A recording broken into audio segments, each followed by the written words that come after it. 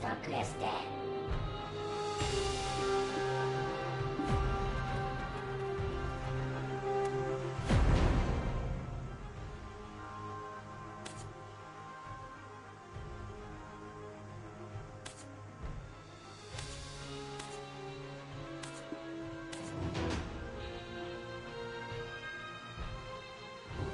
Albicesna. Ukaszaszsken.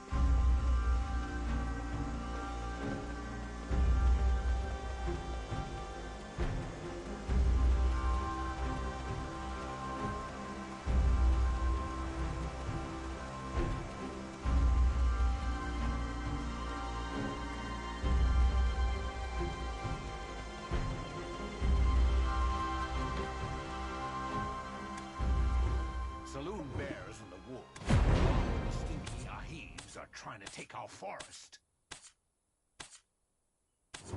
We've lived here for 1,000 years. How could anyone want to move our home to Thornwood Castle?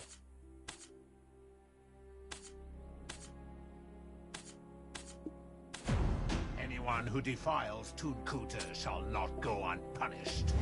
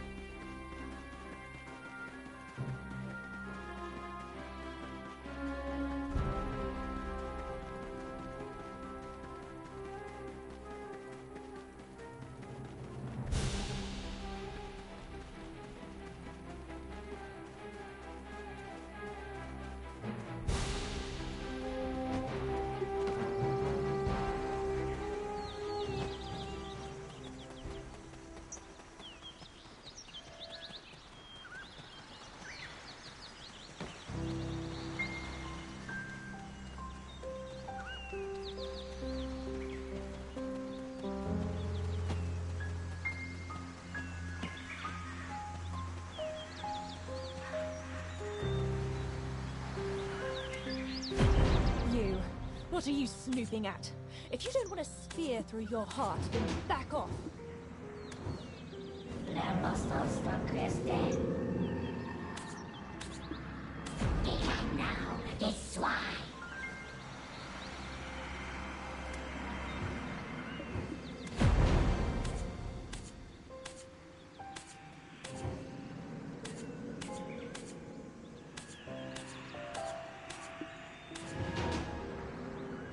Albicesna. Esta perronesta.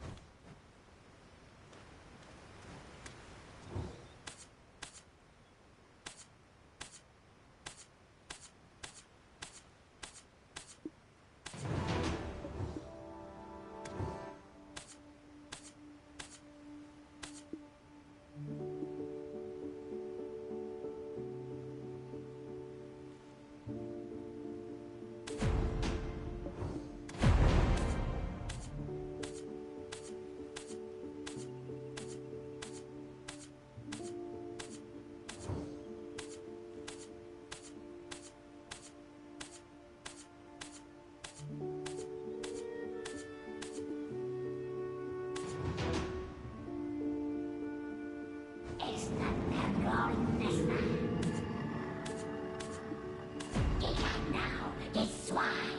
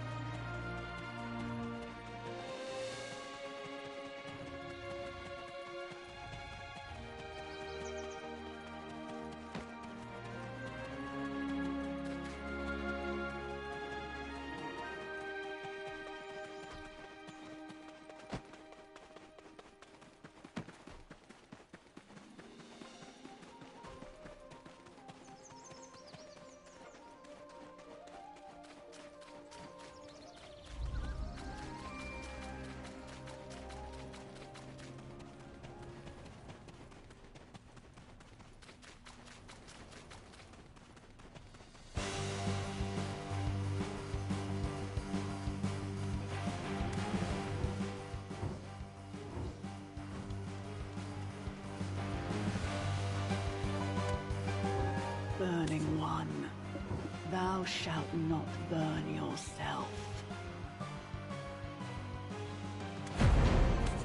Thou shalt not tarnish the glory of Mother with greed.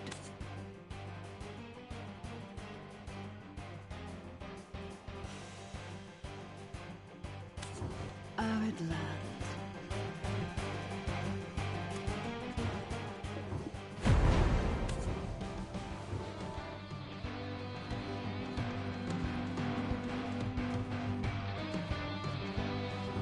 Thou shalt not tarnish the glory of Mother with greed.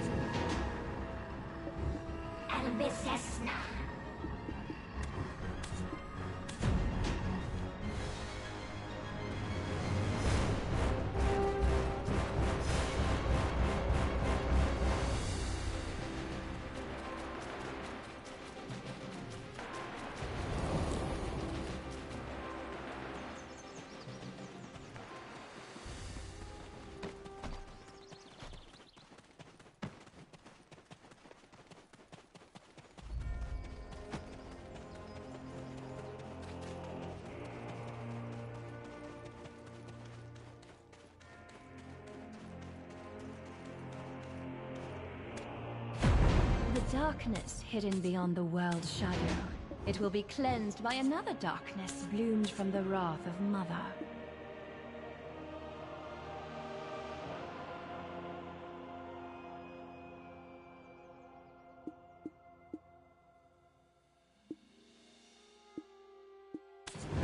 Is the shadow in the moonlight inevitable?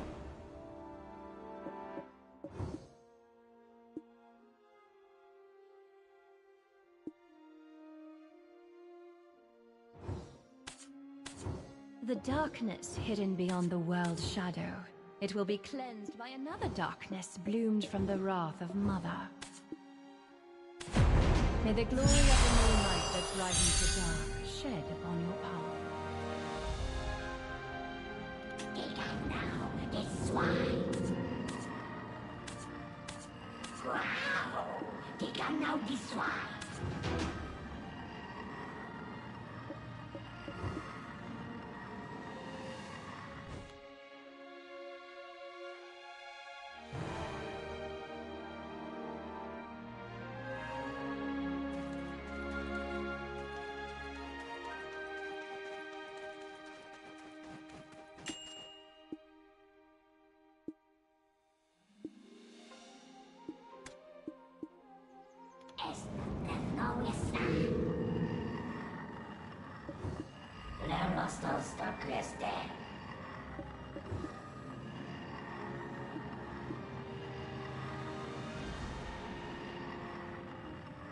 Albicesna.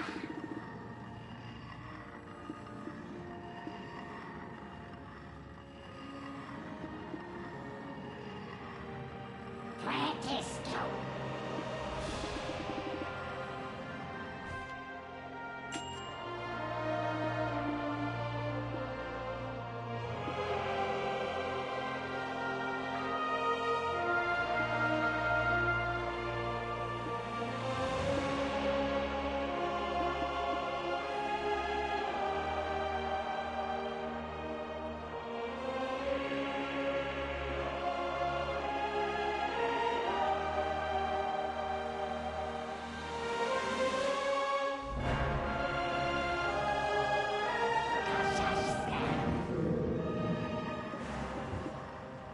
Giga now, the swine.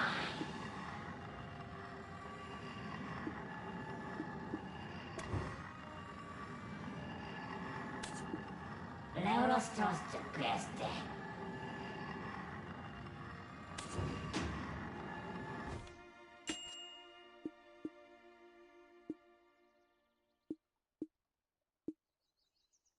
Giga now, the swine.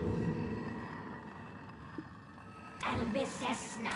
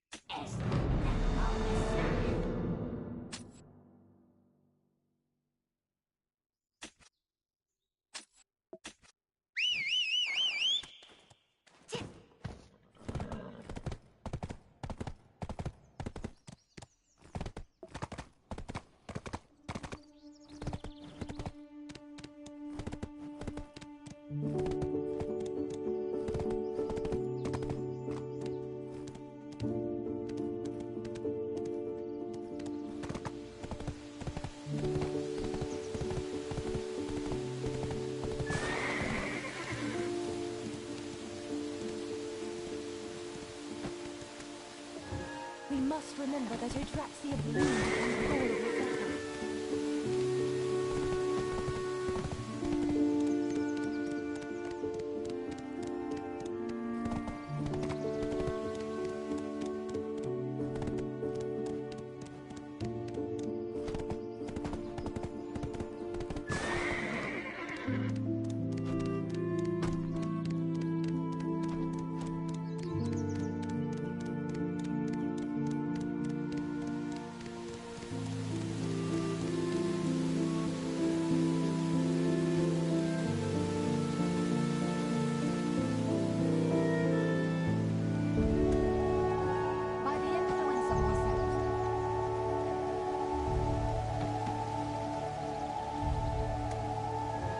Next season, I'm going to plant the Golden Delosha.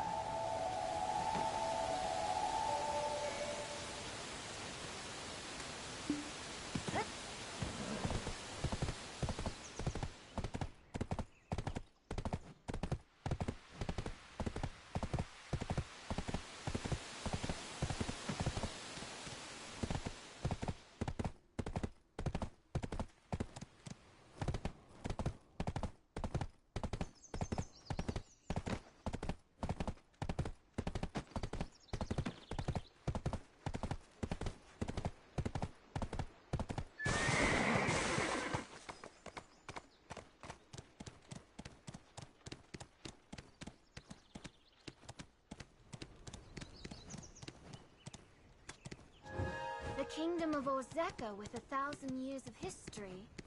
Is this all true?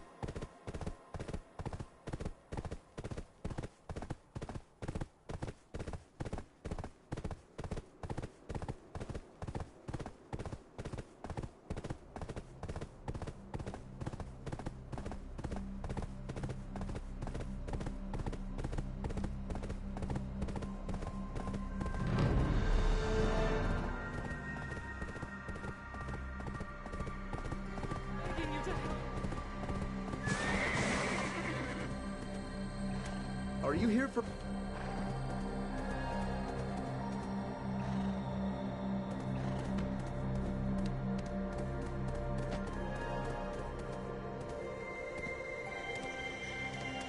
Did you...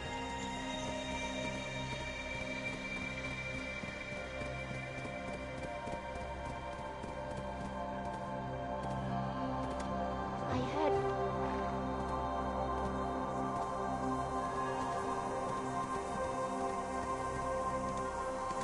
I've been...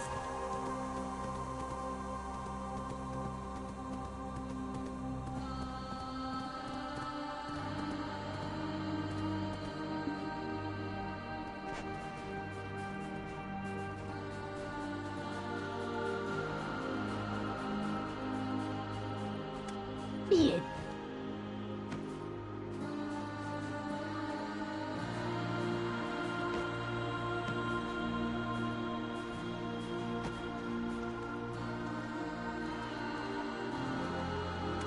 You cannot...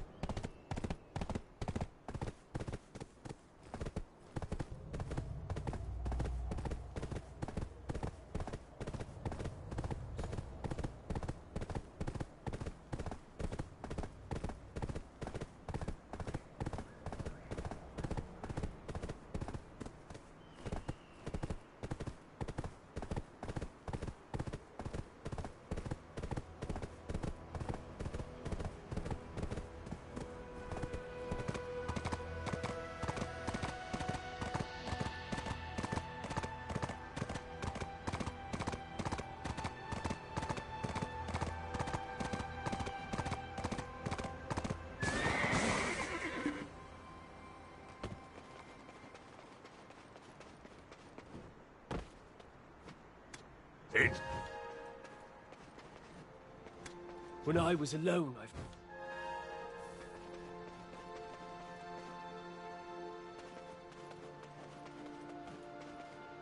Oi! Full of energy this time!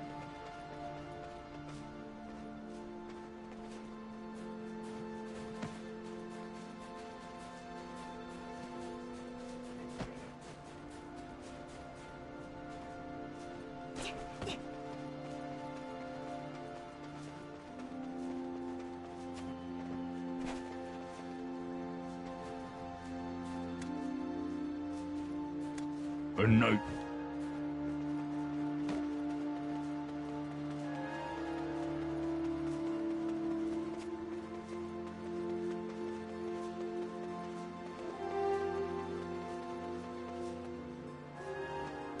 Oh, I have...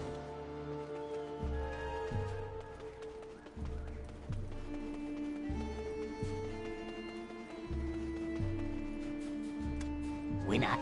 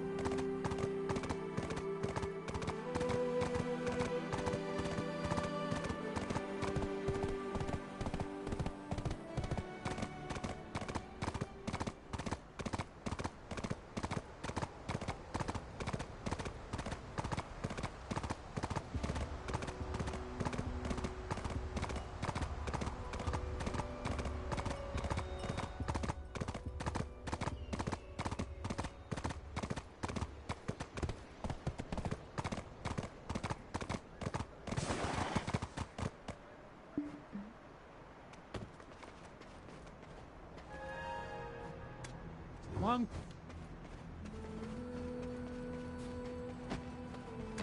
Looky.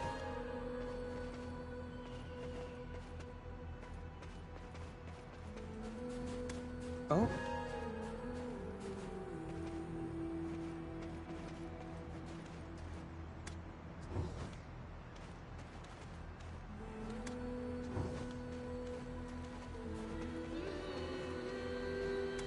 I've put aside the thanks to my Papu friend. When learning to count, I always found it easier to learn by selling things rather than listen to Zaya's lectures.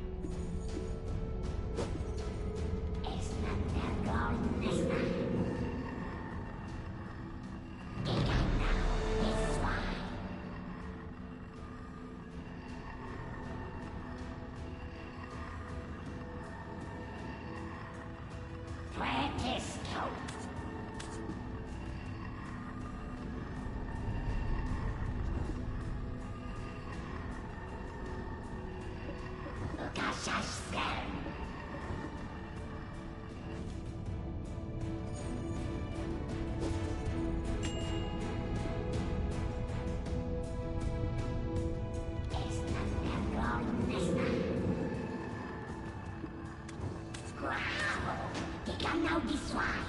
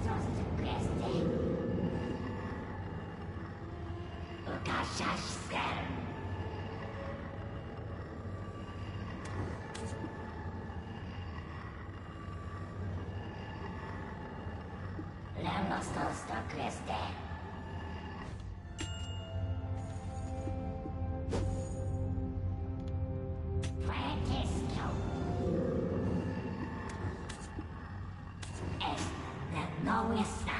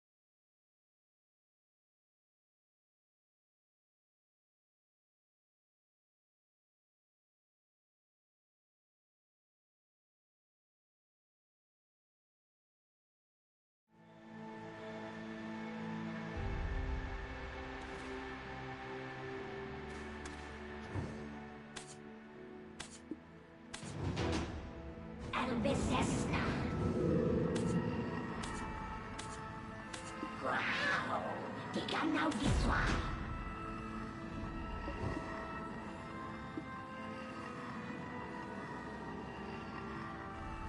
Es no está.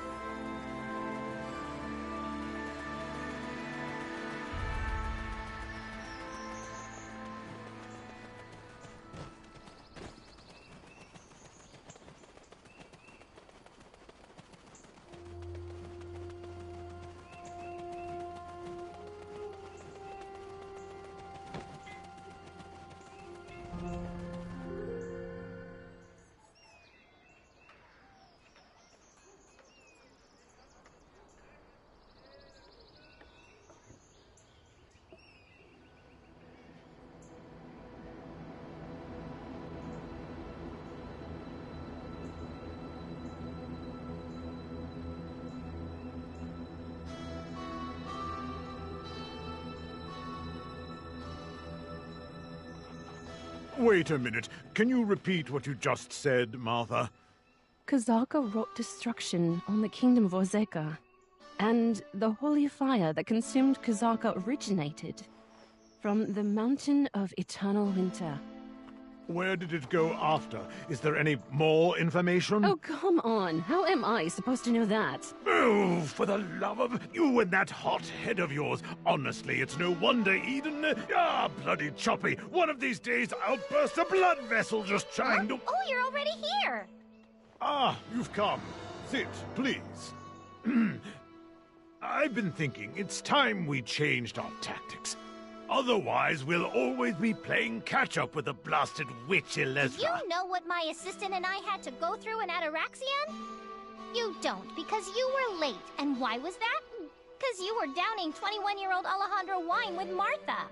Ah, can you just pipe down, Miss Know-It-All? Be that as it may, I don't think now's a prudent time to go to your Lunakia. Lecturing on and on and on and on.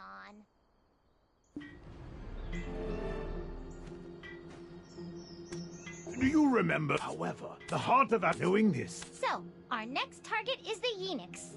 If Elezra's to awaken the 100,000 Atoll with the heart of Atamagia, she'll need something to power such an enormous army with. But if we can seal the Yenix so it cannot be awakened again, it matters not that Elezra has the heart.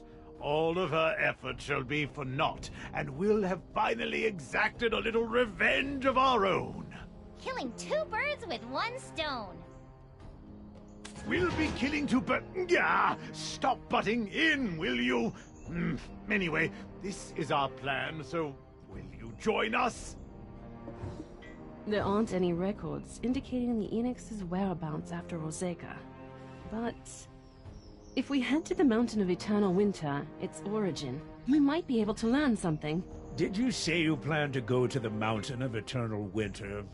One does not simply walk into the Mountain of Eternal Winter. There was an explosion at the Sherakan Iron Mine. It's far too dangerous. Why? Will Garmoth appear and roast us alive? Do not frighten them, nor be so frightened yourselves. Are we not descendants of the Sherakans, the mighty dragon slayers? But since you mention the explosion at the mine, I should tell you of a dream that Nana Margot had. Pray, stay a while and listen.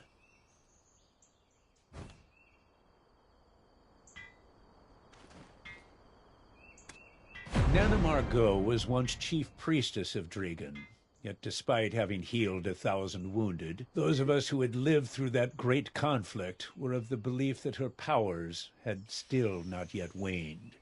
It is possible that she still has the blessing of the Sherakans, as she is occasionally able to foretell the future. But what caused Nana Margot to have a dream on that fateful day? Nana, of course, offered no interpretation of her dream. But hear me, young one, for I fear the dream foretold of another danger yet to come. What that danger is, no one can truly know. The 6 witches that bloomed from Labresca's demise protected us from fearsome dragons and their fire. However, as flowers must wilt and fade, the witches sought a warrior of winter before they too would need retire. O warrior who shall best the witches' trials to stand atop the frosty peaks, bear great Labresca's treasure, the abyssal flames of Yenix which consumed even the gods, and confront the darkness. Come to the haven of slumbering origin at the mountain of eternal winter.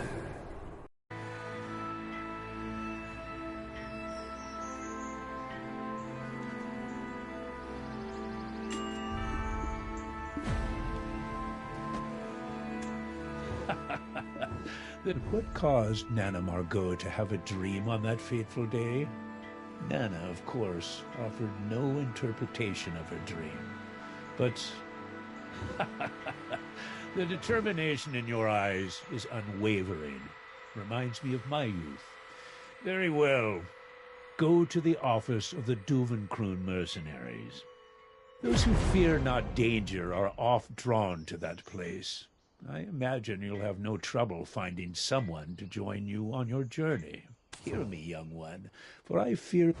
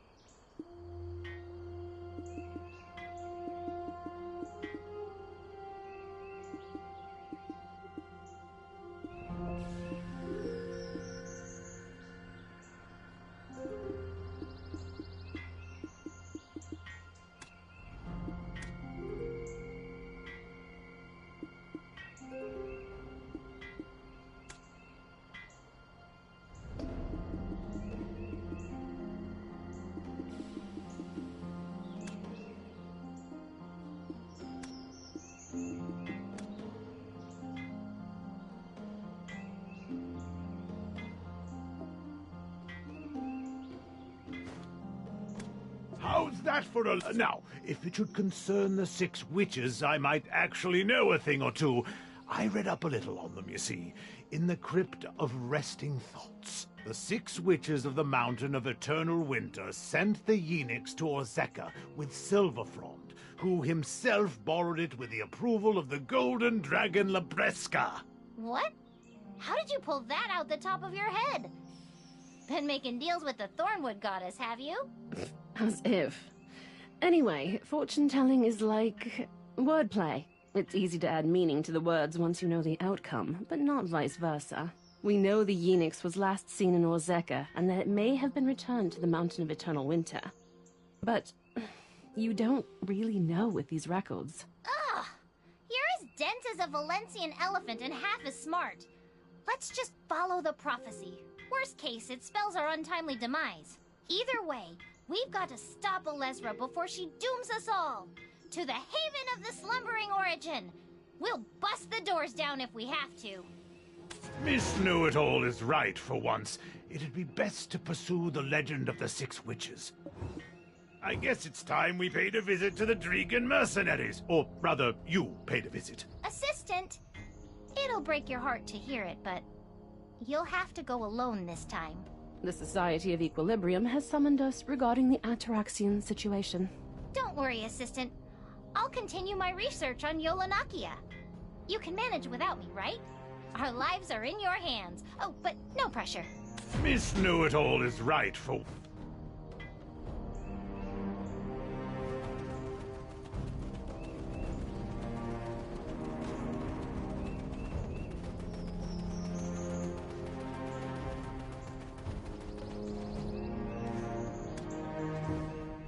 to do anything specific? Beat up some Mammoths and more mercenaries escorting the Sherikon Iron Man investigators this way. Those heading to the Elton Snowstorm Guard post that way. Registration for the Tory Woods search team is over here. Oh, I was wondering when you would show up. Ugh, it's been absolute chaos here lately. There was an incident at the Sherikon Iron Mine. But why has it got the whole mountain of Eternal Winter in an uproar? Hey, Odell! Folks are saying I need a pass to get to Ailton. The chief told me to get one here. Is that right? Yep, that's right. I'll get you paired with an escort. Whew, I don't even have time to listen to the details anymore. A mercenary office could really do with some backup. What's that now? Are you interested in helping out? You know where my dad went? Where did he go off to this time? I love mercenaries! They're welcome anytime! This here is the best mercenary office in Dragon! You looking to do anything specific? How about it? Anything that's Tell you what, I've got just the quest for you. Very hush-hush. Up on the second floor, there's a person looking for someone to climb the mountain of Eternal Winter in their stead. As for rewards, the hired mercenary need only name their price. The finder's fee was quite generous as well. For some reason, my father was reluctant to take it on himself. I inquired as to why, but he wouldn't say. But you know the Odelphin guarantee, right? When we get a job, we see it through to the bitter end. And I'm not just telling you about this because I'm super busy.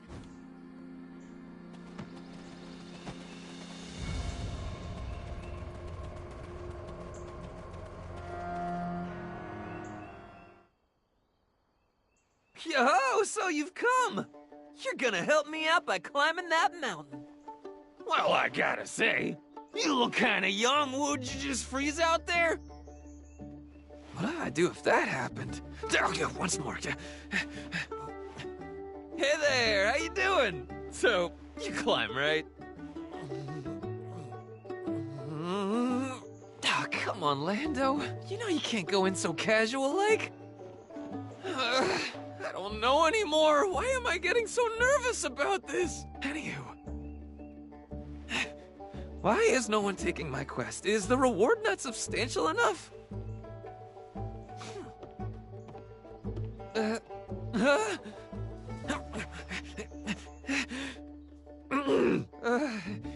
Hey, do you hike much? No. Do you perhaps do much mountain climbing? No, do you love mountains? Oh, that is worse! How do you do, adventurer? I am Lando. I seek a brave soul to venture forth and climb the mountain of eternal winter in my stead.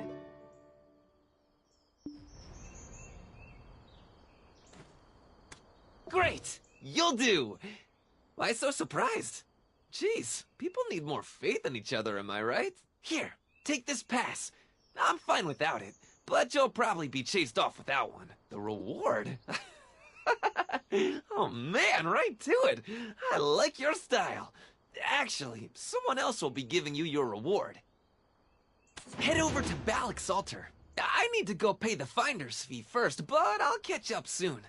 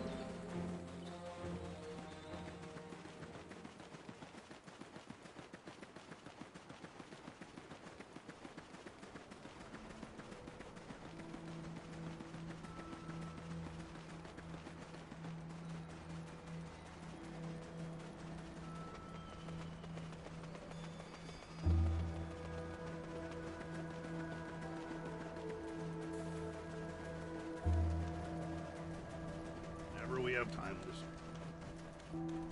Eyes closed. Okay. What's my mind?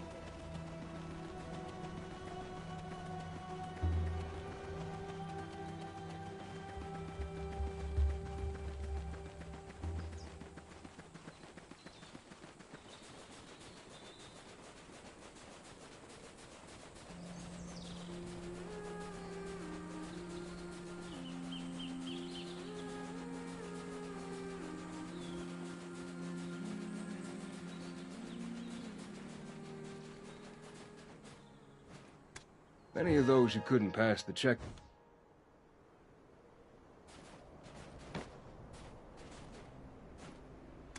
Waiting for checkpoint.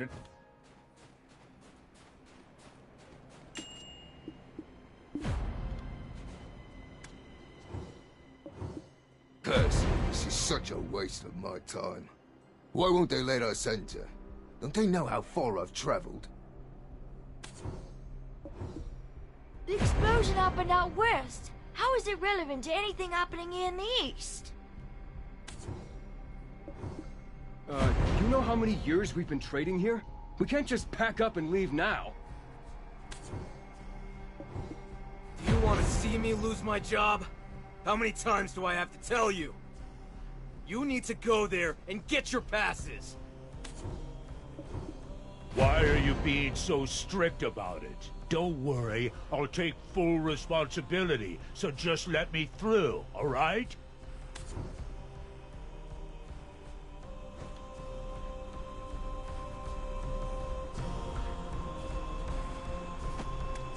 Ooh, with so many customers these days, provisions are being quickly exhausted.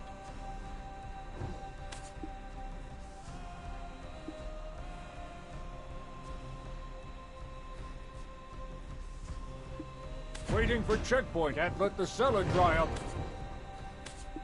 With so many customers, can't let the cellar dry up, though. That'd be bad.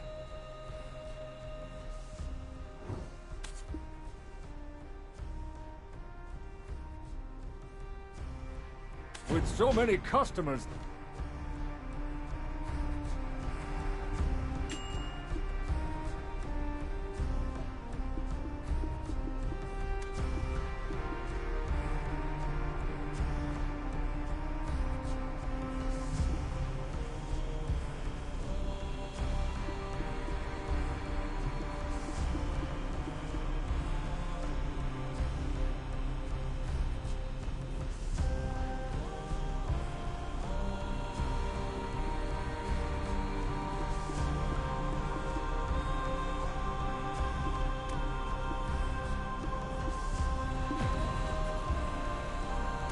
When I'm angry, I'm concerned some of these angry when I'm angry...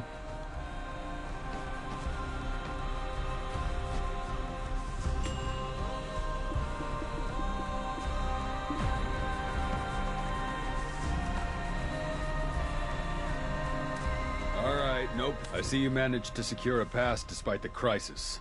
Mind cooperating with us and filling out the entry registry? So, Lando, have you finally found a mercenary? Is this the one who's agreed to climb the mountain for you? Not just yet. We need to make a quick detour to Camp Ballix to get our stamp. Camp Ballix? You mean...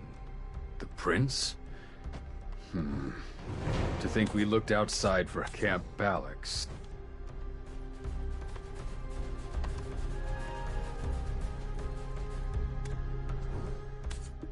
Ooh, waiting for checkpoint inspections? Then come wait here. Ooh, I'm...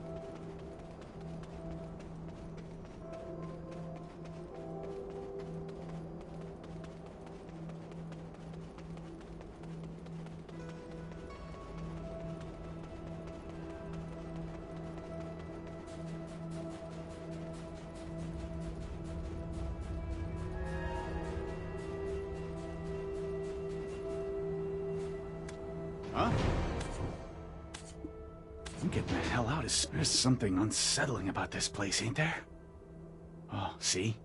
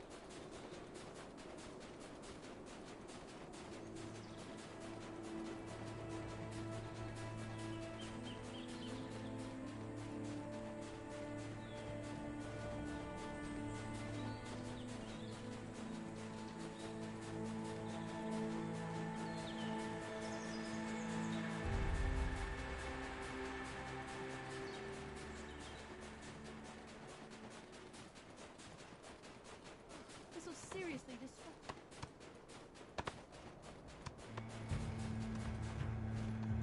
Camp Balix. Haas, come on, it's me, Lando! Hey, when I get back, we'll grab some grub. On me! You do know your sneaking around is probably already public knowledge in Dregan by now, don't you? Pass.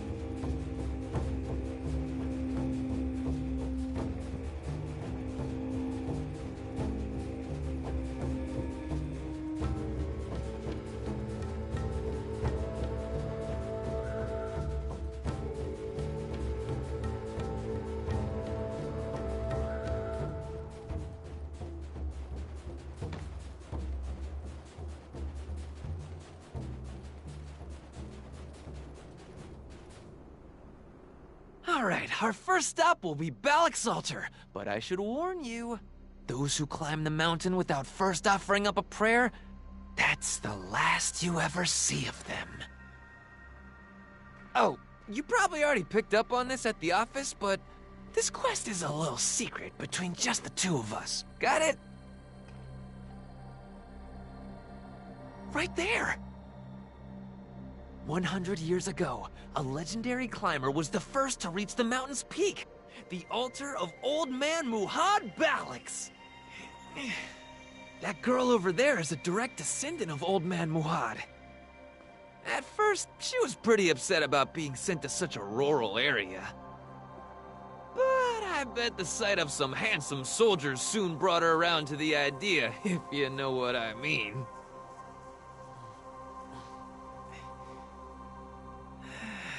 If Old Man Muhad was still alive, I would have begged him to climb the mountain just one more time.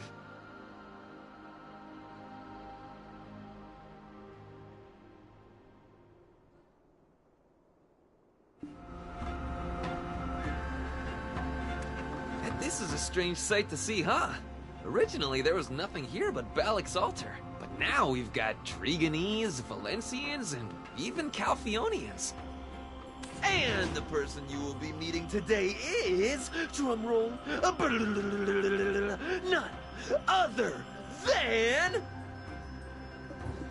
The kingdom of Valencia's current ruling despot, Prince Baron-Nessar! What's wrong? Stunned by his greatness? I expected more clapping. What can I say? Your boy's got connections. So, you go first. Tell them you're with me and they won't kick you out. I've got one more person I need to offer a prayer for.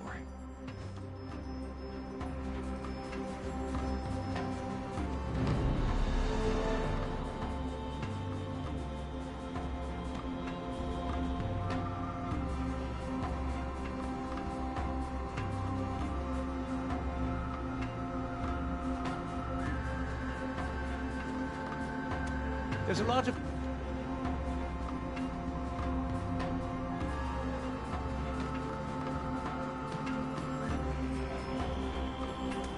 My little tavern in Duven. I used to run a small tavern in Duvenkroon, you know.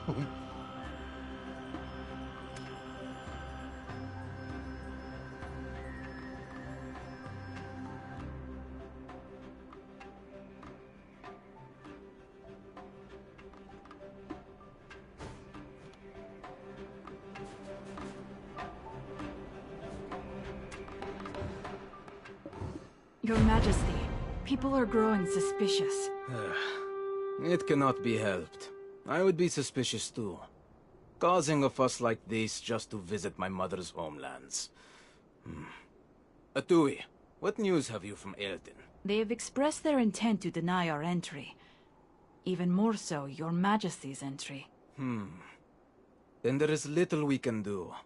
Should harm befall me out here, a town as small as Aelton will be crushed by the diplomatic fallout. If only we had the aid of our friend at a time like this. Mother, wherever did you hide it? Shall I bring the Khan's son to you, my prince? He is likely in Duvenkroon.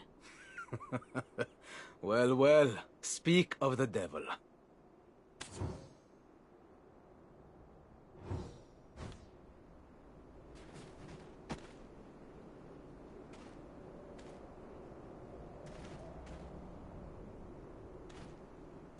Who would have thought we'd reunite here of all places? You are well? And you're the mercenary our friend brought in. Interesting indeed. For our paths to cross here, it must be Al's will. But enough pleasantries. What do you need? Huh? You know this person? I see. The trials of the 6 witches.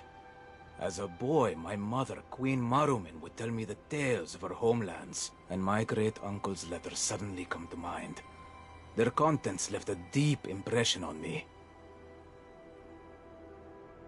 Is that really all you want from me? I'm capable of providing so much more, especially for you. If that's the case, I will give him to you as your reward. Me? What are you even saying? You can't just... Do you think I would entrust this quest to just anyone? A preliminary investigation is essential to employment. First son of the Khan, leader of the Demi-Beast's homeland, due to your status, you have permission to go where you please, even to areas prohibited to fellow Demi-Beasts. On top of that, as heir of the Khan, you must know the lay of the land better than anyone. I never studied anything like that. But knowing that you picked me after such thorough consideration, I'm quite touched. Then by offering him as your reward, am I not mutually benefiting all parties? With this, we can now summarize our situation thusly. I wish to find my mother's memento through our friend here. He's looking for someone to climb the mountain of eternal winter. And you are in need of someone that knows these lands. Seems fine, I guess. But why do I still feel like I lost? If anyone objects to this arrangement, speak now. You have my ear. If anyone...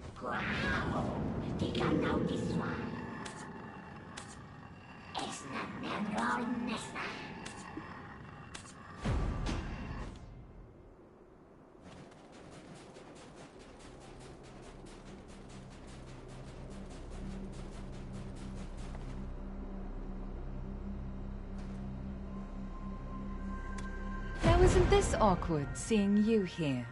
especially in Valencian military barracks. I'm not sure what the prince is looking for, but you haven't bought every word he said, have you? At Star's End, Monmehan, 3rd Prince of Valencia, reportedly said, the item Prince Bahan is looking for is actually mine. If it's something sought by the 1st and 2nd princes in line, it must be extraordinary, right? It could even impact who sits upon the throne. So whatever this item may be, bring it to me and I will reward you. No, it's fine even if you don't bring it to me. Just don't let it fall into his hands. Well, the prince may believe we came here to keep him in check. However, as you are well aware, Lady Isobel is a very busy person. If I were you, I would pick the latter of her 2 options. Make sure that it falls into no one's hands. Both Calpheon and Valencia. There is no way to tell how the events may turn, so wouldn't it be best to just stay out of it? The choice is yours. Don't forget, that gentle-looking prince, he is a warmonger. I just want to make sure it doesn't fall into his hands.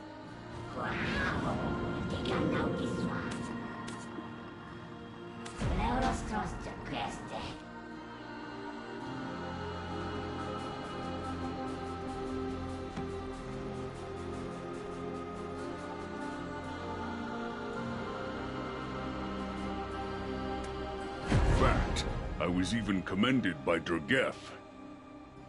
The Valencia Catan Military and Calpheon Xian Merchant Guild Alliance. The only person that can navigate between these 2 powers is me. Chief Durgef also knows there is no better candidate than I. See, your problem is you don't have the full picture. The truth of the situation is likely to surprise you.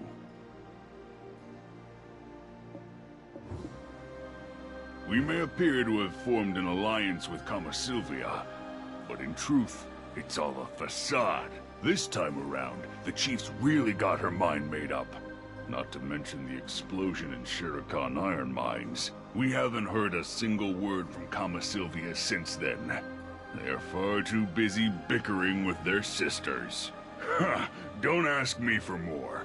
People always tell me if it weren't for my loudmouth and careless mistakes, I'd be perfect. Anyways, I've got a problem that needs taking care of. Some rats are sneaking in without a pass. Go and catch them for me.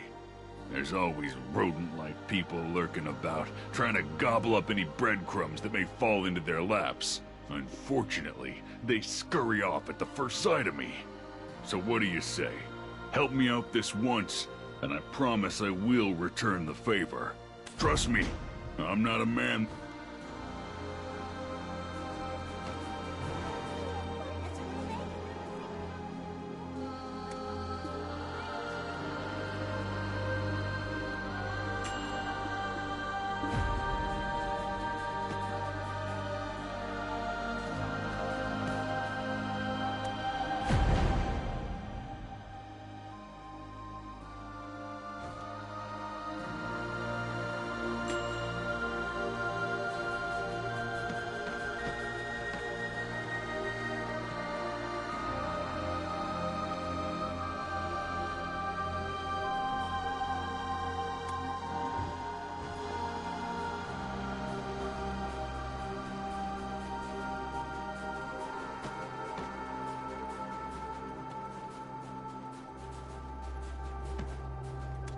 I am...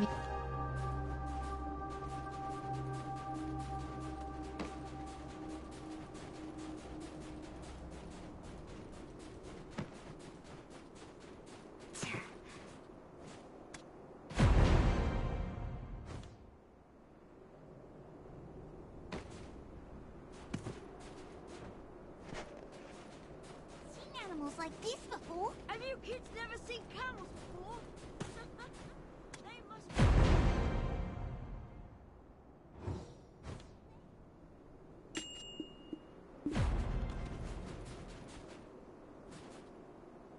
Even though we try so hard to keep them out, more keep popping up. Oh, Jorge left for a while. A report came in from Charbonneau Villa. He said he did need to tell you something important, though. Could you go meet him there?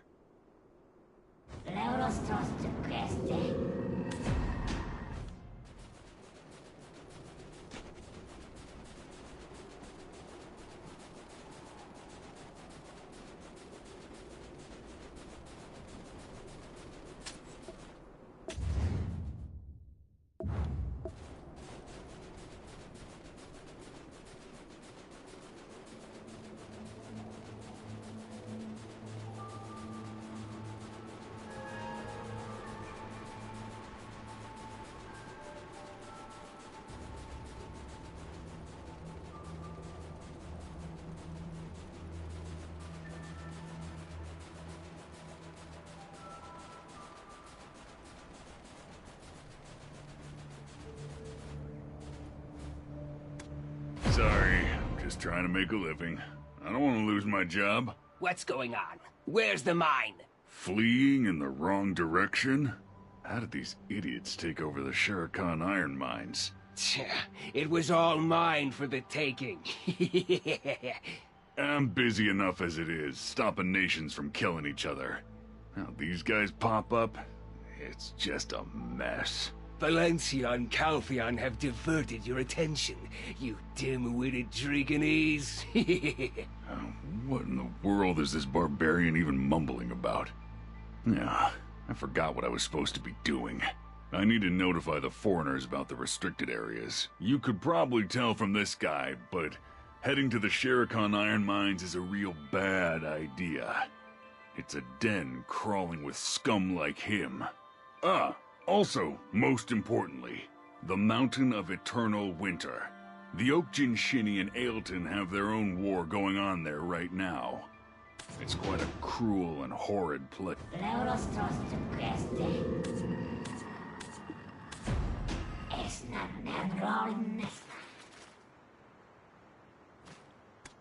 Oh, I thought you ditched me. You run super fast. I'm gonna have to stick close till we get this quest all tied up. Come on, let's get this show on the road. Now then, the legend of the 6 witches. I'm thinking we go talk to a professor or something. What? Why are you looking at me like that? I already told you. I just fooled around. I skipped all my Kantology classes. Anyway, be cool. I'll get all the information we need, so don't worry your pretty little head. This is the document that Prince Barhan wanted us to reference. Blah, blah, blah. Since Morumen is the Queen's city-worn name, no luck finding her birthplace here. That's the gist of it. There are also some tidbits about King Torme, Prince Barhan's father. The king came looking for Hanak Barabin in Ailton, and through him, the king met his future queen-to-be. Torme brought this foreign woman back to his kingdom and married her, while Hanak Barabin stayed here for the remainder of his life. My head. Oh wait, there's a saying that I've heard that goes, "For golden years of peace and calm, life in Ailton can do no wrong." Life in Ailton can do no wrong! That's it! It's got to be this place, Old Man Charbonneau's villa. This is the place everyone visits if Ailton's their final destination in, you know, life. Eat some good food, enjoy some fishing.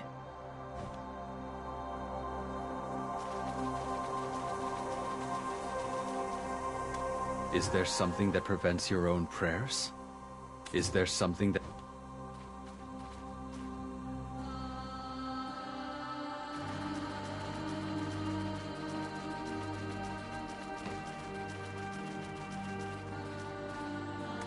The children of Dreek. I owe Master Charbonneau more than he'll ever know.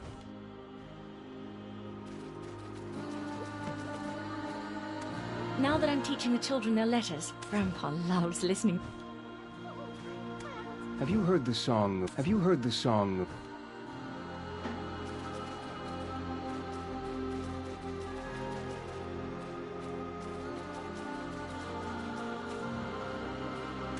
Greetings, we're teaching the pups how to fish.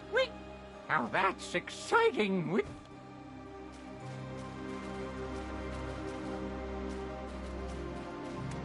Oh, Lando, a new spring shall come to the tear-flooded highlands. Don't you worry. The mighty wind Nor will come bearing good news soon. He shall return unharmed. So, you just stay optimistic. Sorry, real late start on this. Totally intend to focus on my Kantology lessons now. Promise. Sure. Now gaze upon the highlands with your back to the mountain. Hanak Barabin. Ah, yes, I remember now.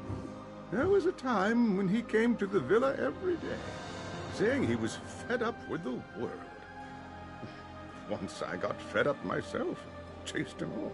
So then, any chance you've heard of Morumen? That's her city-worn name. which isn't too helpful since we need her Hillsworn name. I can't recall much. But if you are looking for someone, it would be best to look where the city meets the hills. Any chance a person could get by without leaving a record? Well, I've heard a rumor going around that Prince Barhan has come to Balak's altar. Oh, I found some work there to stop myself from overthinking, you know? Morrowind. Her name in the Highlands is Baram.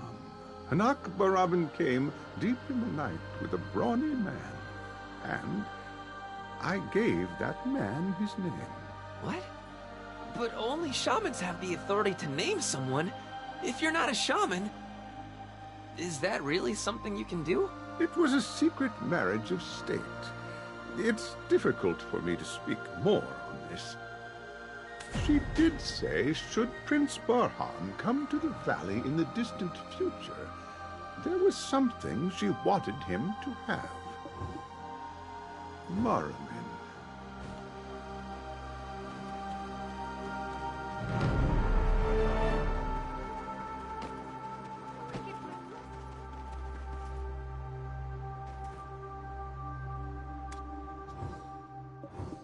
It is written in an ancient script of the Highlands. Try as you might, Lando, you won't be able to read this. But I do believe holding it upside down is a bit excessive.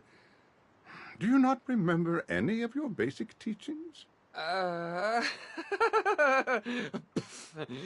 True experts gotta be able to read upside down. Yes, well, kindly deliver that to Maslin's Euless Citron Orchard. And it's good to see you so lively again. So, actually, the most popular book in Valencia right now is The Six Witches of the Snowfield. That novel was based on the letters sent by Hanak Barabin. Think you could fill me in on the details? It's, so that I can tell my guest about it. Libresca, the dragon that hunted dragons, claimed the Golden Mountain with the hearts of her kin. After a long period, when no dragon stepped forward to challenge her, either by divine error or as a test, the spark of an unknown flame ignited. Libresca, emboldened by the god-consuming flame, the Enix, stood defiantly against the authority of the god. In retribution, they severed her legs and stripped off her wings, thereby also stripping the mountain of its golden glory and plunging it into an eternal winter. Libresca's first death left her a mere husk in the haven of slumbering origin, where she kept the flame aglow within her. However, Libresca's first death also breathed 7 new lives into being. By the creatures below the mountain, they were called witches. Could you, tell us more about the trials of those witches? Legends are just legends. How much more reckless your thoughts will become if you continue down this path. Mr. Charbonneau! Mr. Charbonneau! The charcoal workshop! Wait here.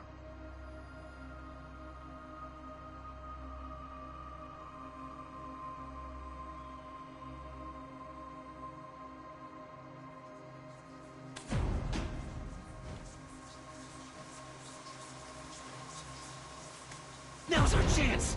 We need to find the book before Old Man Charbonneau gets back! What was the title of the book again? Listen. Listen quietly to the colorful flowers newly bloomed, for they cry, these witches 6. They cry for a second death has taken Libresca. They cry for it will take them too. Fragments of their dreams gather in a book. I remember now! The dead flower sings of winter eternal! I'll stand guard. Search the cabin for the book quickly.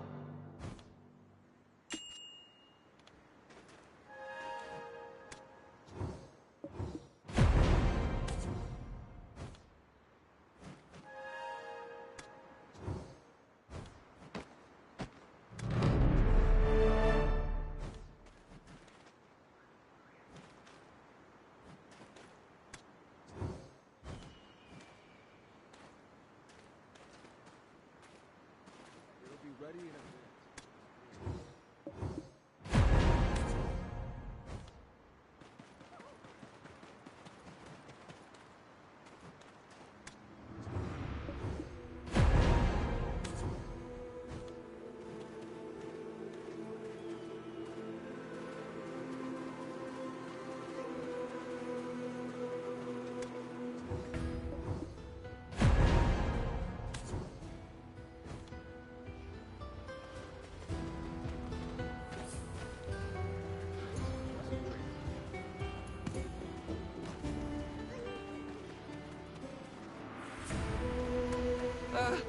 Uh-oh!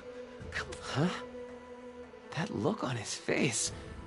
Did something happen? It seems you will need to follow me to the charcoal workshop.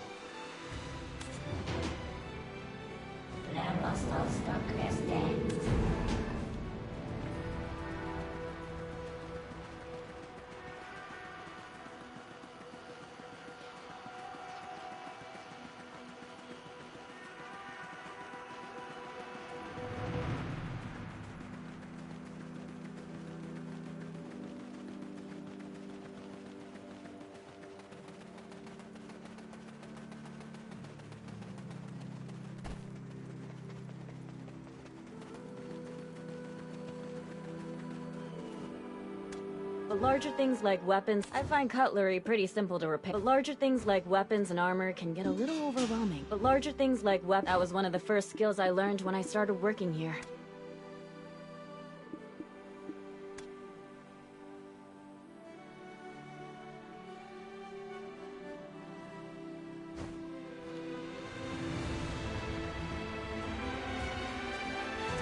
Master Charbonneau and what all the other work is certainly a man to admire. The jobs treat your workers well.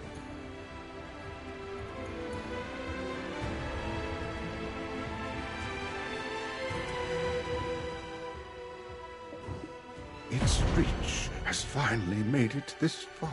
Will the blizzard come down here? What is this? Is this a tree or a rock? No, don't touch.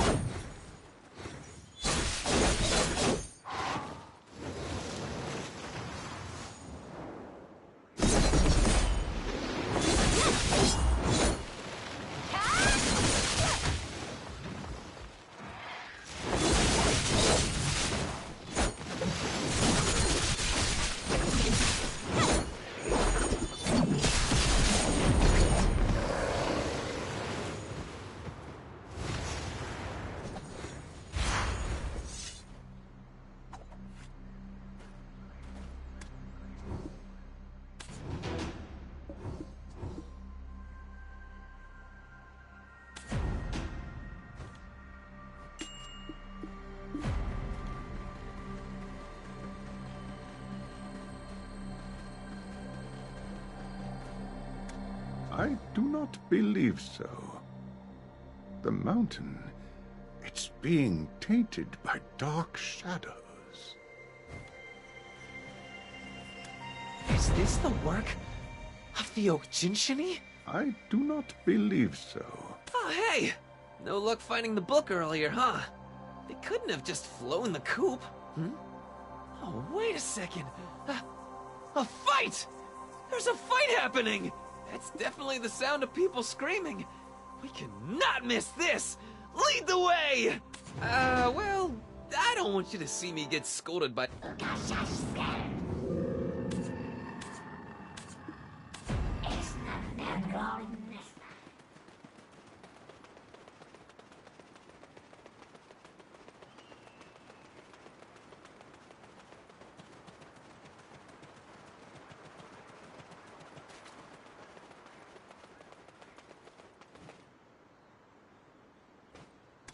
Calm down. I hear you, I do. But this is the Mountain of Eternal Winter, not Bloody Dregan. I saw it clearly with my own eyes. There's a baby black dragon roaming the dense forest. I had no idea you people were like this. Do you mean to say you knew of the monster and did nothing? You think we'll just act like friendly neighbors? Never! We'll have no dealings with people like you hear?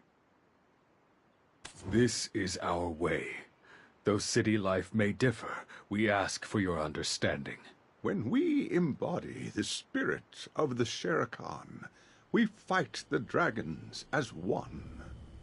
When we bear the fangs of the lion, we fight together for freedom. When we don the wings of the eagle, we advance in unison for eternity.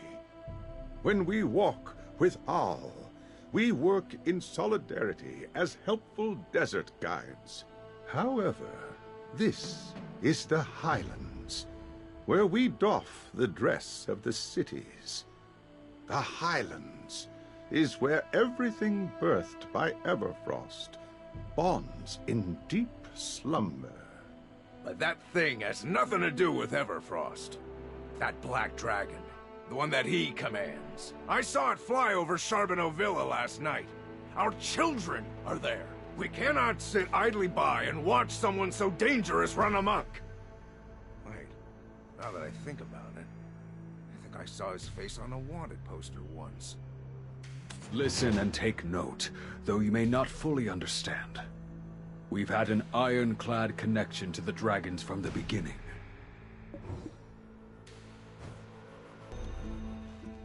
Oh, hey! You're the warrior of Wind Knoll, living with the mutant swamp sentinels? Oh, wow, this is so... I've only seen them from a distance. Oh, just the thought of them gives me the chills. Hey, isn't that the Khan's son? Look at him, still acting like a child. His stubborn father started this blasted war, and now the people of Aelton have had to stoop to hiring mercenaries. That's right. And they won't even let us ascend the mountain. Thanks to you, we've lost a damn fortune. But... An asinine leader and his ass of a son. For crying out loud, go appoint a proper Khan already. But no offense intended, just a friendly warning from your neighbor.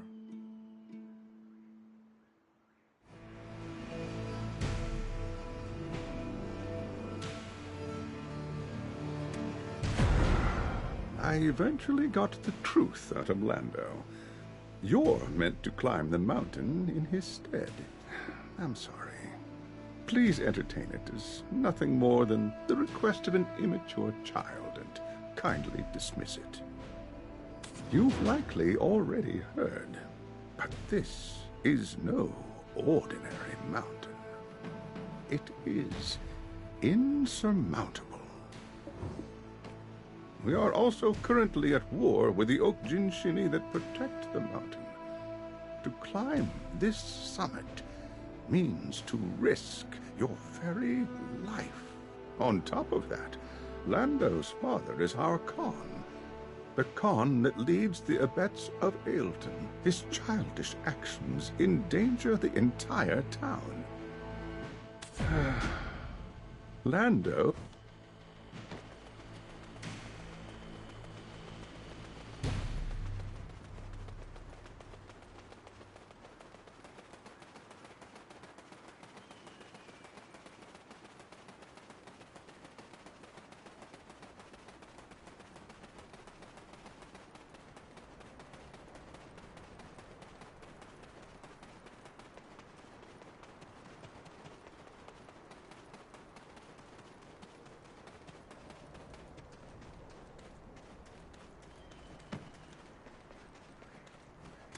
I'm on guard duty with my... I'm on guard...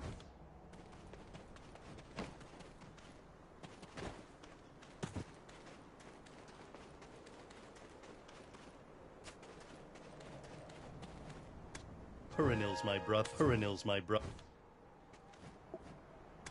You know, from the beginning, I never planned on hiding anything from you.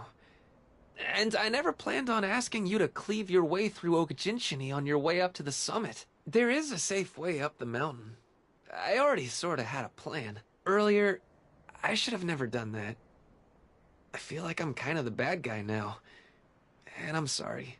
But there's a saying around the Mountain of Eternal Winter. Nothing will prevent one who has overcome the trials of the 6 witches from climbing the mountain. If we can get through the trials, then even the Okajinchini will open the path for us. Earlier, when you said you were looking for the trials, it just seemed like fate. The reason I want to climb that dangerous mountain is my little brother. He climbed the mountain to look for our father, and he hasn't returned yet. But we're not supposed to climb the mountain.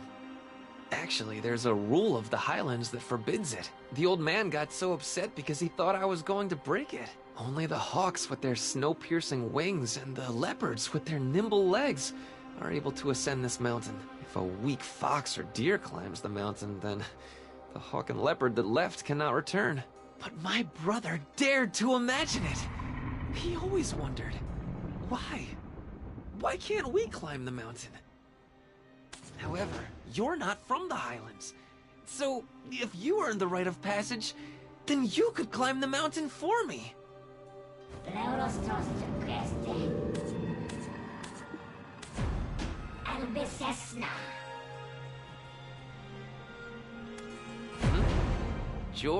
What? I think I sprained my tongue just pronouncing it. Who is he? Ah, you mean that guy wearing a blanket? Wow, look at you. Connections all over the Highlands.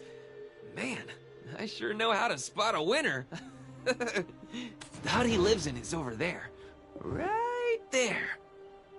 Are you planning to add him to our party? I just need to...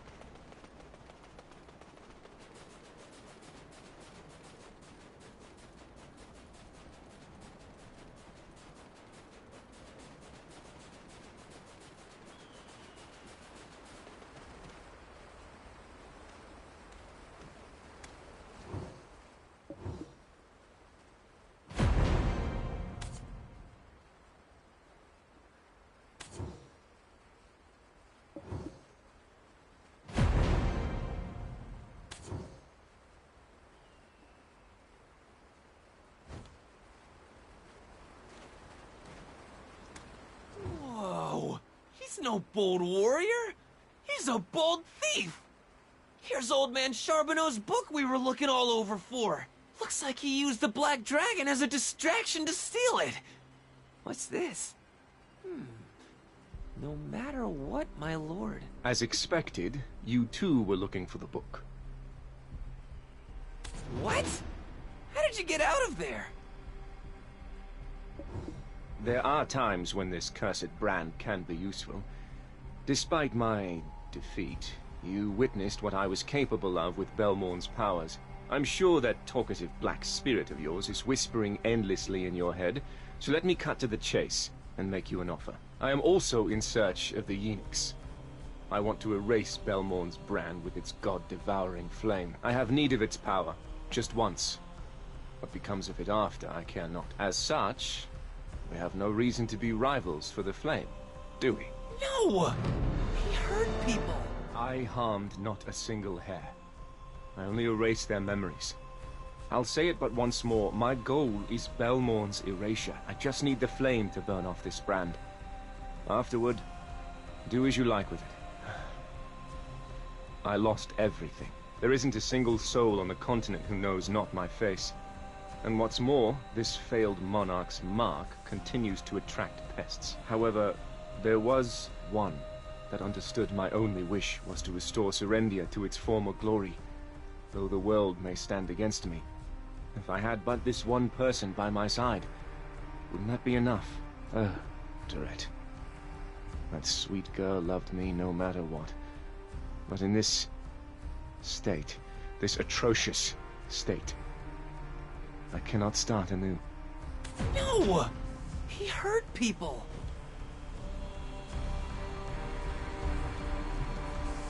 I want to return while I still have a place to return to, with mind and body cleansed.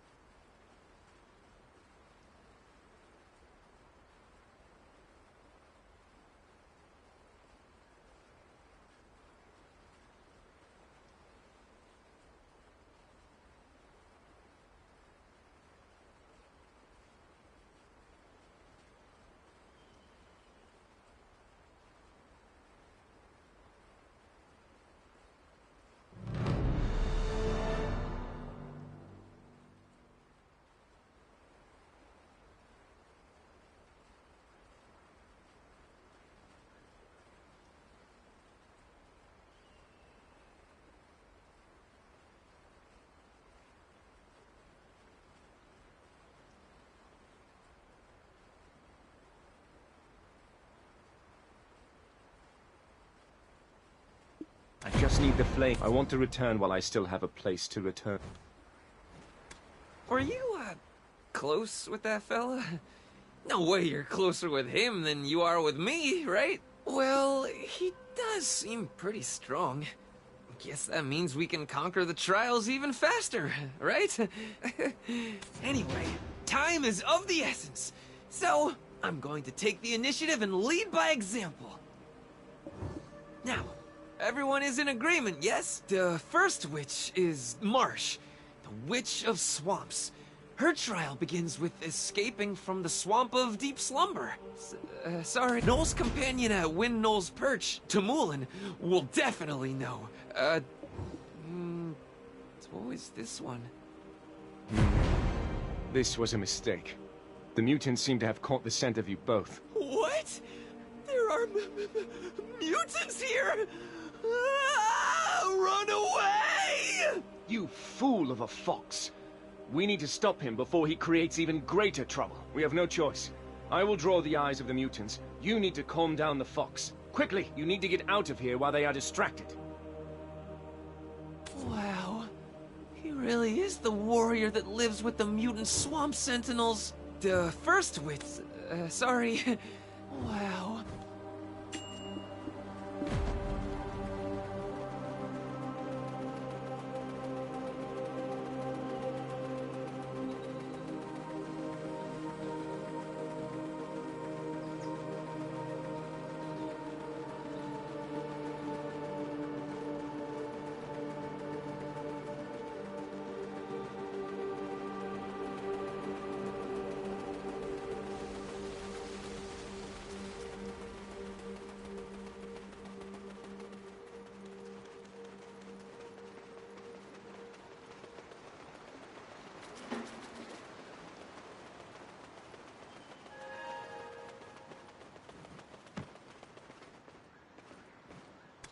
There is no need for such. Does it not frighten you to know? But these days, merciful Wind Noel, please watch over my boy.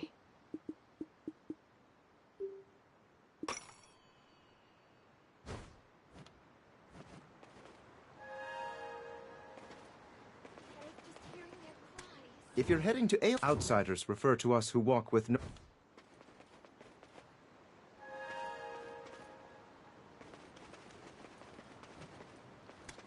Look at them. It doesn't seem like Corbet's coming back. Although I've never seen the first Abets, I bet they would have looked as strong and cool as their friends.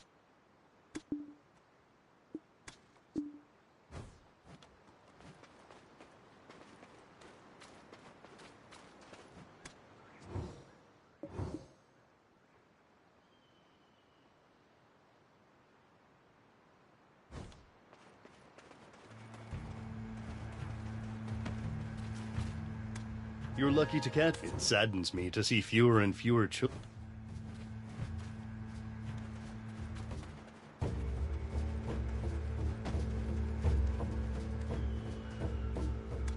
Some things require... My instincts told me...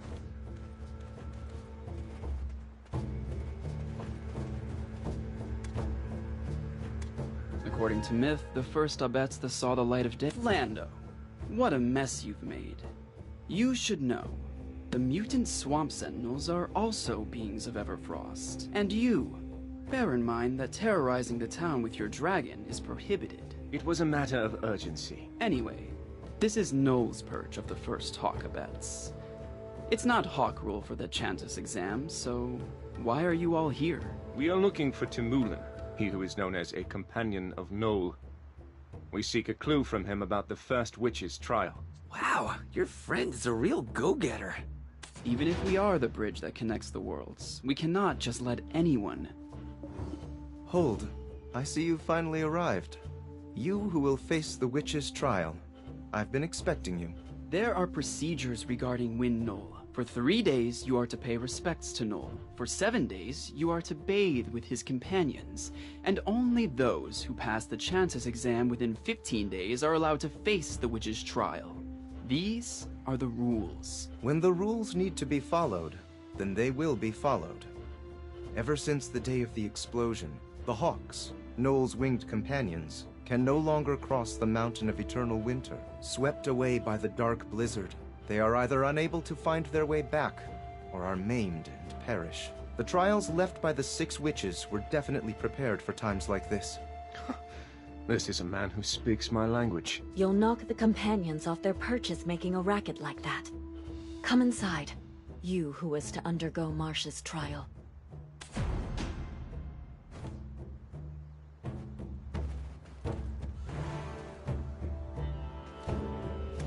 On the day of the explosion in the Sharakan iron mines, Shaman Invish dreamed for the first time in many moons. Incomprehensible screams of the 6 witches said the long-departed flame must be returned to the mountain. When we asked what it meant, he said, "Just because it has never been seen, does not mean it does not exist."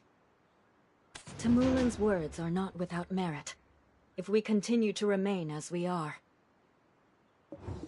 then the Hawk Abets that left to traverse Everfrost will never be able to return home. Rules and principles are of utmost importance here. You will be the first with the privilege of breaking them. So please, take on the trial of the witch and uncover the unseen truth.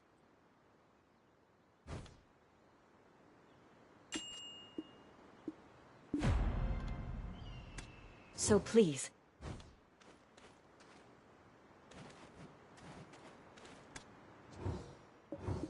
While seeking a place to roost, Noel, the first of the Hawkabets, happened upon lands once belonging to the long-departed Marsh, Witch of Swamps.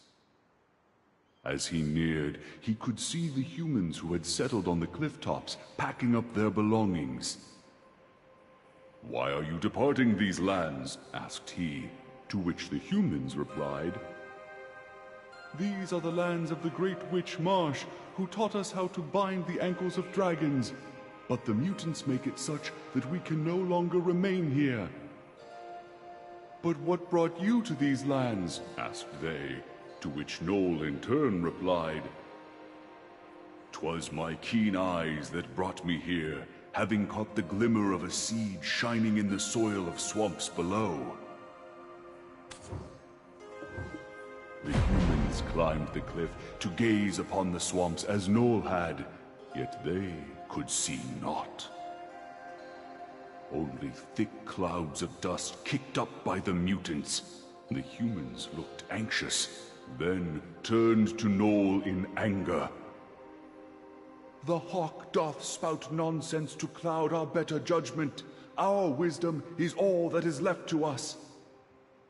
Let us leave these lands and make for the forbidden Black Mountain. The great founder beckons."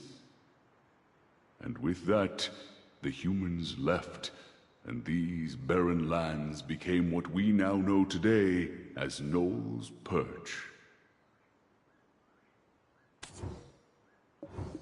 When the humans had left, Noel reflected deep. So, with his but thus. Whoa, whoa, whoa! You can avoid detection just by crouching? Why did no one tell me about this? Mind blown. A surprisingly large mouth for such a small fox. Is our trial to be finding the seeds buried in the swamp?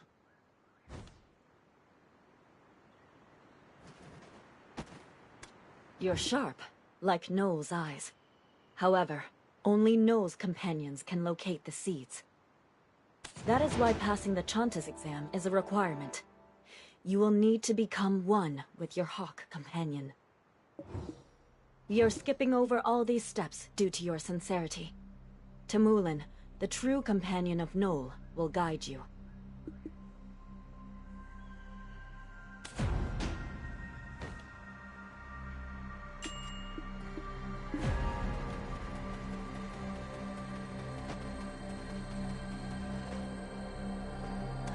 Now you will begin to commune with the companion you will take on the trial.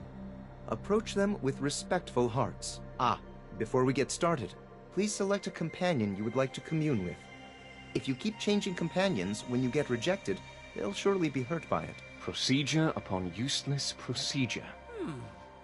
I'll test my luck with this fella. Submit thyself, Hawk.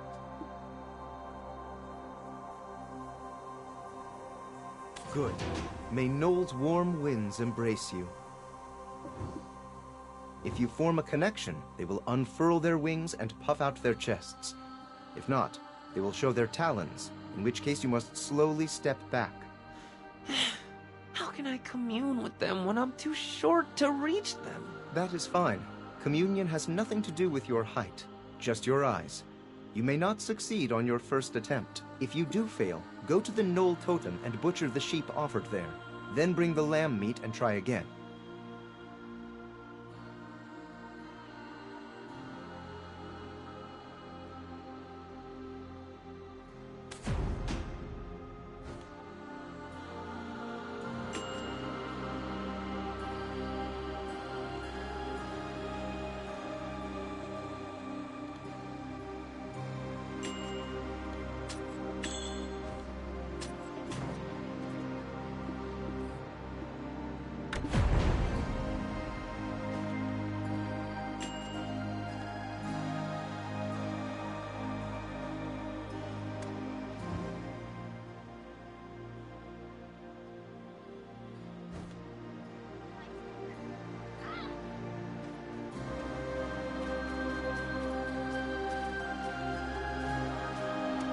The moment I met Mike, how do you...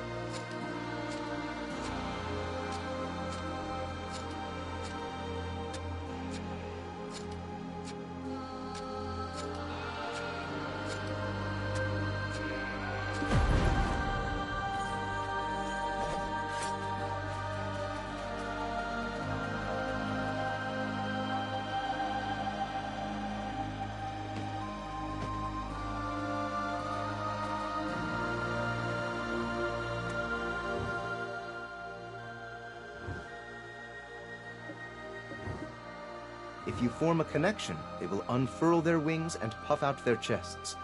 If not, they will show their talons, in which case you must slowly step back.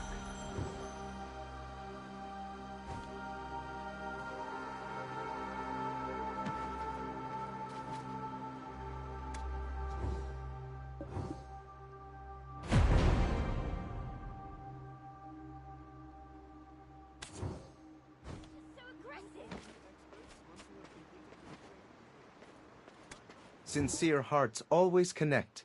Now you may attempt the witch's trial. Good. May Knoll's warm winds embrace you. Follow the hawk while avoiding the mutant swamp sentinels. They will lead you to the seeds hidden by the witch.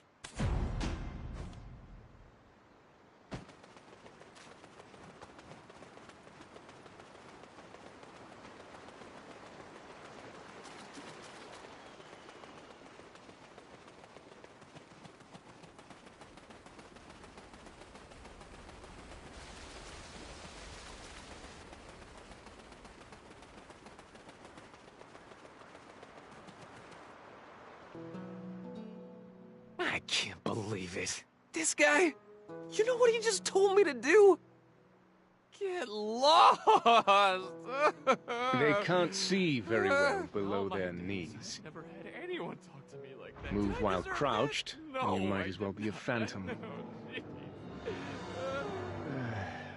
But your friend here, I don't think he's cut out for such maneuvers. His legs seem terribly weak. I'll give him 10 steps at most before he's just extra baggage. And that's me being generous. Hey, pal. Does this thing on my back look like a shell to you, huh? I'll tell you about these legs. You have no idea what kind of raw power I got in them. It appears this burden falls on us, and us alone. In Ailton, You know what they used to call First, me? Lightning I will Lando. erase How my fast I could run presence, a Dragon? 3 borrowing minutes what flat. I need from That was on a Belmorn's bad powers.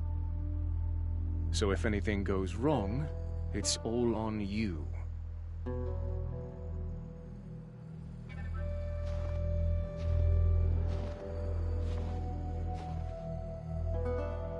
If you cause me any trouble, I will cut you down myself.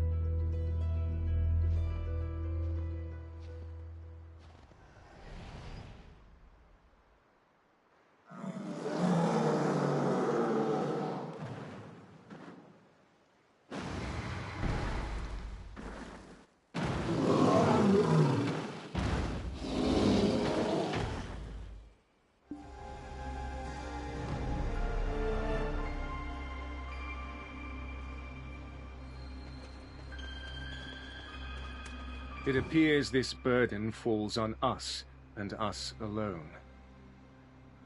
Move while crouched, and you might as well be a phantom. If you cause me any trouble, I will cut you down myself.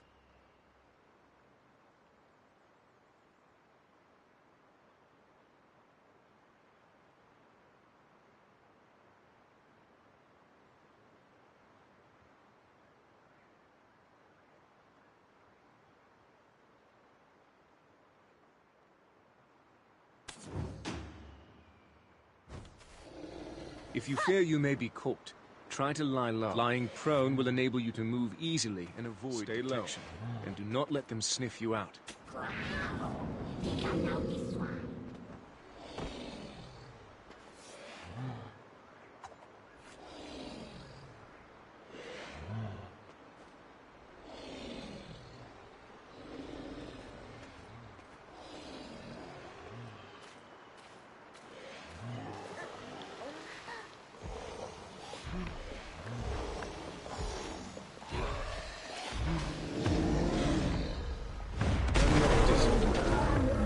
I didn't expect much to begin with.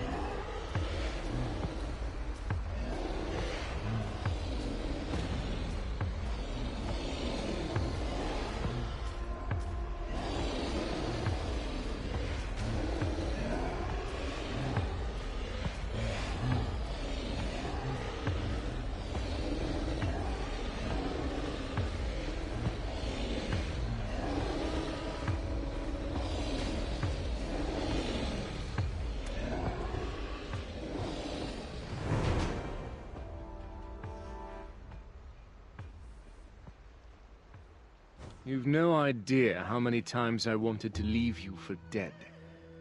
You were lucky. Let's get moving.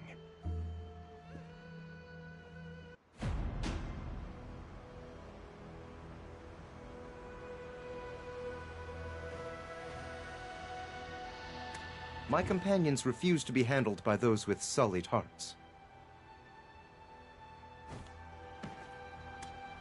Wow, that was some awesome teamwork, you guys. You know what would have made it even more entertaining? Some jerky. Is there no way to keep this one's jaw shut? Stop wasting our time and get moving to the next trial. I'm so glad to see that you succeeded without injury. I apologize for my initially cold demeanor. Please forgive me. Toma just wanted to maintain the respect of our winged companions. Say your farewells to your respective companions. They may appear again to assist in your hour of... Don't worry, little buddy. We may have just watched from the sidelines, but we'll get our moment next time. Don't go to Calpheon. 'Tis a silly place.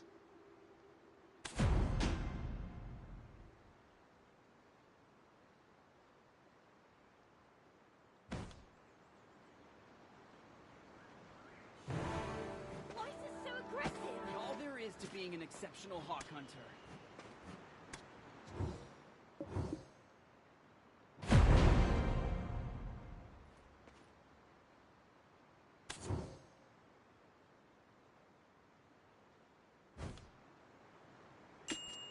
It gives me a headache just hearing their cries. I will pluck your whiskers, one by one, for each moment you dawdle. Let us make haste to the next trial. Oh, okay, fine. Jeez. Will horns sprout from your butt if you say it a little nicer? The second witch is Owina, the Witch of Blights. The sleep-talking seed can only truly slumber within Owina's kiln. Great. Another thing we won't be able to shut up. Is there anything else? Huh? You think I'm rambling? Just look at it! It's pretty clear we should go to Owina's tail. This is the watering hole for my thirsty headhunters. I think it's best if we move separately. I will go with this one and assess the situation from a distance. Huh? But why me? I don't want to go with you. You're scary. Looks like you don't have much time. You should hurry. Our furry friend will receive the full regiment of Serendia's finest soldiers.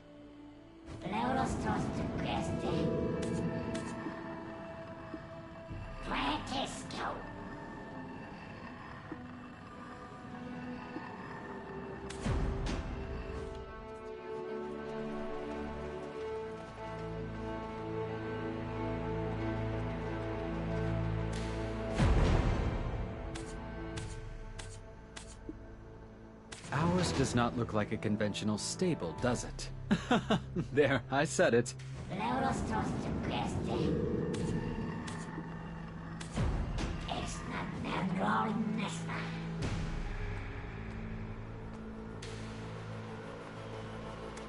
Although I've never seen the first Abets, I bet they would have looked as strong and cool as their friends.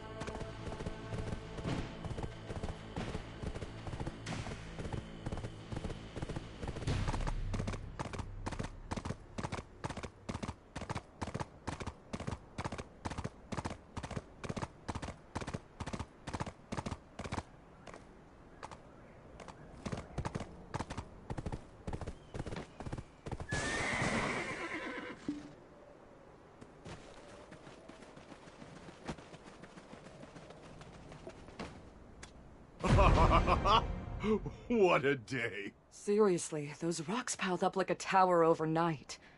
I've no idea where in the world they came from. This is the Tripath Junction at Owina's tail. You don't look like a Serendian to me. What does it matter? Leomar said to allow passage to anyone coming from the swamp, no matter who they may be. Yeah. He did say that. Well, come on in. It may be a bit chaotic around here.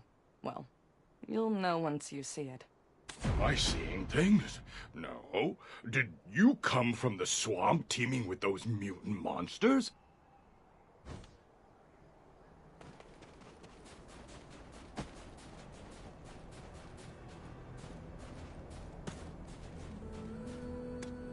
Books.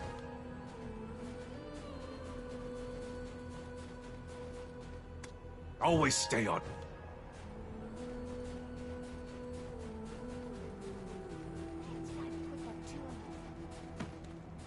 Yes, this is a step. I am the living embodiment. Only those whose lay. What happened here last night? What are the guards doing? Are they being paid to sleep? The Serendian wagon heading to Aelton will be arriving soon. The deal's going to be called off before the ink even dries. Leomar, you need to fix this.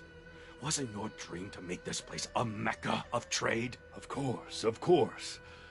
Although my ancestors couldn't take up a spear to pierce the dragon's eye, they were able to take up a pickaxe to carve out this junction.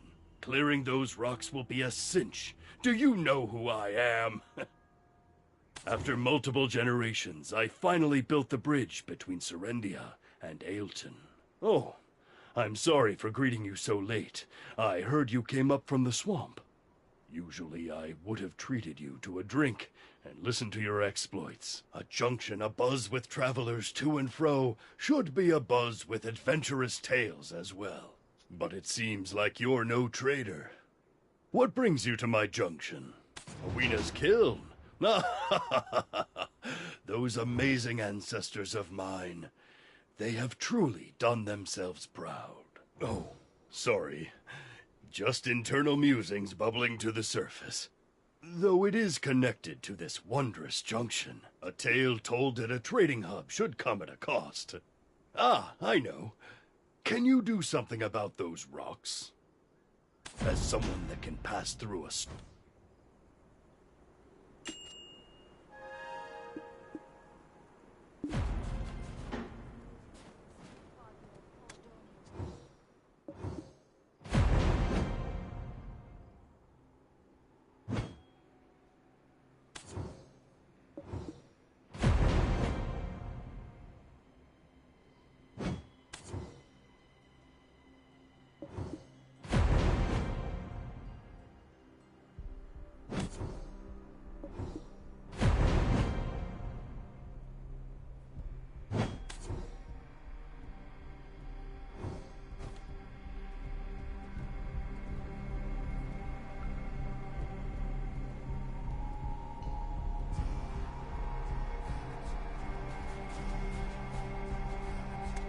Why is my mercenary out here doing hard labor?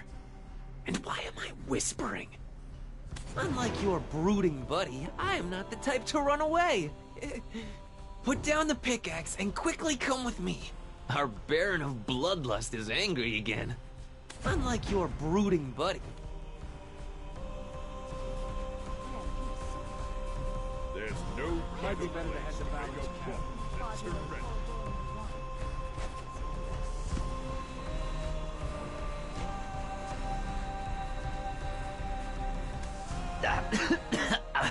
Sorry. Aelton is home to some amazing herb researchers. I'd love to meet them. Once I have my mark, I never miss. They call it the Hawk's Eye. It might look shabby, but even the most basic armors can be repaired. It looks like Leomar might have a problem. It looks like...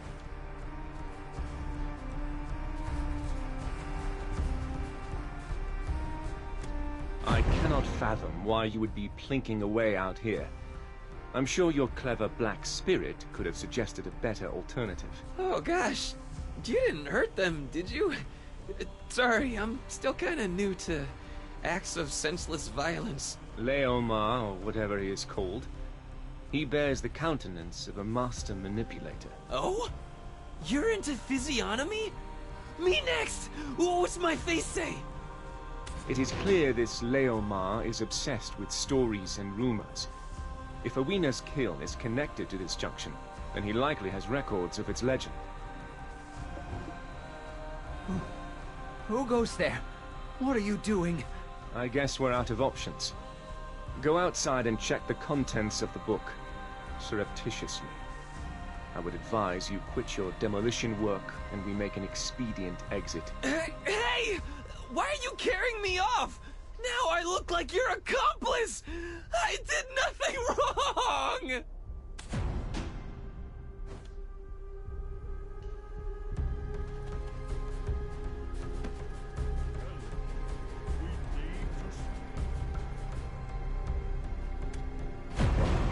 Amazing. Simply amazing. How about we draw something up in a more official capacity? Leomar, sir, I think we might need to hire more guards. The soldiers discovered a poisoned needle nearby. Instead of just hiring more, how about we fire the lot and start fresh? How can we trade here when we are constantly in danger? That poison needle, I'm sure it's the work of that fugitive, Jordine. That menace should be lying low, so why stick his neck out here? Having discovered signs of his presence here, we, as Sorendians, cannot sit idly by. Of course. This new friend of ours will handle it. Jordine is quite the famous fellow, so I'm sure you know who he is, right?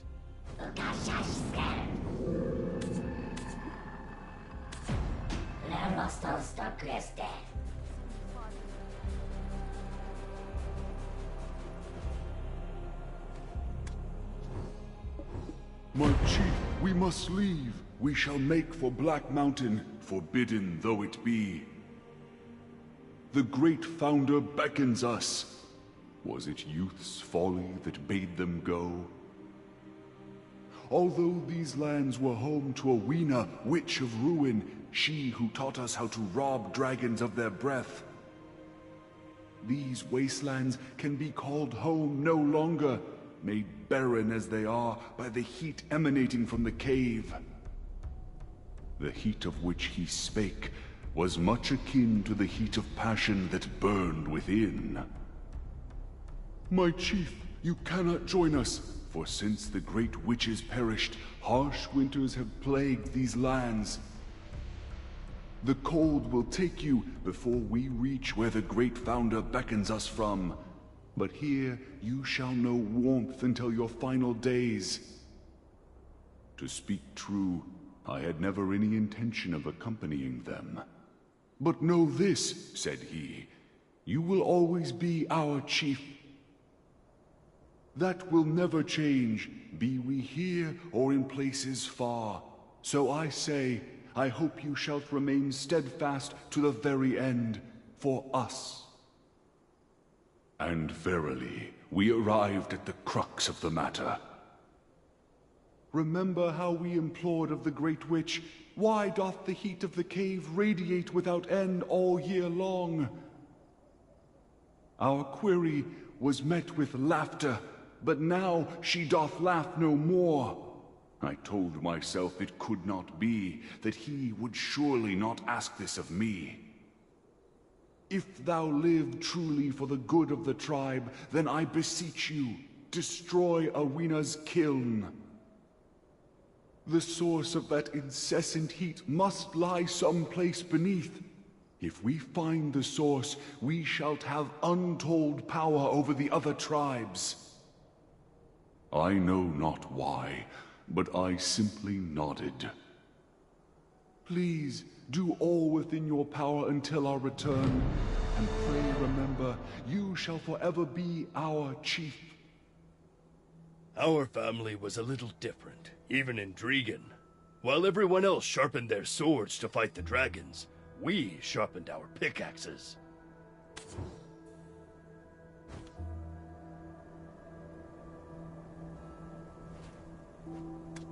The huge boulder that was blocking this junction continued to be whittled down through the ages, until now.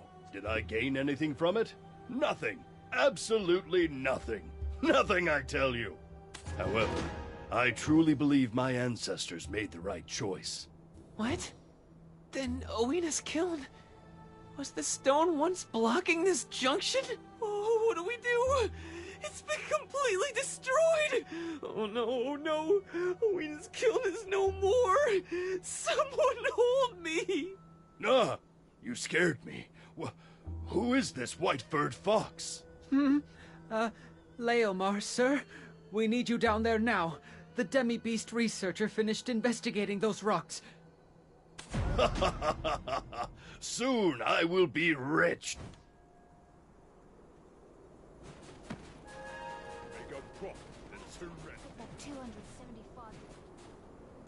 The piles of rock are actually a type of species found on Everfrost called Takium. They usually inhabit the mountain of eternal winter. Seems they died at Owina's tail almost immediately, due to the heat that radiates directly from the ground. A phenomenon unlike anything found elsewhere. What? Why would a creature from Everfrost come all the way here? A dreadwinter tree has also apparently put down roots nearby. To discover that the darkness from the mountain would spread all the way here. What? You Abets took all the stones that came of Owina's Kiln's demolition. It is clearly written in my ancestors' records. What? Us? Darn it, Griffith! Go back and finish your job. I will be offering a prayer tonight. Cursed things, be gone! Well, I think it's best for us to be the ones to bury them. People are getting anxious. Let's head inside. Over here! What's this noise about us taking the rubbly remains of Owina's kiln?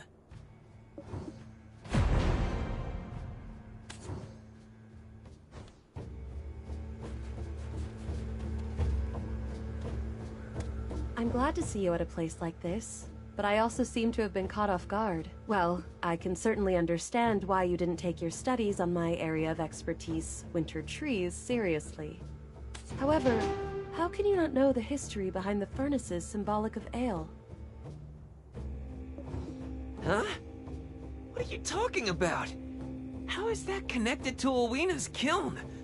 I'm lost. Curses. What a fine waste of time this has been. 2 days fully wasted thanks to you. It is my nature to prepare for every eventuality, but your unpredictable idiocy consistently blindsides me. Huh?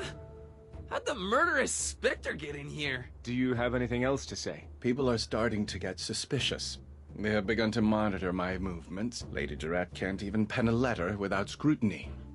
This is likely to be our last encounter. Red? Oh, that letter we saw in the hut! Aw, bitter buddy. You had a girlfriend?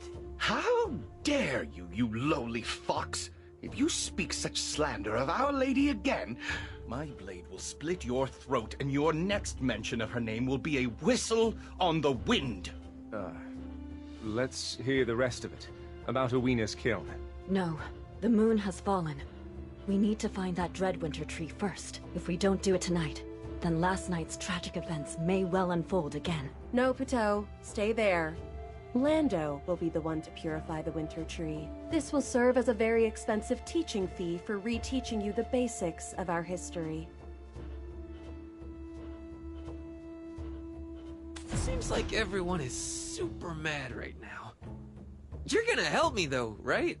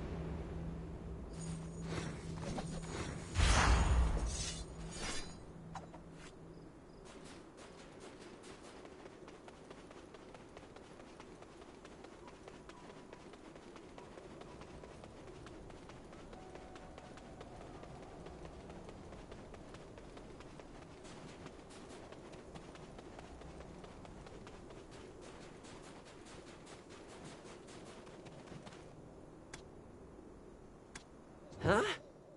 What are you talking about?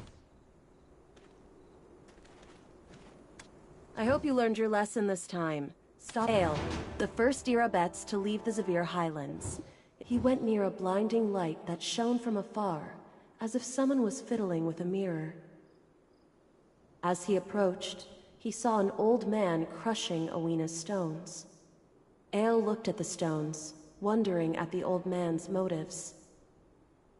"There's mysterious powers within those stones," said Ale. Then the old man said, "They're just strange hot stones, completely useless." But not to Ale. He was certain they contained mystical powers. "In that case, allow me to buy them." "Just take them," said the old man. "I was tossing them out anyway." "No," replied Ale. "I can't just take such precious stones." So he left to get oak pills of grass and a horse to trade.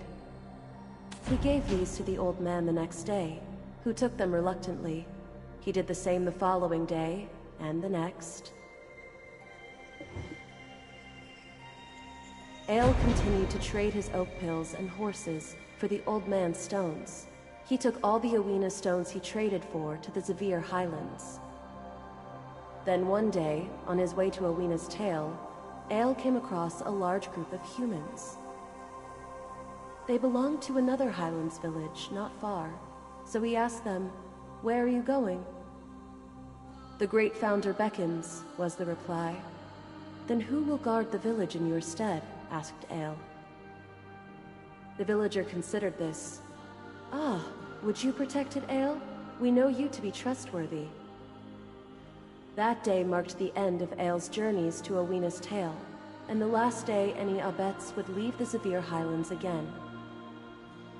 That night, a light smoke drifted up from Aelton, from a kiln Ale had constructed out of Owina's stones.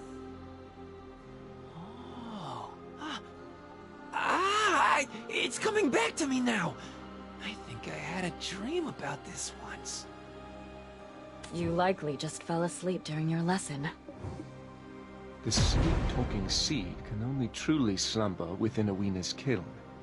Though Owina's kiln has been dismantled, we should be able to use a furnace constructed from the very stones of the kiln to complete the witch's trial. We could have saved ourselves a lot of time if you actually paid attention during your own history class. But then I would never have gotten to do your elite soldier training thing! Charcoal workshops here have a kind of furnace, commemoratively called a kiln, that burns hotter than any other. Thankfully, one of Mr. Charbonneau's charcoal workshops is nearby. It is operated by his first son. He's left it in the hands of his workers while he's traveling abroad, but as it's still at the Charbonneau name, we should have it at our disposal. You should go first. It will be dangerous to move together with the guard on alert. I'll take the fur ball and go first. Make sure that you are not followed. I am not a furball! Oh, sorry. We've yet to be properly introduced. I'm Tabadai, a winter tree researcher in Aelton. Over here is Puteau, Aelton's oak pill researcher. I heard you took care of the winter tree that appeared by Charbonneau Villa. It isn't a tree that would usually take root all the way out here. It's a clear sign the mountain is in pain. We need to investigate the situation further. Please come visit us in Aelton sometime. Our most hospitable chief would welcome you with open arms. Please come.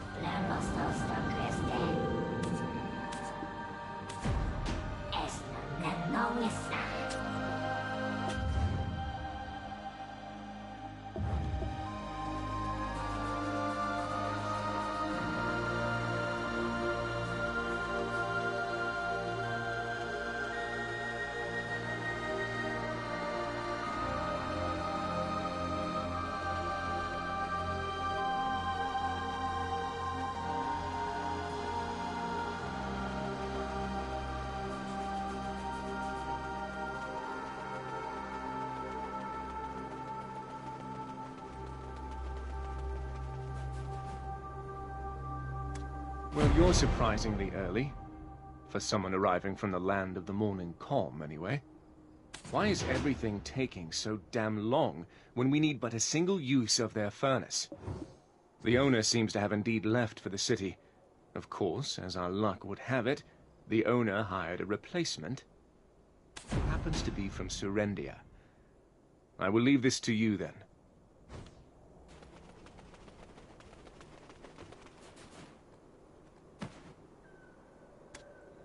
Bloody goblins! They start slacking, you throw them in the furnace! You got any idea how backed up we are here? Get in line! Look, Mr. Furry Fox, I already told you, if you really want to be the first in line to use the furnace, I'm gonna need you to take care of those, tasks I gave you. Seriously, this guy's requests? Just ask for the moon while you're at it. A full day of physical labor? As if I'd ever agree to that. Look here, you. I'm gonna go tell Old Man Charbonneau. Look here, you. I'm gonna go tell Old Man Charbonneau. I'm altering the deal. 2 days. Pray I don't alter it any further. I have Charbonneau's complete trust. That's why I'm in charge while he's off gallivanting. And what I say goes. Oh, bloody goblins! They start slacking, you throw them in the furnace. Need to use the furnace, you say? Need to use the furnace, you say?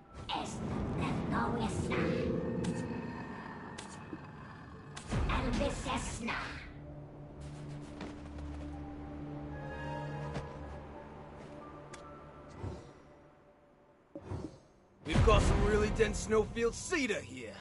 The newcomer came with it for free. He even claims to have entertained the great nobles of Calpheon. What? A Calpheonian goblin? Would you look at that? As I said, I'm from Heidel. I'm under the employment of Lord Jordine. Oh, swept off to Calpheon then, I take it? So, what's with the getup? You some sort of performer? Kind of. I played the role of a nimble chipmunk that toyed with an eagle. The role of the eagle was given to an actual live eagle. They tossed me out after that. I'm not sure if you're daring or just stupid. You should be happy you got away with your life. Oh, my gut's aching from laughing so hard. Anyways, your name is Richie the Nimble Chipmunk? Okay, fine. Richie, before you get suited up, we've got a little tradition to uphold. Did they learn this from the back alleys of Calpheon? I was wondering where I'd seen your face before, Jean-Louis.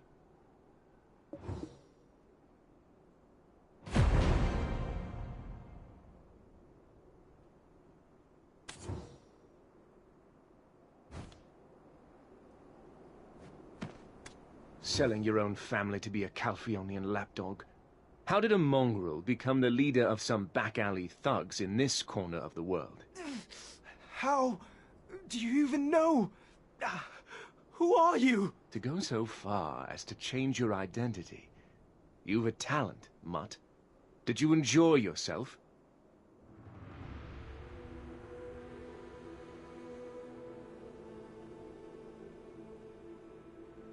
Why are you standing around? Get started.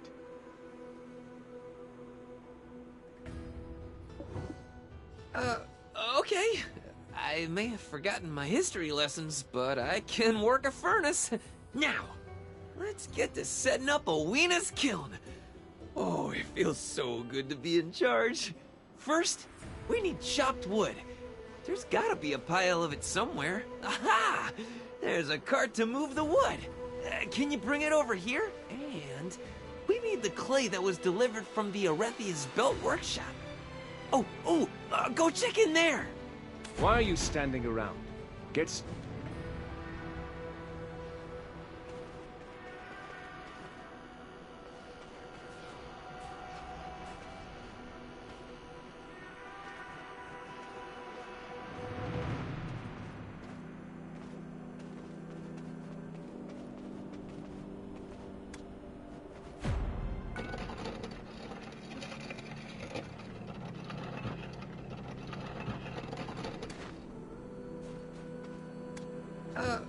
Okay. Well. Looks like you've pushed a cart or two before. Now, oh.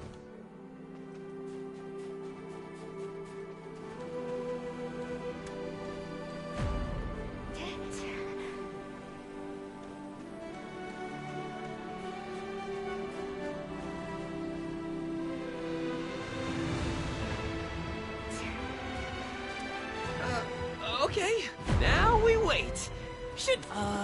Why is this not done yet? Okay, time to activate my trap card. I was saving this one, but... Ta-da! This magic powder once blew an Oakville research lab sky high. Now then, just gotta let it percolate.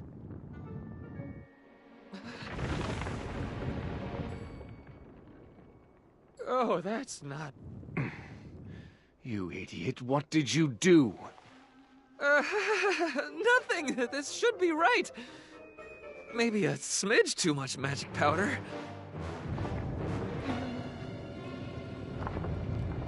You fool of an Abet. What did you put in there? Oh, this looks bad. Oh, real bad. It's like the research lab fire all over again. I'll take care of the furnace. You're on firefighting duty. Out of my way. If I leave this to you, the whole place will burn down. I call forth the power of Belmorn to not declare the disaster wrought by our ill-fortune fox.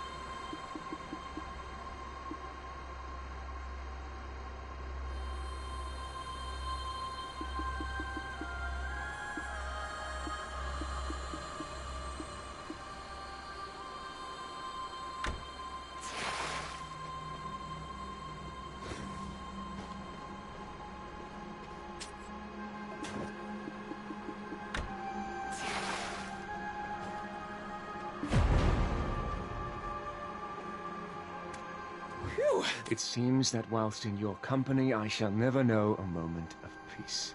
But you know we're still killing it. The sleep-talking seed can only truly slumber within Oweena's kiln.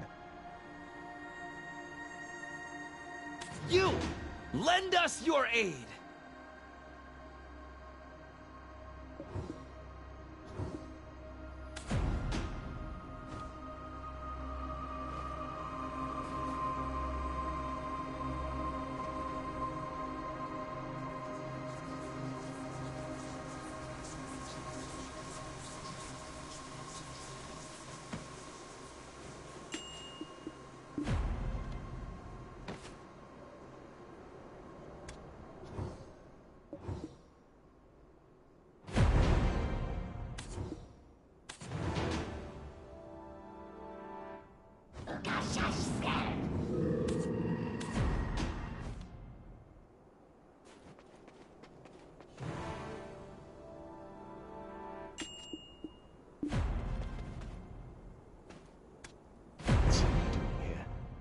Richie, are you certain you're in the right place?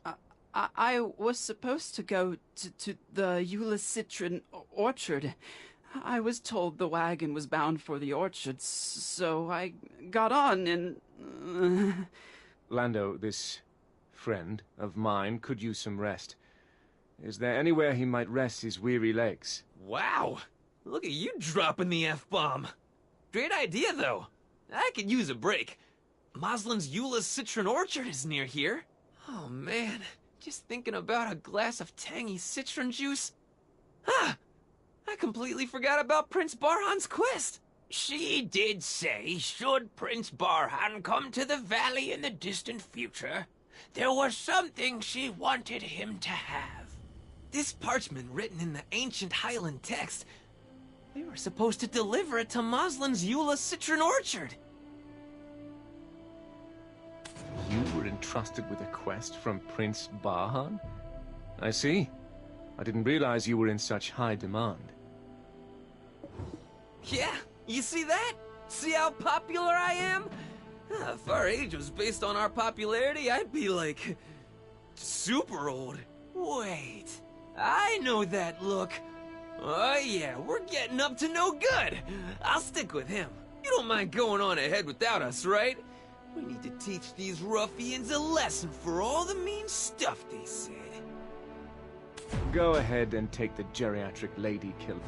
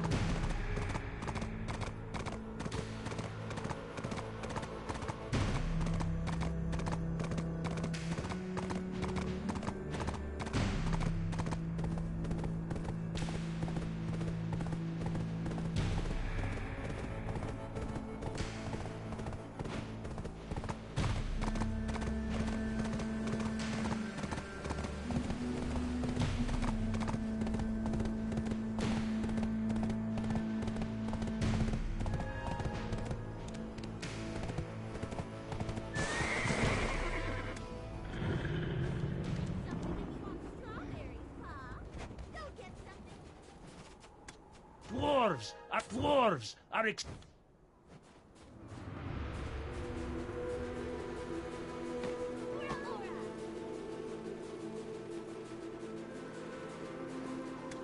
Aren't our little... This troublemaker is to play with him.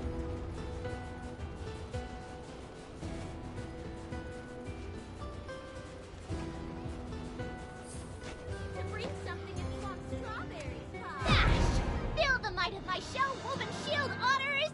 Bash! Are you Richie the Nimble Chipmunk? You don't really look like a chipmunk. Ah, I'm sorry, Pa! We were supposed to get a new worker here today. If you aren't Richie, is this your first time at the orchard? If that's the case, can I try to pitch the orchard to you? Yes, Pa! This is the one and only Eula Citron Orchard, located at the bottom of the Mountain of Eternal Winter.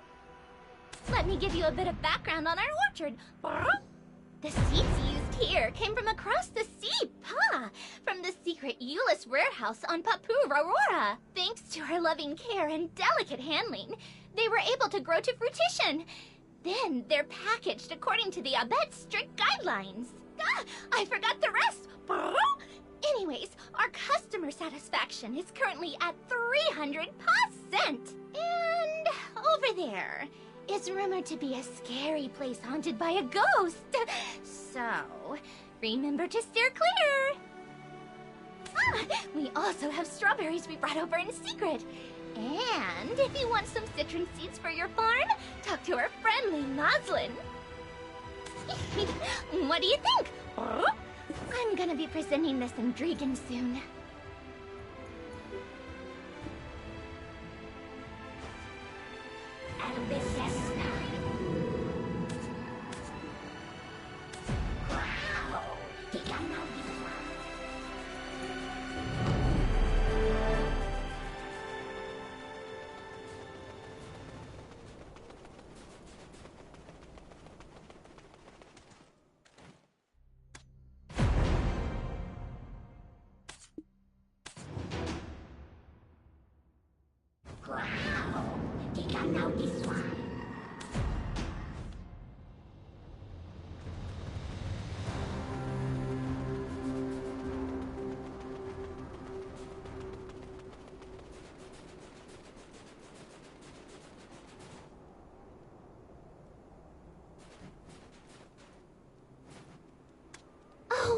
It's the first time I've ever seen a fox like you, Pa.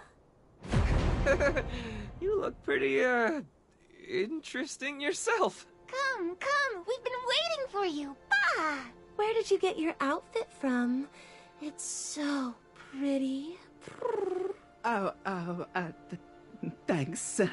This den of incessant harpies. Oh, I didn't know we had guests. And Lando, it's good to see you in such good spirits. Old man Charbonneau asked me to deliver this to you. It's about Prince Barhan. Well then, I'll prepare us some tea inside. Take your time, though. Look around. Come in when you're ready. I'll save my eardrums the screeching and wait outside. Oh, it's the first time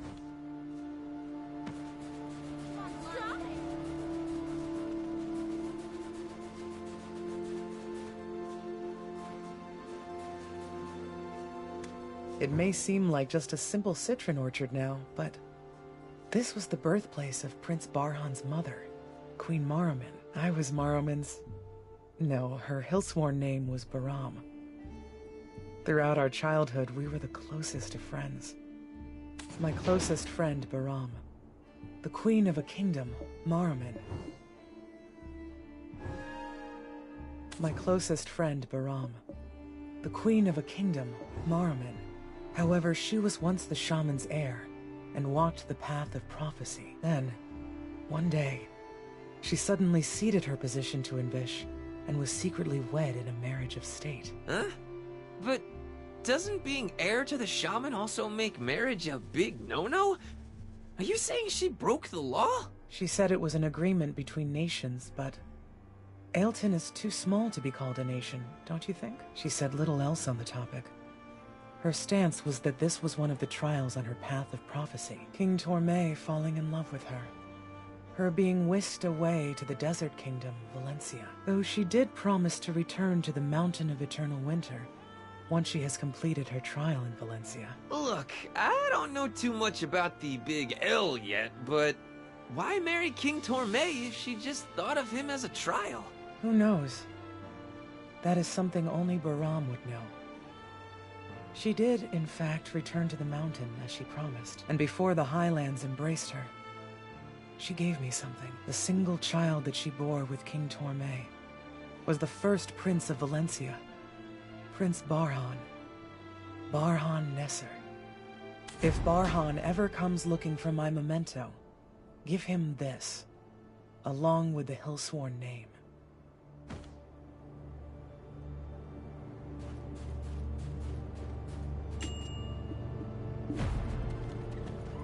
What have I told you about Is this the memento Queen Maramin asked you to give to Prince Barhan? Yes, it is. It is written in Gardaka's code. The cipher of the Prophet of Valencia. Look at these weird symbols. Twins? Love? Yeah, I've got no idea. Prince Barhan will understand.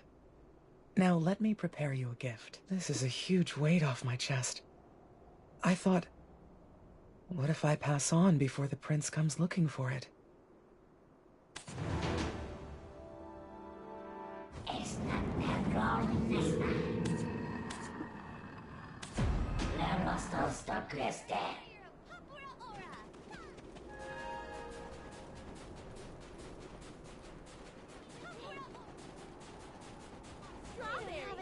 On me. Go get something now. I still want some strawberries. Leaving so soon?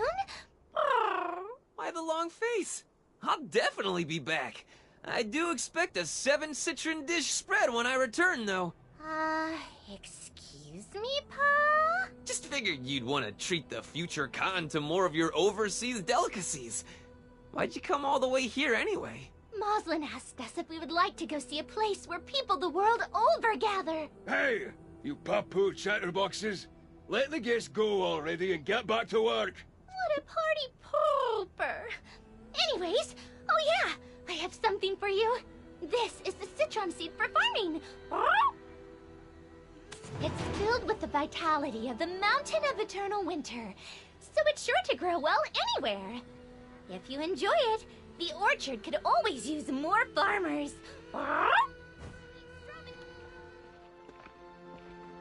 Barhan, stop digging any further. Baram had no choice. Please, understand. So guys, how about we mosey on over to Aelton? No. We need to go complete the third trial. Lord Jordine? Hmm? Thank you for helping me. Thank you so very much again. Long ago, you were dragged off to Calpheon and made to be a fool. Think of this as recompense for not being able to protect you back then. But from this day forward, speak not my name, or the events of today will continue to haunt you. Banish all thoughts of me. It's plenty enough if only I remember.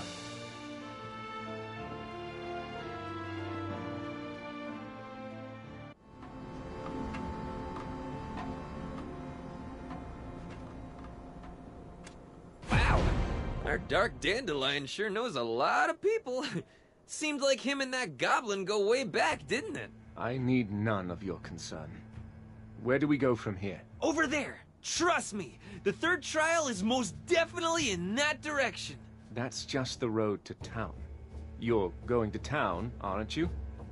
You don't actually have any idea where the third trial is. Yes, of course we're going to town. Oh, lovely Aelton. Surely... I have no interest in sightseeing.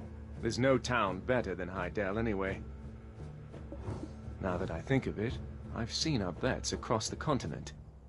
How come you've never left this place? Only those who walk the path of prophecy can leave the Highlands. The path of prophecy.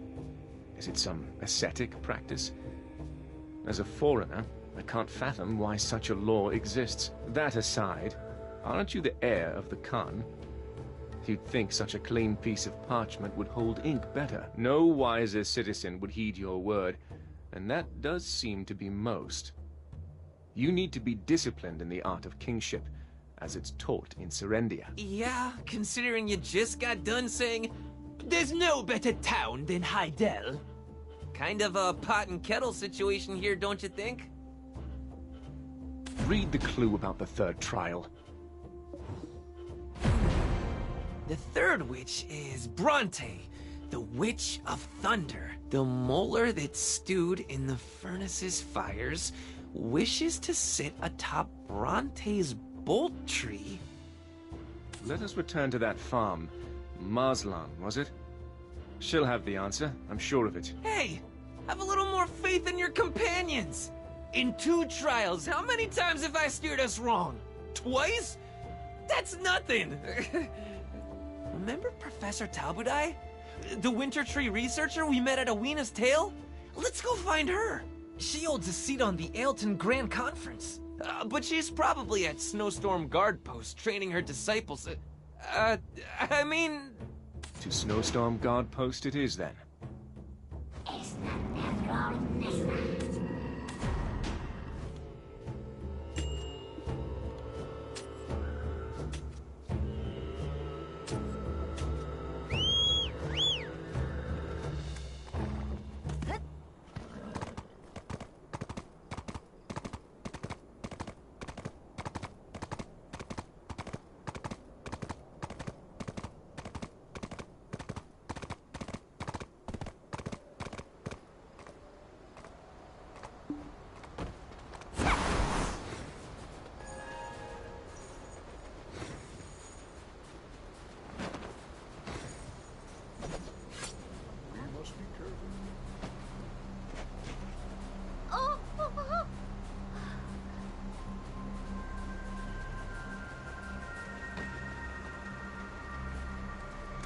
Hey, you aiming to get chewed out? Get your act together. Like 3 mercenaries from your lot already ran off. This is a breach of contract. There's penalty fees for that sort of thing, you know. The Manure mercenaries keep asking us for shift rotations ahead of schedule. They're shirking their responsibilities right in front of you. Are you blind? I already knew you were lacking any real wartime experience. But at least listen to those with the experience you lack, no matter how high the pay. We can't continue to work in a place like this. We quit! If you have any complaints, be sure to bring it up with Odelphin at the office. But if you want to talk with us, bring me your captain. They didn't just abandon you here while they ran off like chickens, did they? This here's the Snowstorm Guard Post. Hired through Delphin's mercenaries office, were ya? I'm only gonna explain the situation once, so listen up. Our mission is to defend this location from the Okjinshini. Aelton is to our backs. We're the town's last line of defense. What are Okjinshini? Well, they're creatures, to be sure, so remain vigilant. Is such incompetence catching? What did you say? If you heard not, I must have spoken not. We came here looking for the winter tree researcher, Tabudai. You scoundrel! If I wasn't on duty right now, I would have... Are you looking to test your skills? Tabudai is no longer here. She left the post to investigate the tree at Bronte's Bolt. Good. We were in search of that tree ourselves. Let us head there.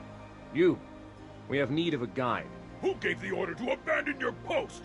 Are you a madman? Huh? I'm the one in charge here. You, which mercenary guild are you from? Oh-ho, that attire. Any chance you're one of Billow's rookies? Do you know who I am? I'm Aijin.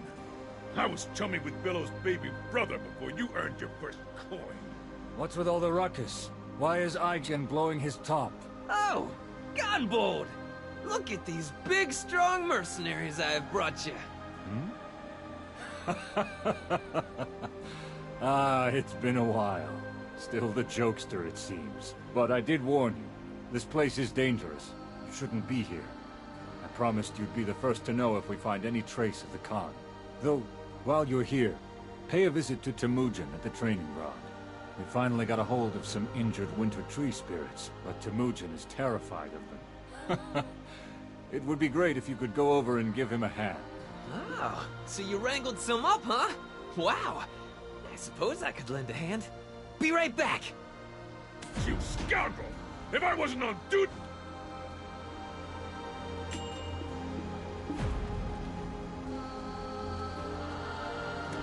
Lando, still a young and foolish Abetz, was naive enough to bring you here. I don't care what you came here to do. You shall not pass. Especially if you intend to bring along Lando, the heir of our Khan. But I am the commander of this post.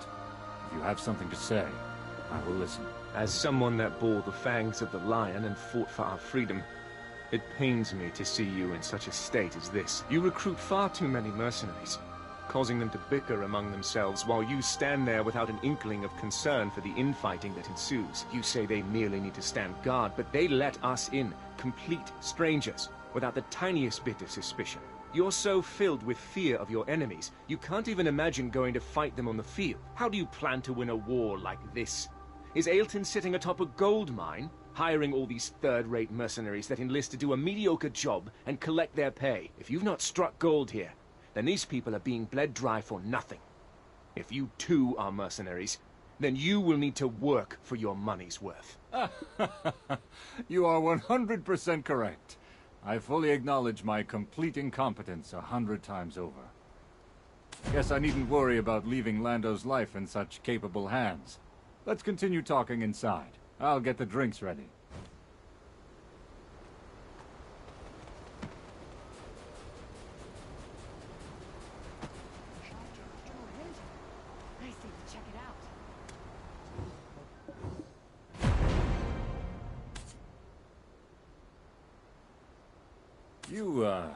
You look fairly young. Sure you're even old enough to have seen war? Seen war? I'm constantly embroiled in it. Oh, spoken like a commander. Leadership experience is pretty impressive for one of your age. I apologize if I am unmoved by the praise of a third-rate commander that can't even keep a mercenary army of this size in order. This guy's got fire in him. Once you get older, you'll learn. The world has no outcome brought about without reason. But anyway, you said you're looking for Bronte's Bolt. We will be heading beyond it to the Mountain of Eternal Winter. We are currently undergoing the trials of the 6 witches. Looking for the Yeniks, I see. We have a saying around here. There are 4 seasons within the winter, and they revolve around the Yeenix. And you're telling me this because... Right now, out of the 4 winters, this is the winter that courts death. Best to stay out of winters like this. I shall allow you passage to Bronte's Bolt. But there's a catch. We are not taking Lando. This guy, sharp as a blade he is. The Abets that once called those ruins their home gather there. Talk with them, and they will help you with your trial.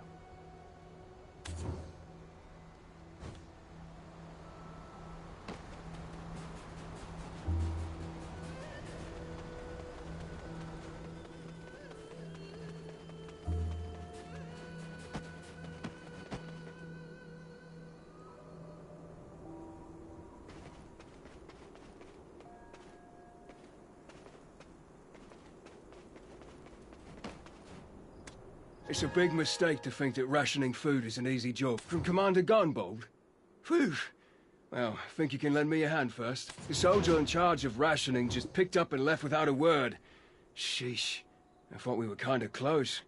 Seems I was mistaken. You can do the cooking. I will ration it. Everyone is starving. Empty bellies make for empty talk, as they say. If you can make it up this far, you must know some cooking basics.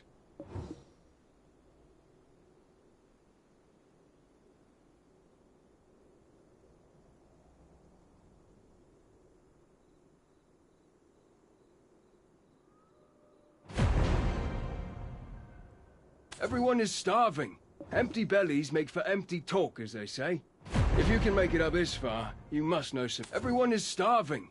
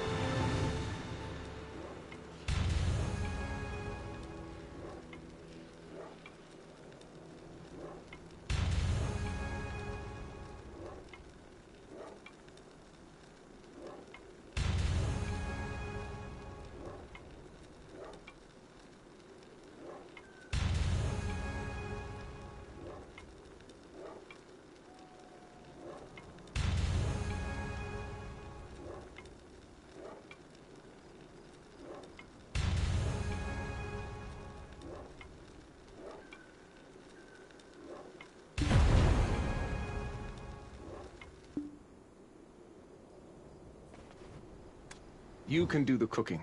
I will Now I feel like I can survive. And wow, this tastes so much better. Did we change cooks? Ganbold told us to ask you about Bronte's boat. I'm truly aware of how hard it is to rebuild from utter ruin. However, I must know the details. Could you assist me? It's such an old tale that most of them won't remember. However, forgotten tales are somewhat of a specialty of mine. Paternal Chief Records Officer at your service. A few days after the humans had left for the Forbidden Black Mountain to meet the Great Founder, a new group of humans arrived and began to uproot a white tree devoid of leaves. "Why are you uprooting this tree?" Ale asked, to which the humans replied, "This lightning-struck tree was once Bronte's, the Witch of Thunder. She used it to teach us how to tear off a dragon's wings. We were grateful for her wisdom, but when storms came, lightning would set the tree ablaze. Now, the witch is gone, as will we be soon, who will douse the flames that threaten to engulf our village, until all that existed here exists no more upon our return."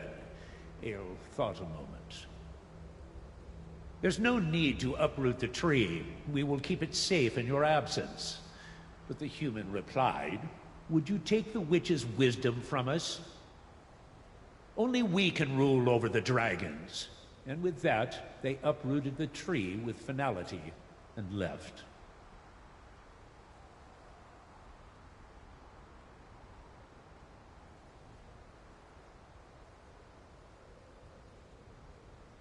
But Ale couldn't stand it. Much like the dazzling light at Awena's tail, he felt the tree calling out to him, this time in painful moans.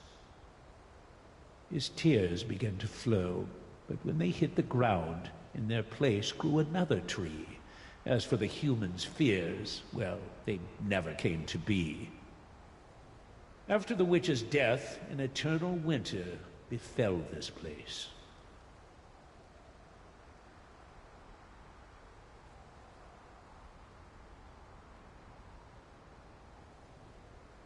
Then, ultimately, as soon as it rains, lightning will strike the Bronte's boat tree.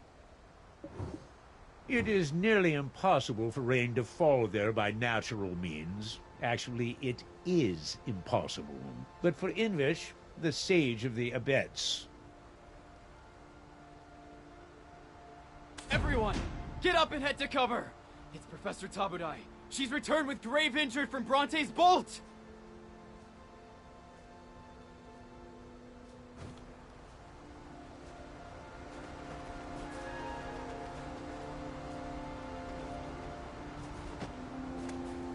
Oh, you're a...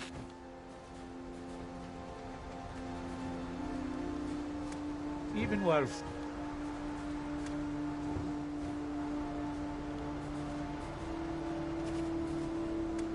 What's with...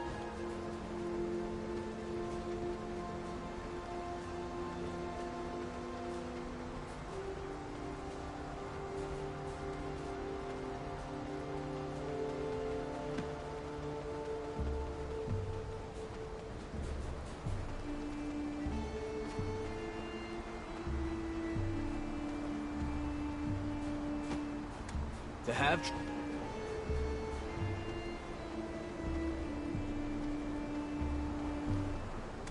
Professor, take this oak pill of flames. It will slow the spread of the poison. Poison? The Oginshini are using poison?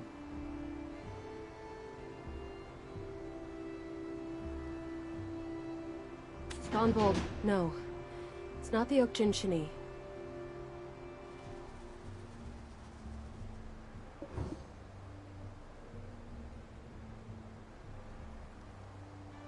It's you. From Awena's tale. Is Lando here as well? Bring him here. I have something urgent to tell him.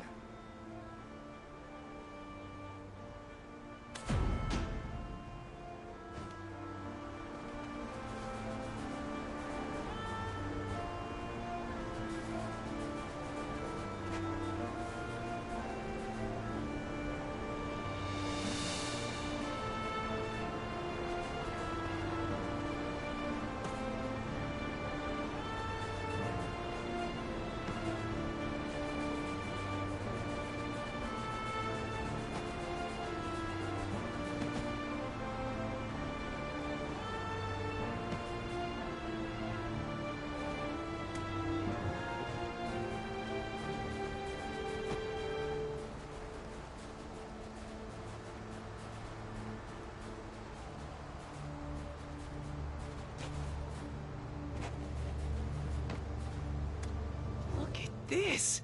It's a winter spirit. How did they catch it alive? Didn't anyone ever tell you not to build houses around sick little trees?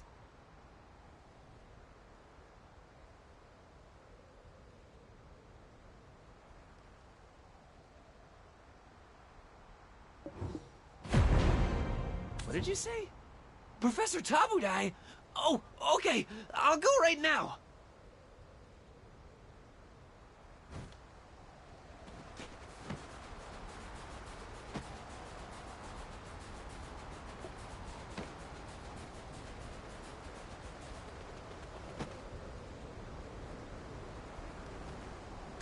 Professor Tabudai!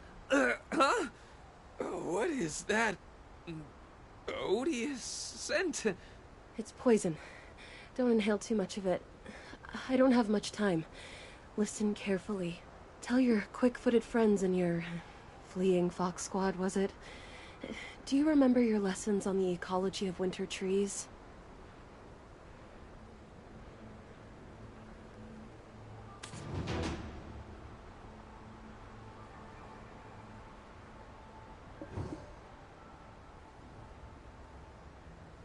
It's of little matter now. There are two ways the winter trees survive. First, by getting carried off on the winds of Everfrost. Much like dandelion seeds, the farther the seeds travel, the stronger the mountain becomes. Second is by the Okjinshini planting them. Return, return, they sing. Planting them because they have a superstitious belief that Libresca will return when she sees the jade light of the winter tree. That's why I believed the Dreadwinter trees were also planted by the Okjinshini. However, I was wrong. Professor, you need to save your breath. The poison will... A monster that I've never seen was planting a seed near Bronte's bolt tree. And as soon as the seed was planted, it sprouted and grew. The very Dreadwinter trees we saw.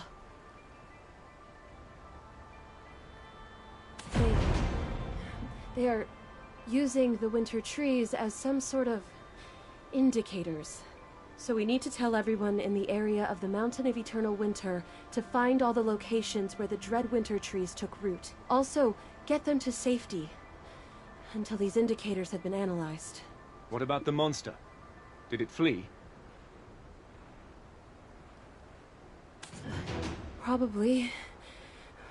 But it couldn't have gotten far. I bound it with the tooth of the swamp when it wounded me.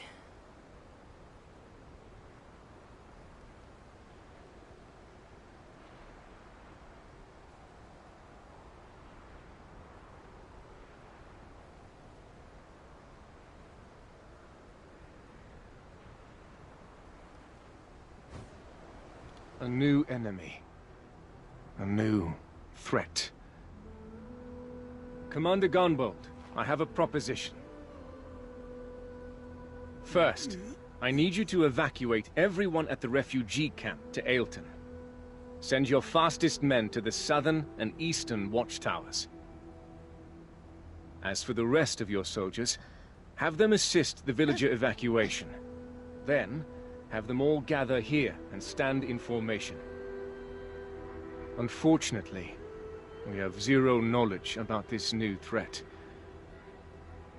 But, if you focus on mustering the best defense you can here, that will allow us to go out in search of the monster. However, if we are successful in vanquishing it, then you must help us make a lightning bolt strike the Bronte's boat tree.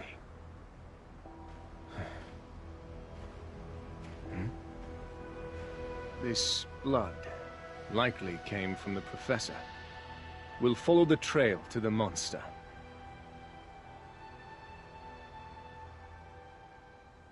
So this is Bronte's boat tree.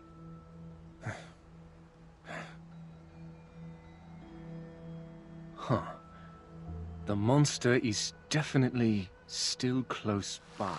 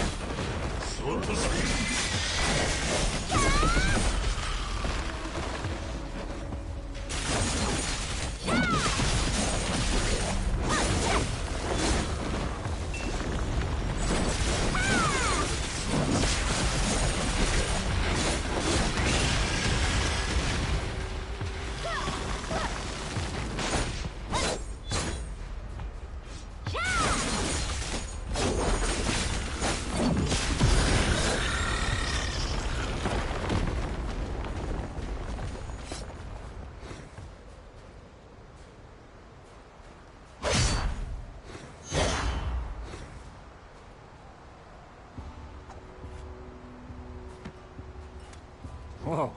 Seeing your skills up close, I was right on the mark about you.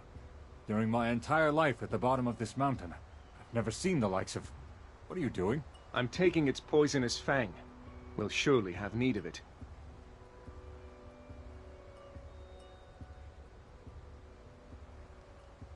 Hey! What are you standing around slack-jawed for? Follow his lead! You intend to stay weak and defenseless?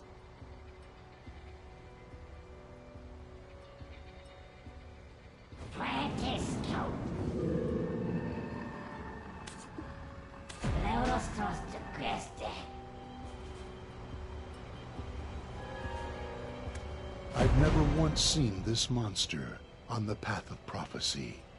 To think that the Okchinchini weren't the ones responsible for the Dreadwinter plantings. Commander Gunbold made us a promise that he would aid us in making lightning strike the Bronte's boat tree. Is it you? The one who will aid us with the witch's trial? That's correct.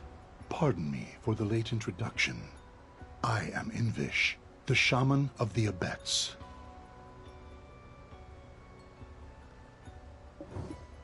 They've all been planted, oh great shaman. I think I would use the last gift the witch bestowed upon the humans that settled this site.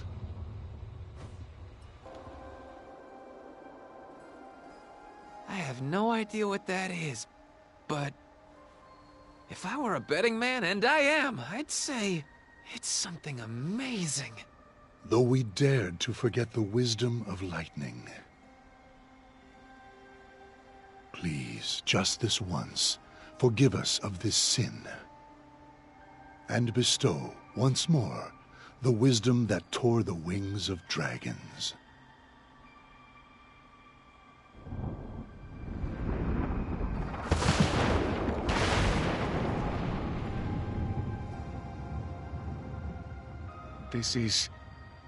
It's like a miracle.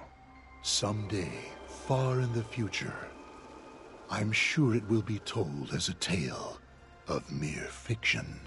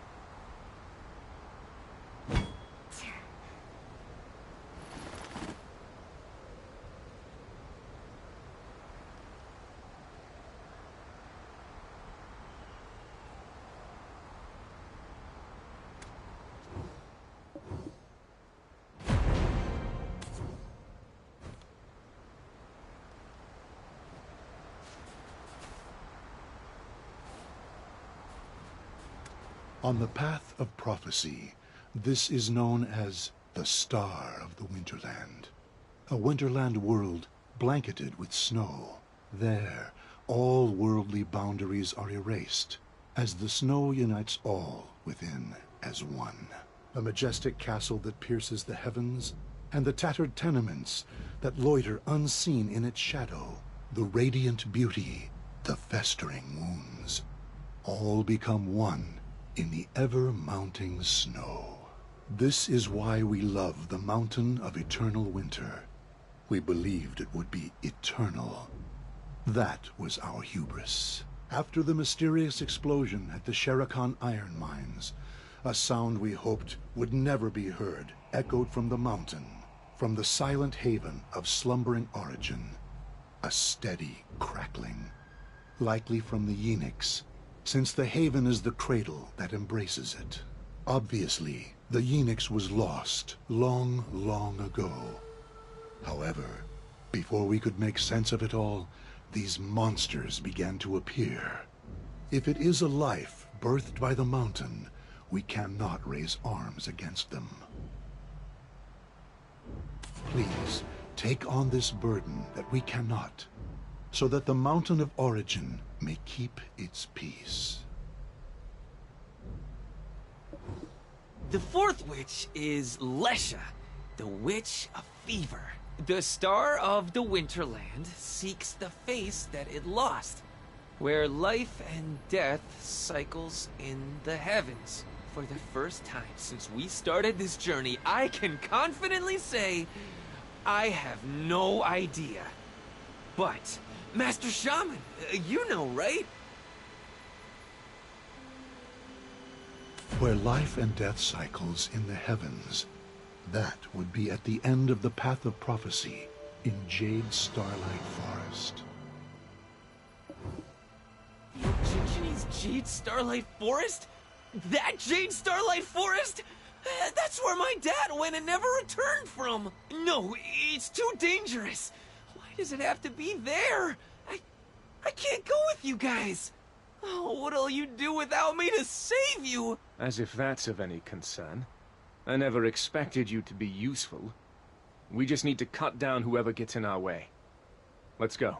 Please, tread carefully. Our Khan, the leader of the Abets, may still be alive.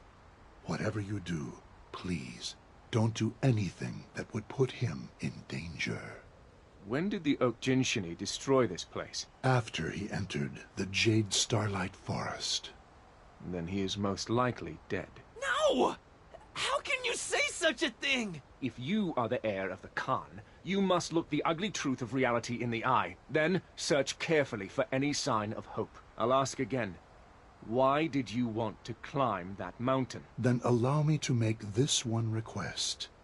Please talk to the Bahitram people at the entrance to the Jade Starlight Forest first.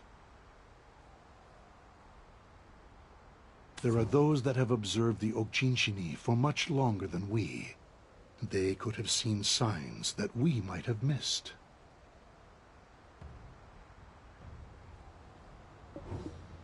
Let's move quickly.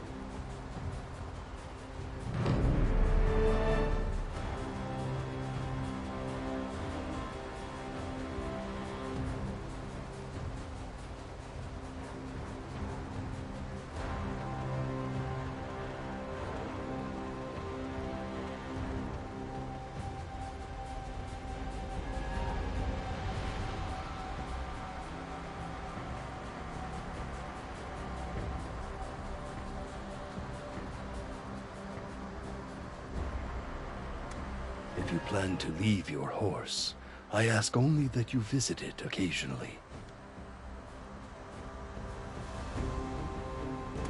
However, I admit this act doesn't bode well for profit. They call the place Bronte's Bolt. You've read the novel?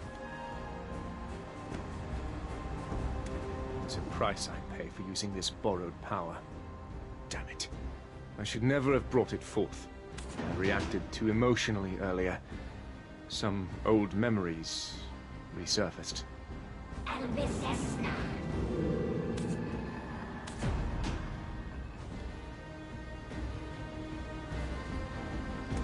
You were sent by the Abet shaman, Invish.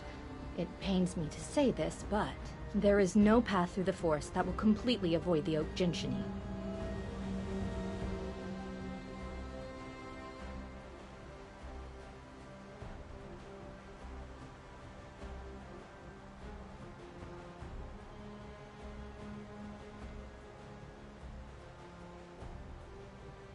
I completely understand where Shaman Invish is coming from.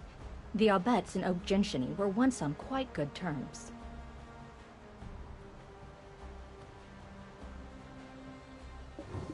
Until that changed, this used to be a place of meeting. The Abet's Chief Hunvish and the Okjinshini Chief Floki were extremely close.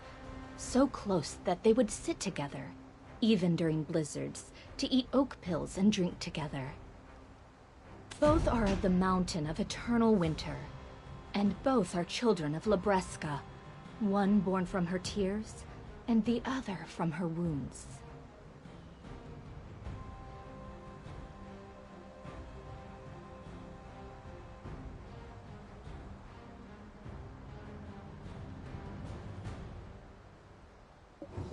But soon after the recent mysterious explosion at the Shirikon Iron Mines, events beyond our understanding started to occur at the Abet's most sacred place.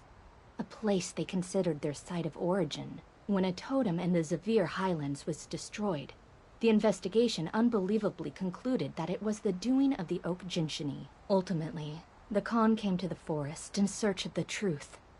He brought no guards, perhaps as a sign of trust.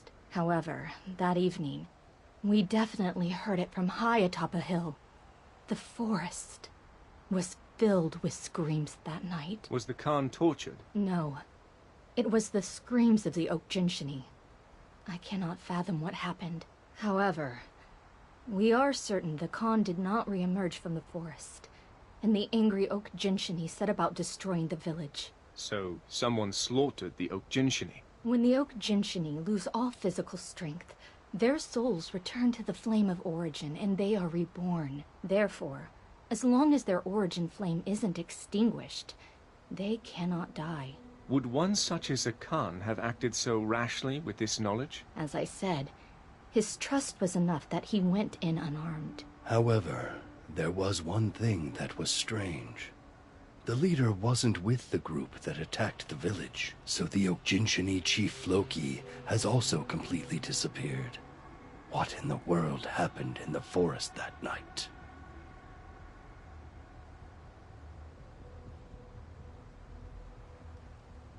But why do you want to go into the forest? Where life and death cycles in the heavens. Is this the flame of origin you mentioned before?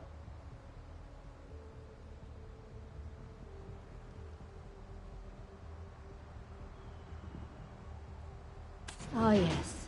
It is also referred to as such. But you can't go there right now. I was informed by Alici at Mountaintop Guard Post that the path of prophecy within the Jade Starlight Forest, where the flame of origin resides, is currently blocked by a mysterious wall.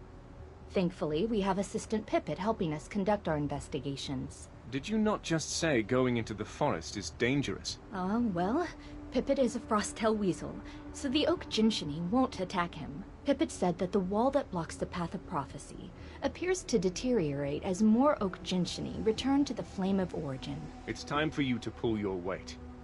Cut the Okjinshini down and open up the way for us.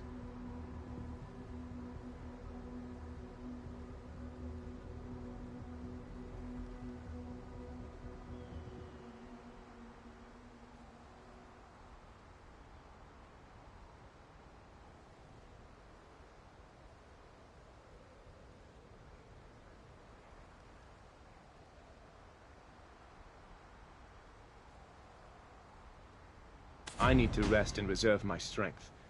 When you're ready, let's meet at the mountain top guard post.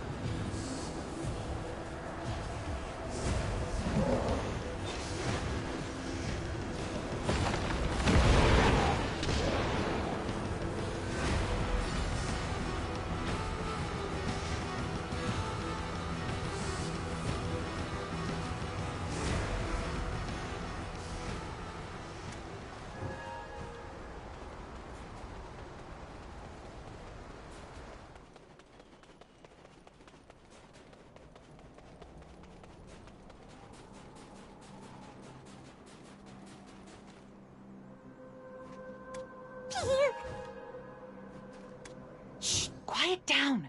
I'm trying to... Uh-oh. Where did it go? I just lost it. How about you? Oh, you're coming up from the Jade Starlight Forest, right? A whole lot of souls were headed through the Path of Prophecy. You're late. Huh? You know each other? I thought you said you weren't friends. Do we strike you as friends? Huh. What a strange soul you are. Let's all go inside. We'll freeze if we stay out here. The star of the Winterland seeks the face that it lost, where life and death cycles in the heavens. I've come here on account of the heir of the Khan. We could have gone straight for the Path of Prophecy, but if there is even the slightest of odds that his father, the Khan of the Abets, is still alive, then us charging in recklessly might inadvertently sever the last thread of life he's clinging to.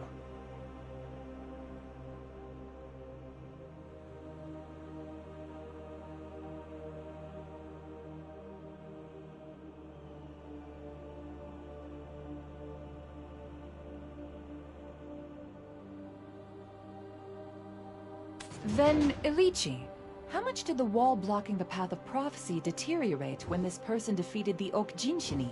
Then, Ilichi, how much did the wall blocking the Then, Ilichi, how much did the wall blocking the Path of Prophecy deteriorate? Quite a bit. However, it's not enough.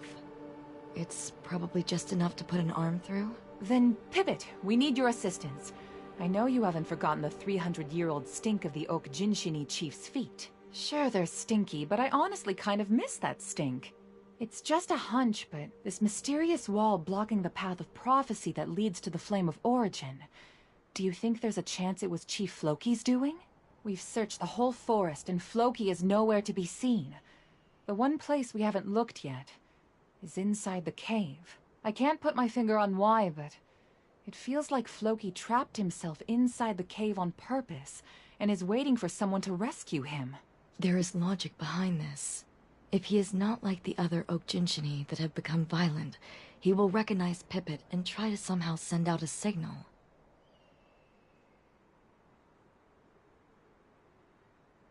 Now, why don't we get some tea while we wait for Pipit to return?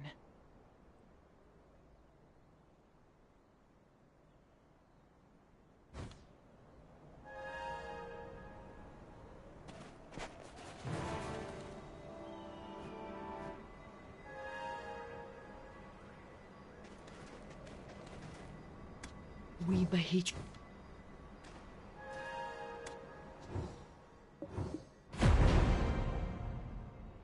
What's that pattern on your skin? If it's a curse, I can take a look at it for you. Those clothes. You've worn them ragged. Ever thought about a new look? Clothes make it the man, as they say. That stuff. What is it?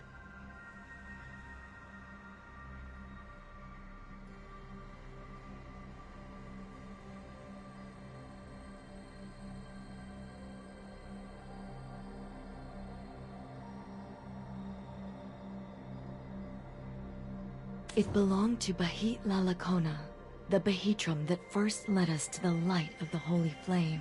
It was the first thing given to him by the Oak Jinshini when he arrived at the mountain. Legend tells that it will light up when the Yeenix returns to the mountain. It is shining, but the light is so dark.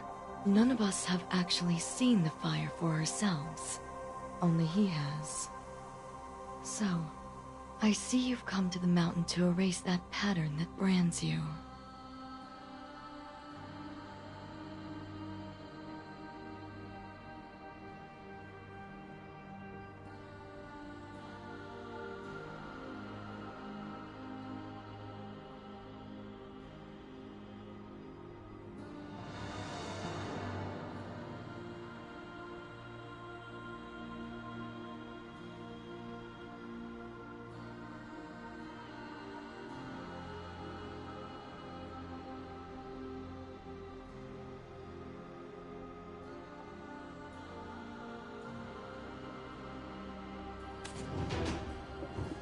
My goodness! Ilichi, you have the ability to gaze into people's souls?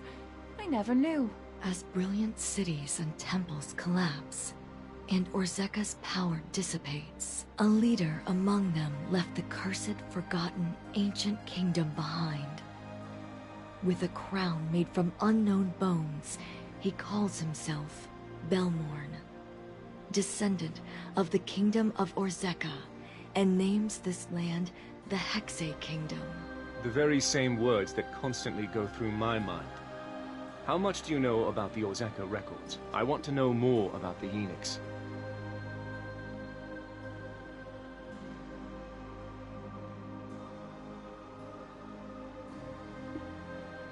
If you want to know, see for yourself. All the records here were recorded by Bahit Lalakona.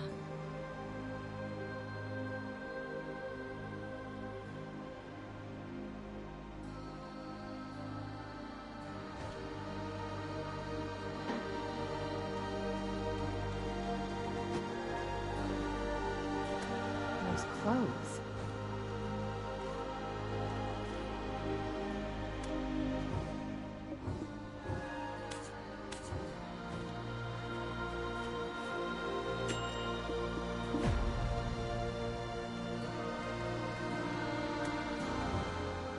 Excerpt from the 10,119th Wish. O great Lord Kazarka, this traveler from the Mountain of Eternal Winter comes seeking salvation. His name is Silverfrond.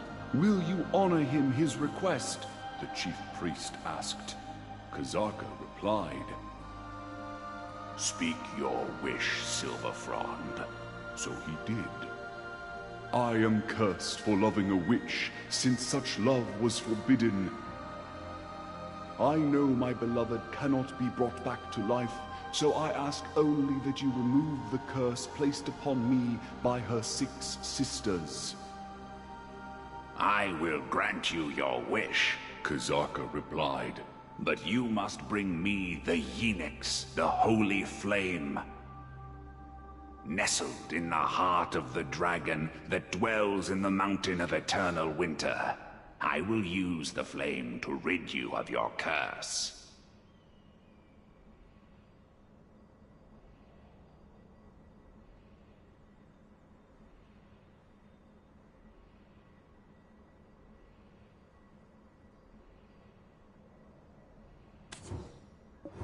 Excerpt from the 13,000th Wish. O great Lord Kazarka, the traveler from the Mountain of Eternal Winter returns.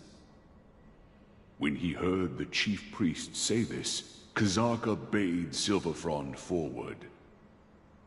Silverfrond, show me the Enix. End of the 13,000th Wish excerpt. But Silverfrond was not alone when he came bearing the Enix.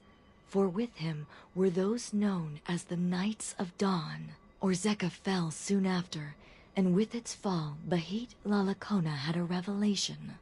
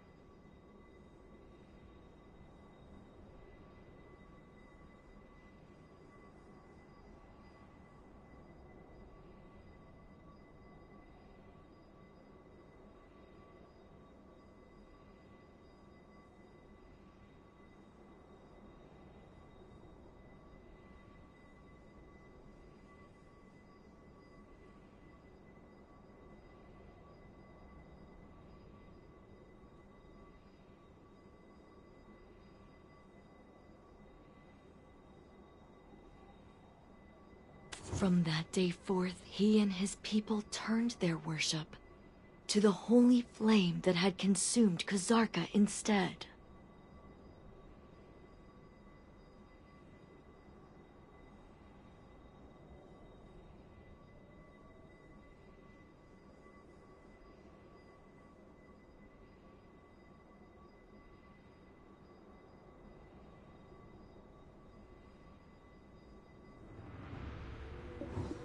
Once the turmoil that arose from Kazarka's fall had settled, I made for the Mountain of Eternal Winter to seek the holy flame. But the flame was not there. Silverfrond, the Knights of Dawn, neither had returned to the mountain. The Mountain of Eternal Winter was without the Yeenix. The golden dragon that once embraced the Yeenix was losing her sanity. Something was gnawing at her from within.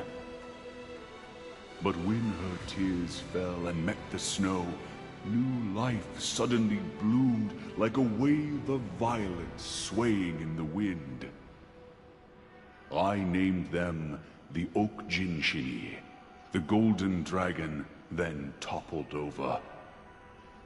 And from her wounded flesh sprung more life. These I named the Abets. Finally, from her well-guarded embrace came forth those covered in dragon blood. They would come to be known as the Guardians. I then heard woeful cries coming from the foot of the mountain. The 6 witches had passed.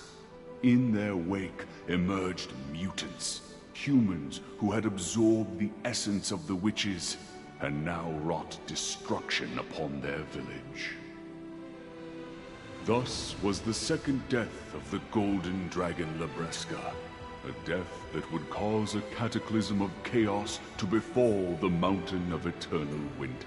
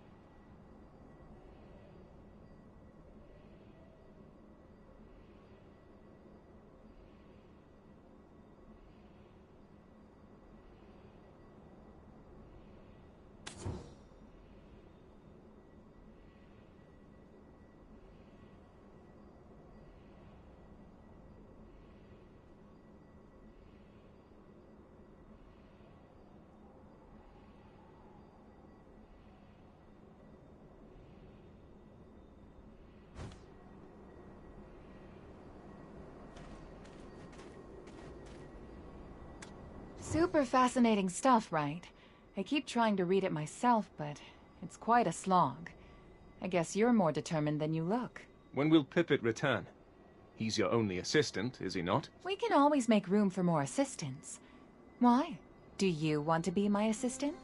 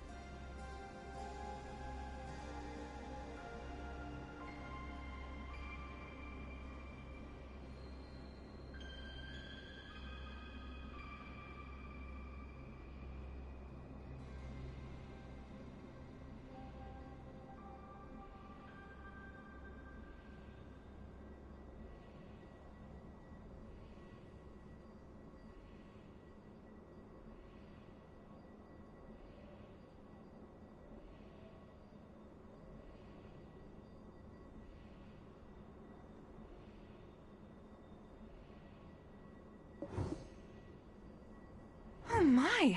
This was a gift from Chief Hoonvish to Chief Floki.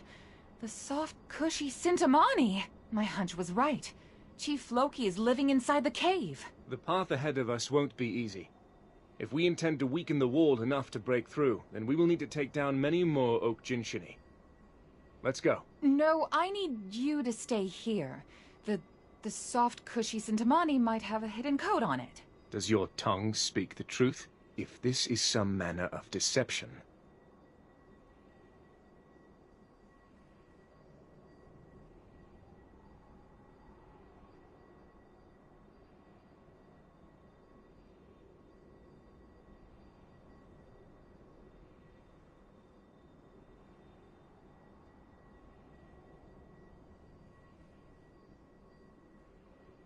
Only one way to know for certain. Plus, it'll give us time to get to know each other better.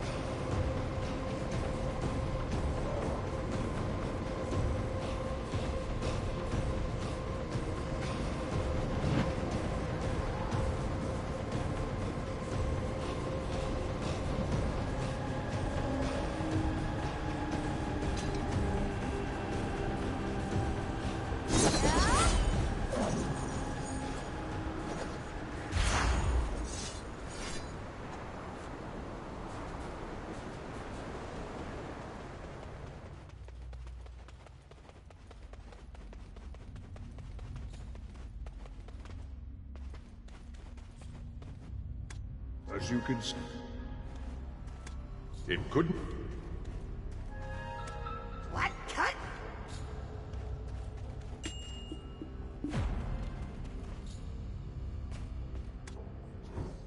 Listen carefully. We three are all that remain of the Jade Starlight Forest's history. Beyond lovely evenings spent with loved ones, where starlight and moonlight riding the cloud's end. Enough, that is. As the dark sky fades to bring in the new dawn, Heard you we have. our sincere duty is to protect the winter! Surround you, the swine pansies do.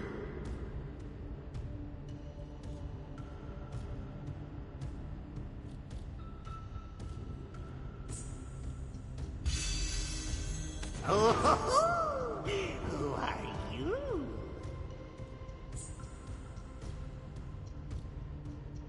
After escaping from that woman's clutches, we had no trouble making it through these woods. Aha! And who are you? Chief, we sent them the request for aid. Through Pit-Pit, remember?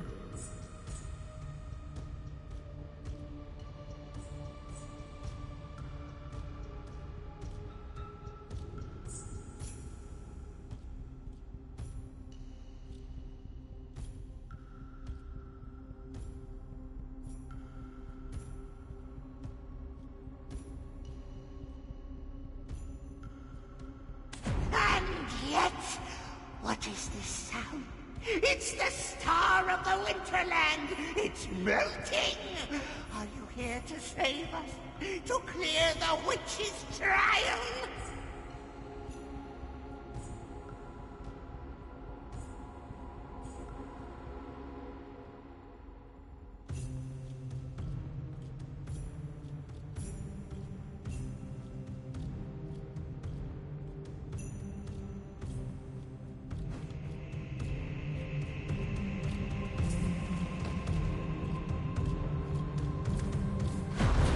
Once again see the world, and the heavy drinks Unwish would mix for us.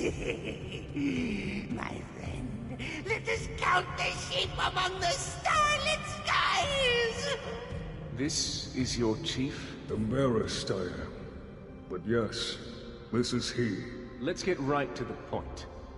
We are here for two reasons. First, to solve the fourth trial of the witches. Second, to find the missing Khan. What about us? You're not here to rescue us?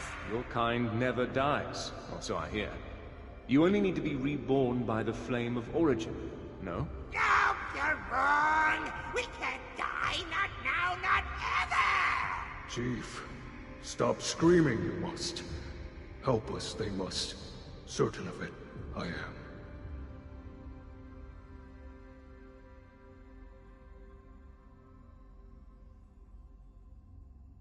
Ooh, Ivar! I mean, Ord. Have you finally thought up something good?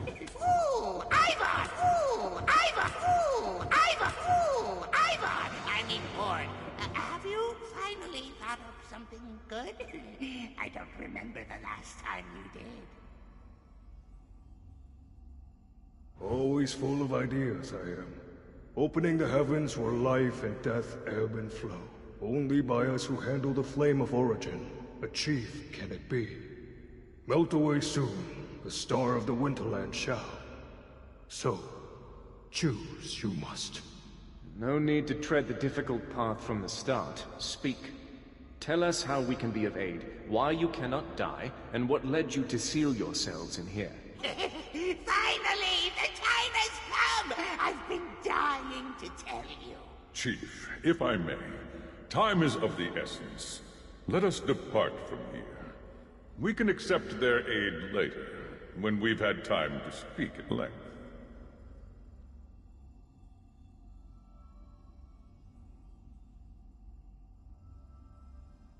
But you wouldn't happen to have brought any, libations with you. These things are better told over a stiff drink or two.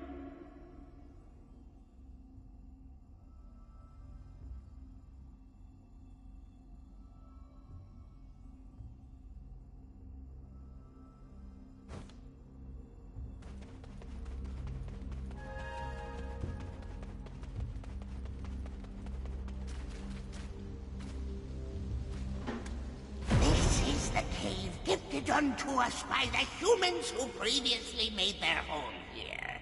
Where Lesha, the Witch of Fever, taught them the ways of draining the dragon's vigor. I still remember.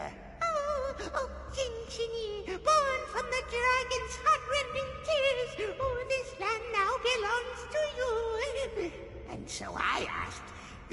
scorching heat was what drove off the winter's cold.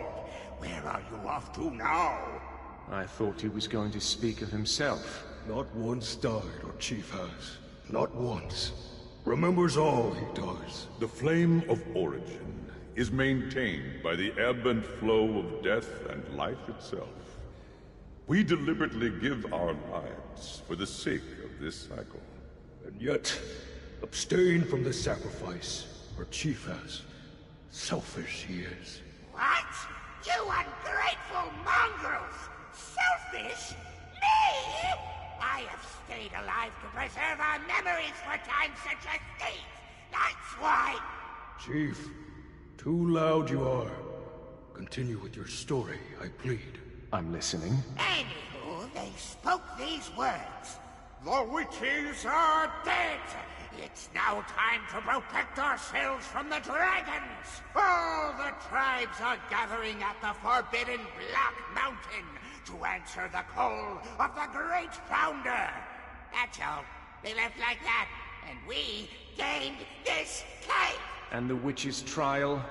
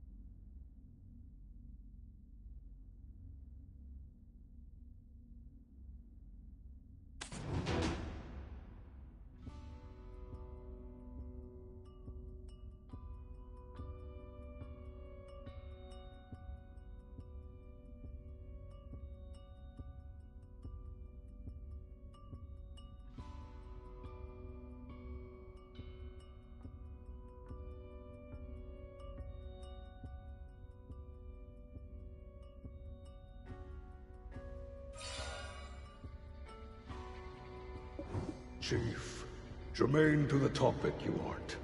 Help I shall. Taught the humans wisdom, Lesha, the Witch of Fever, did. Melted her own face right in this place, she did. And yet, from within the heavens of life's ebb and flow, the eyes, nose, and lips to Lesha's face, a shaman restored. As the fingers of the heavens, these four pillars are now known. Once Lesha's face is restored, so too the lost face of the Star of the Winterland shall be.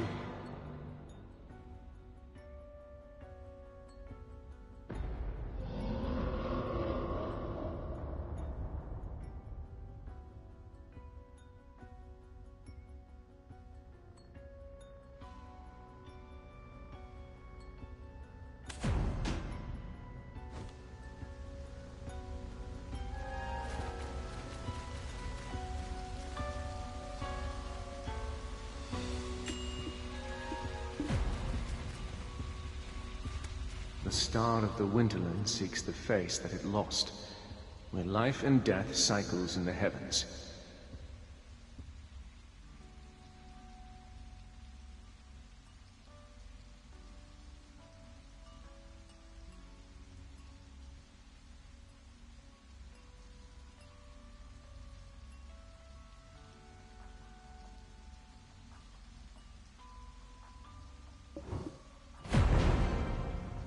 The Star of the Winterland seeks the face that it lost, where life and death cycles in the heavens.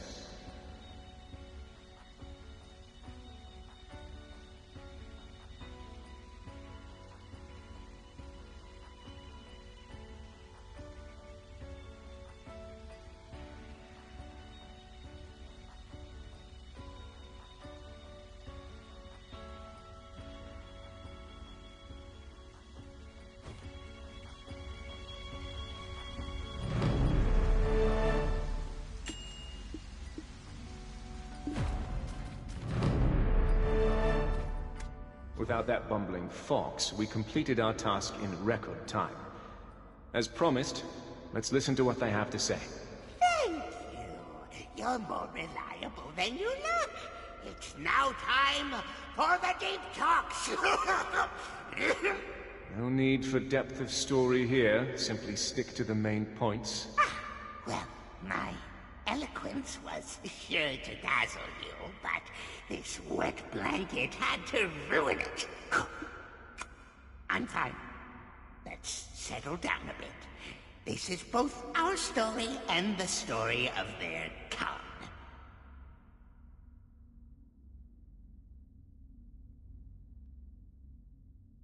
The reason we barricaded ourselves here is solely due to the crazed tribes outside these walls.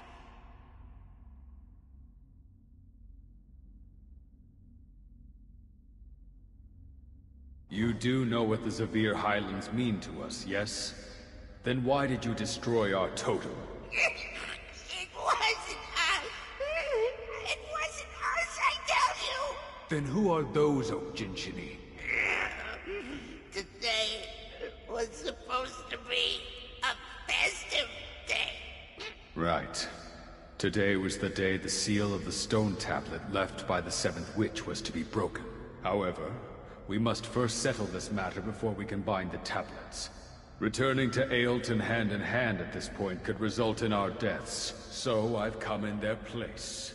What truly has occurred here? Are you actually okay? We found these in our woods. These? Aren't these the oak pills we used to enjoy together? Members of my tribe who ate these passed away. They were poisoned from eating these very oak pills. I can't believe my ears. Poison? We, for one, do not have the skills to craft a potent enough poison. It appears that the fox rule wanes, and the deer rule is nigh. Aren't you going to pass the seat of Khan to your own son? Maybe the antlered ones had some unfinished business with you. No, that cannot be. No Abets would do such a thing. We long to become a bridge for the world.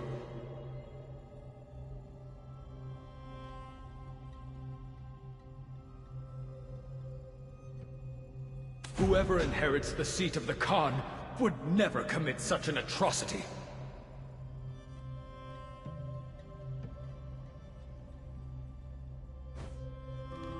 But you do know that if any of us loses our lives, our souls ride the origin flame as our flesh is born anew. And yet those of us who ate this very oak pill and were rekindled came back changed, attacking fellow members of our tribe. No longer would they sing with us, "Oh, Labresta, return, return!" That was where I tasted true despair. One became 10, which quickly became 100. They are the ones who toppled your totems in the Highlands. No, that cannot be. Not us Abets. What are you doing? I shall prove it to you myself. For the sake of all of the Abets who have been framed, we do not betray our friends. That is the way of the Highlands. Look, of one thing I'm certain. This oak pill is not poisoned.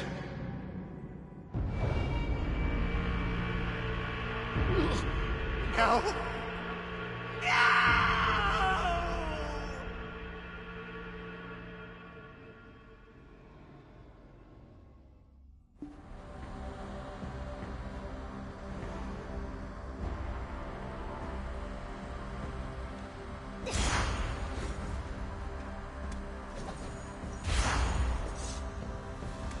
The Khan was where we wish to part the heavens to find his resting star.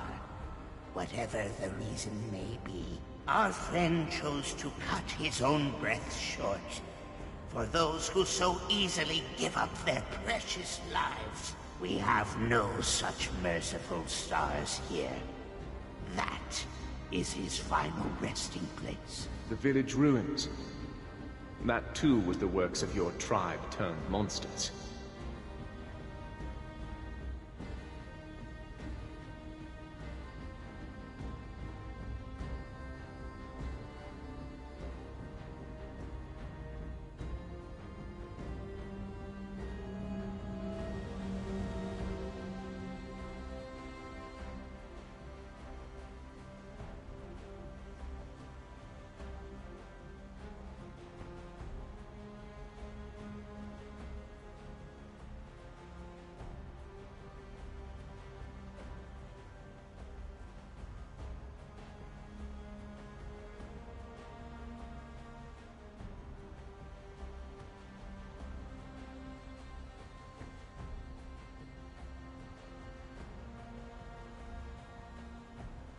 Do the Abeds believe we were the ones who brought the village to ruin?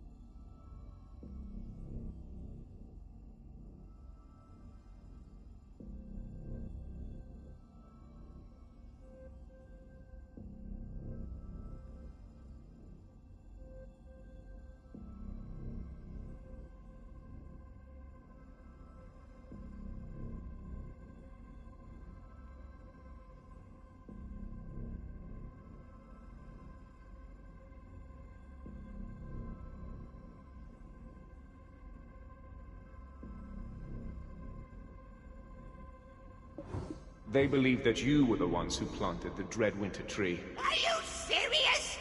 They're not of their own minds. Ah! We are plighted as well. How could the Abeds have such little faith in us? Chief, isn't it obvious? Even if the poisoned pill consumed their soul, their shells remain Okjinshini clear as day. Anyone else would think the same. Let's stick to the facts here. Know the facts we do. Continue the unfinished story we shall. After the Khan needlessly passed, I came to realize that this all stems from a poisoned oak pill. But we've yet to identify the maker. In the end, it's still the Mountain of Eternal Winter. The oak pill is just a means. For no matter how we died, through the origin flame we were still reborn whole.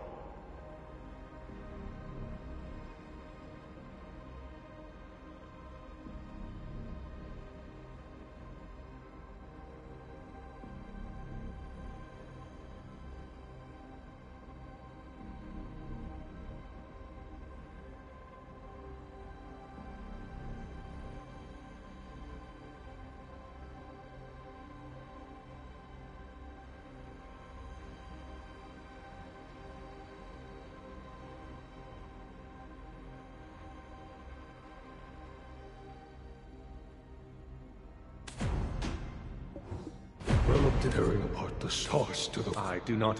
Asta, extinguish the flame that's claimed the haven of slumbering origin, and remove the guardian that protects the flame itself.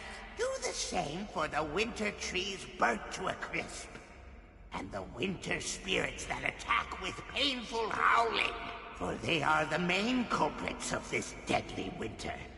Take this oak pill that murdered the Khan, and unveil the truth. If you don't, then I have no choice but to believe, until my last breath, that those antlered ones carried out this devious act. It pains me to suspect a friend. I pray that you preserve our age-old friendship. Now, we've no time to waste. Having now parted the heavens, I shall use all of my power to transport you to the path to proving that the Abets and Ukjin Shini are one.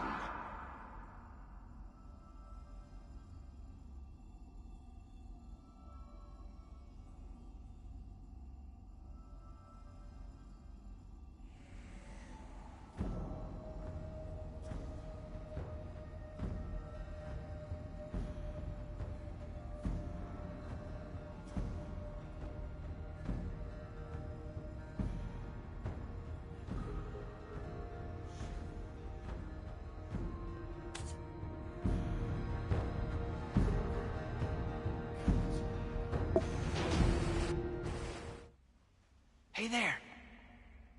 Yoo-hoo! Oh, you're awake, warrior of winter in training.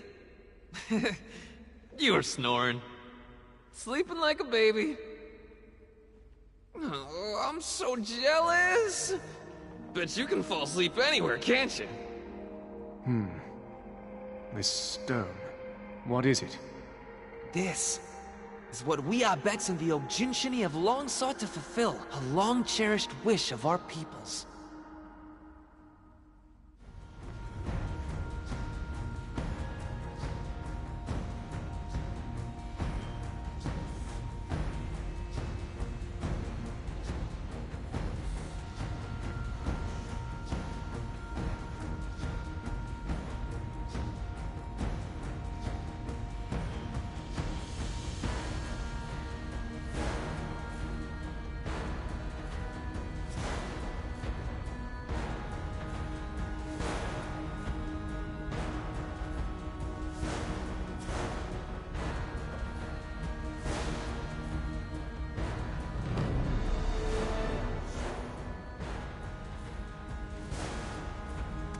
What kind of trial is... You could say it's the very reason for our existence? From the moment the Mountain of Eternal Winter embraced us, there existed the stone tablets, which we split and shared with the Ojinshini. These words were engraved upon those tablets. To find where your destiny lies, reach the end of the Path of Prophecy. Reaching its end shall break the tablet's seal and unveil the first prophecy. Gather the prophecies of origin to complete the final prophecy. This monument was made by Abets who reached that path's end. The proof that Abets and Ojinshini are one. I also recall seeing another stone tablet with constellations in the cave of the Ojinshini. Yeah, that's just how they express themselves. That was quite a mouthful you managed just now. Did our little seed sprout while we were away? What? A sprout? Come on! Don't forget, I am still the Khan's successor. Anyway, at first I was so shocked I had a little panic attack. To think they would send 2 people through the Jade Starlight Forest Path of Prophecy. Does that mean that those Ojinshini wish to speak with us? They were kind of preoccupied with their own troubles.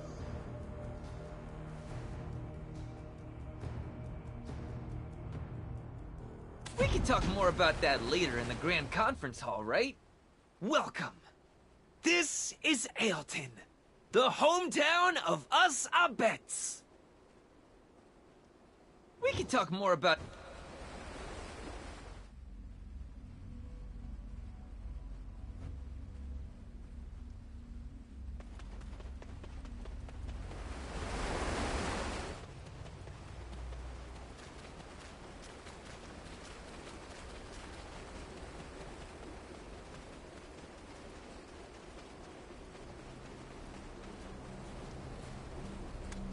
Oh, I'm growing those plants. Please be careful not— Invish cannot get enough—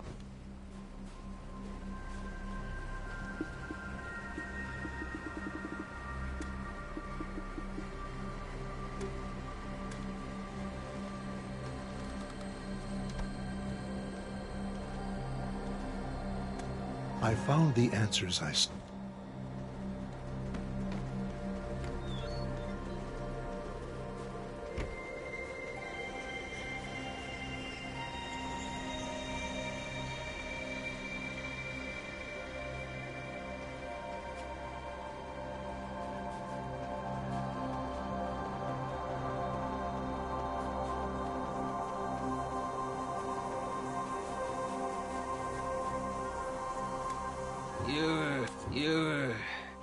You're an adventurer, right?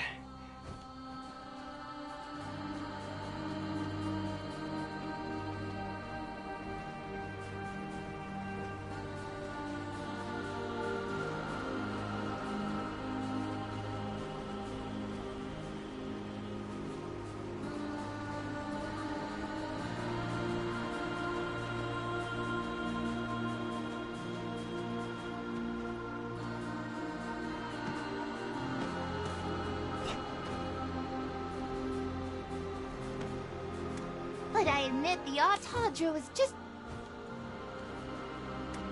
Oh,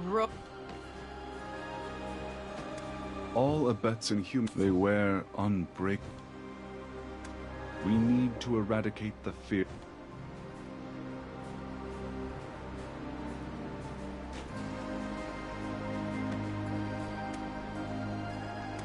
Love is like fishing. Love is like fishing.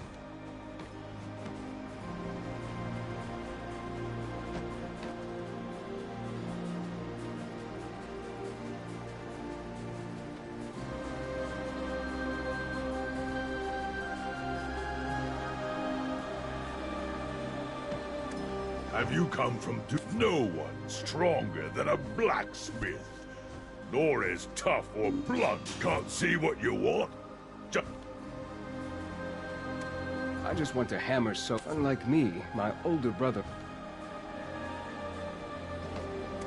Every weapon between you and me, I actually prefer sketching in my spare time. Between you and me, every weapon here was made by my father's own hands.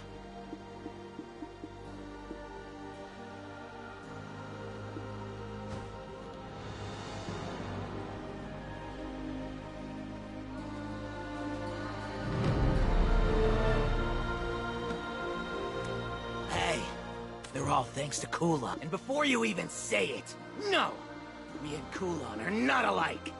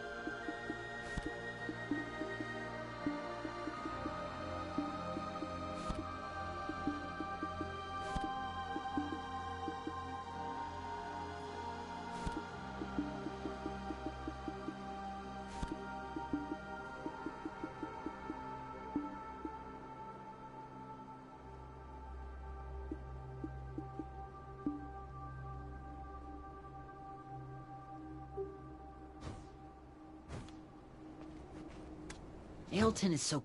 You know you've got to take a Hillsworn name if you're here longer than a season, right?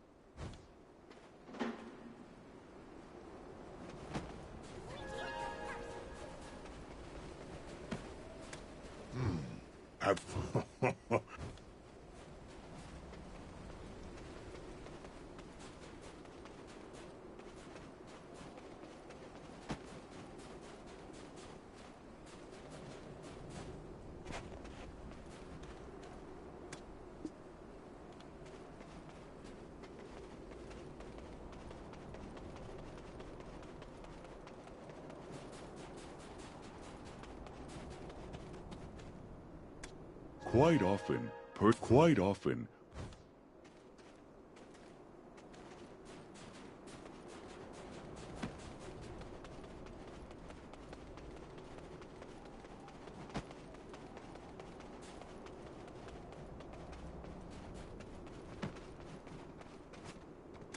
What the Abets really mean. Are you ready?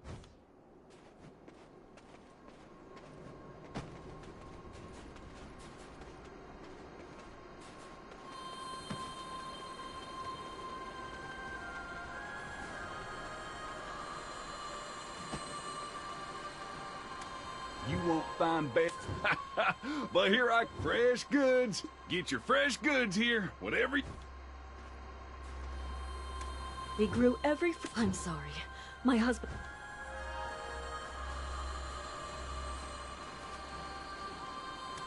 If I'm Mickey...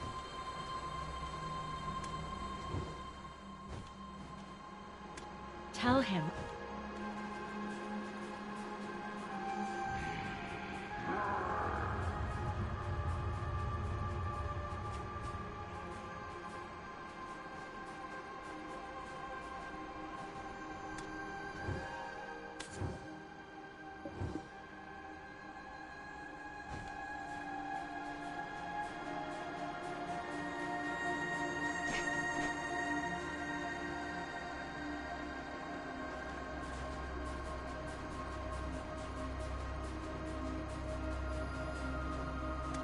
The Abets pride themselves, but my legs always ache. Isn't that pathetic? The Abets pride, but if I train, but my Abets pride them, but my legs always ache, but if I train, but my leg, the Abets, but if I train hard.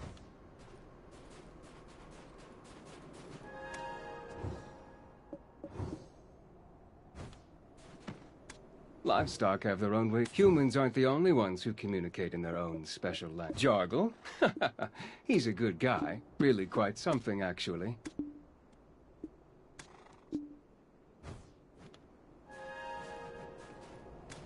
This building's so long.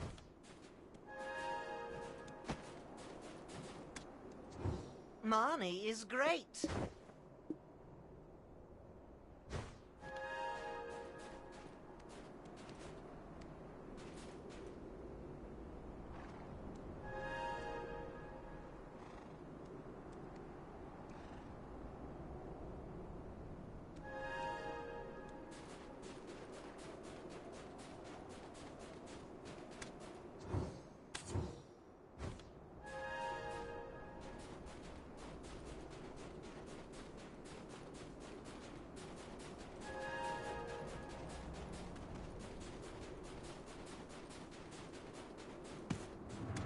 Zubaya, I'm going to make her a...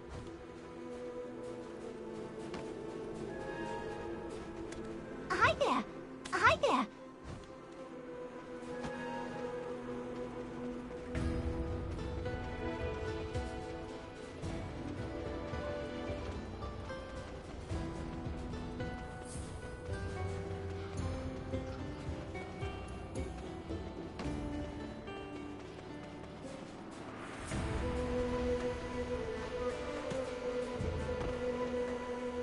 The prismatic one. If you have a knack for crack... Even if we those who aren't a bet.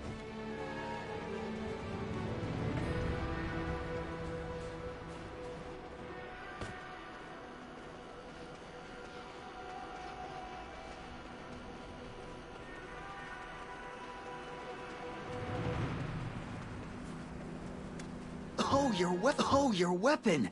Imagine firing arrows.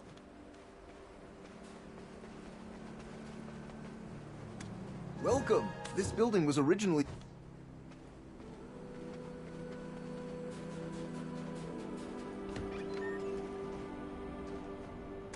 Would you mind we make oak...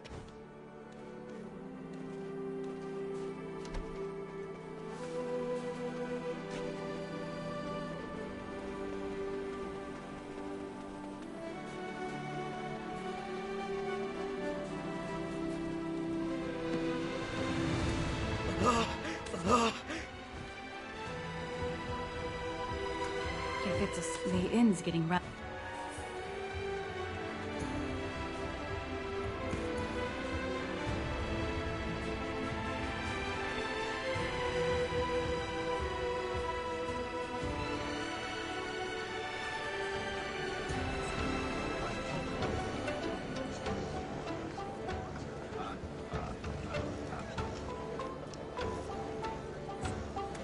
If you want to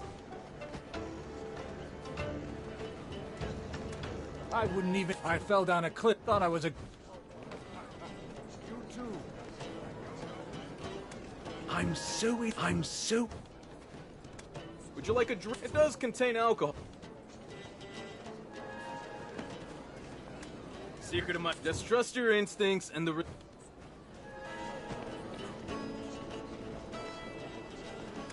Huh. Why does it never taste like Narangarel's? I followed his...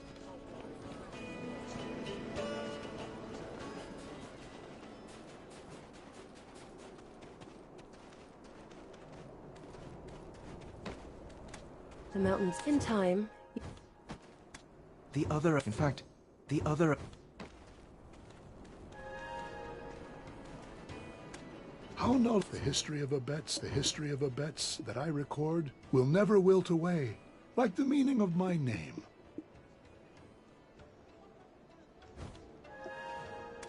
My calling is... Have you...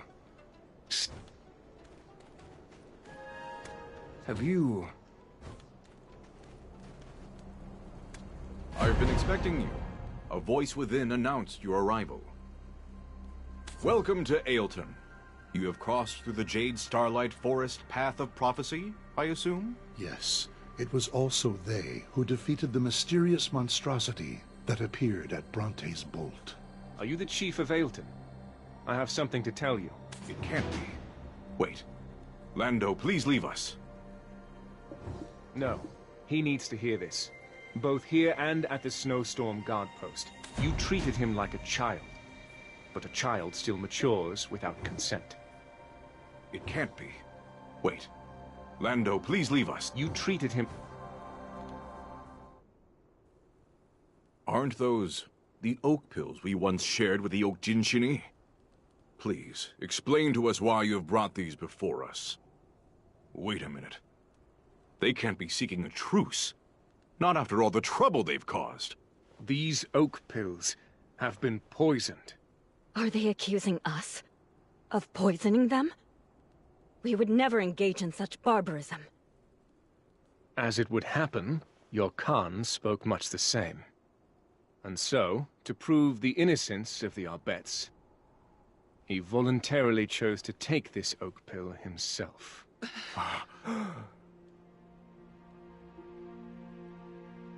What? Always so trusting, honest to a fault. Why? Why would he commit such a foolish act? It simply doesn't make sense. The first Dear Mara uttered these words.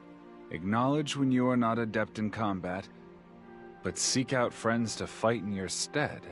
Of course, that's very wise. We should hire some mercenaries to protect us. Quickly now, let's put out the word to all corners of the continent. The Snowstorm Guard Post was in such disarray. This explains everything. Be quiet, all of you! If my father were here, you think he would just hire more mercenaries? What we need to do is get to the root of all this chaos and confusion.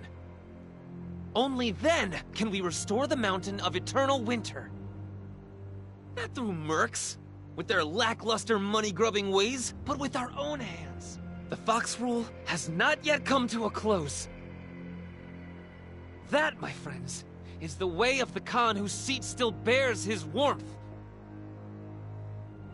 That, my friends, is the way of life in the Highlands, and every single one of you needs to respect it.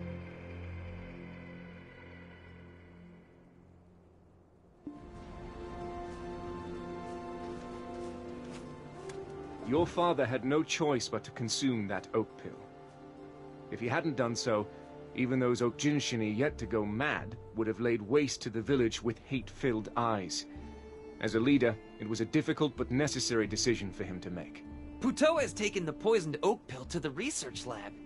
Why not take a breather and look around town while we wait for the results? No. Is there a place that keeps records of visitors in this town? The Oak Jinshini originally suspected the Dear Abets. Even in a place like this, the enemy could be an outsider.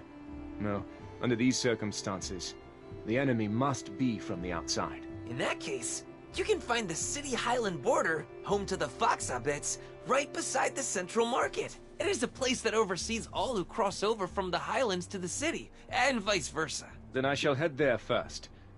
You should go make yourself useful and look around as well, yes? The path that I must take is clear. I must find the true enemy that wrought this chaos and ascend the mountain.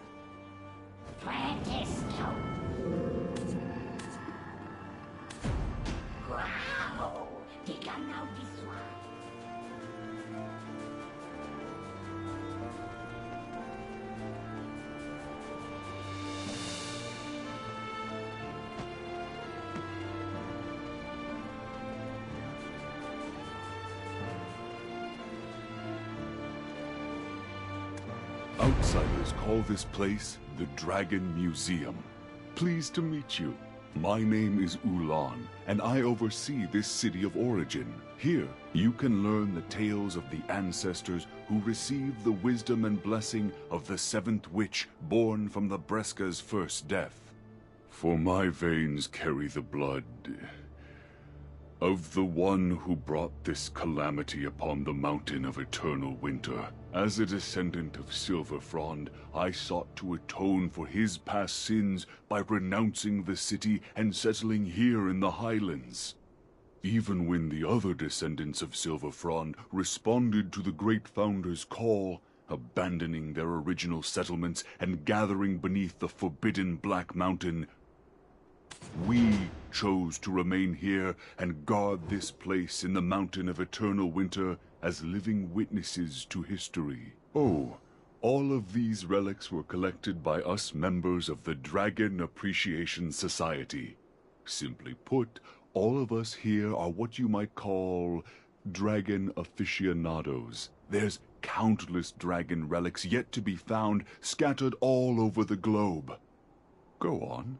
Take your time and have a good long look around. If you found yourself here, all on your own, then maybe, someday, you may find yourself amongst our ranks as a...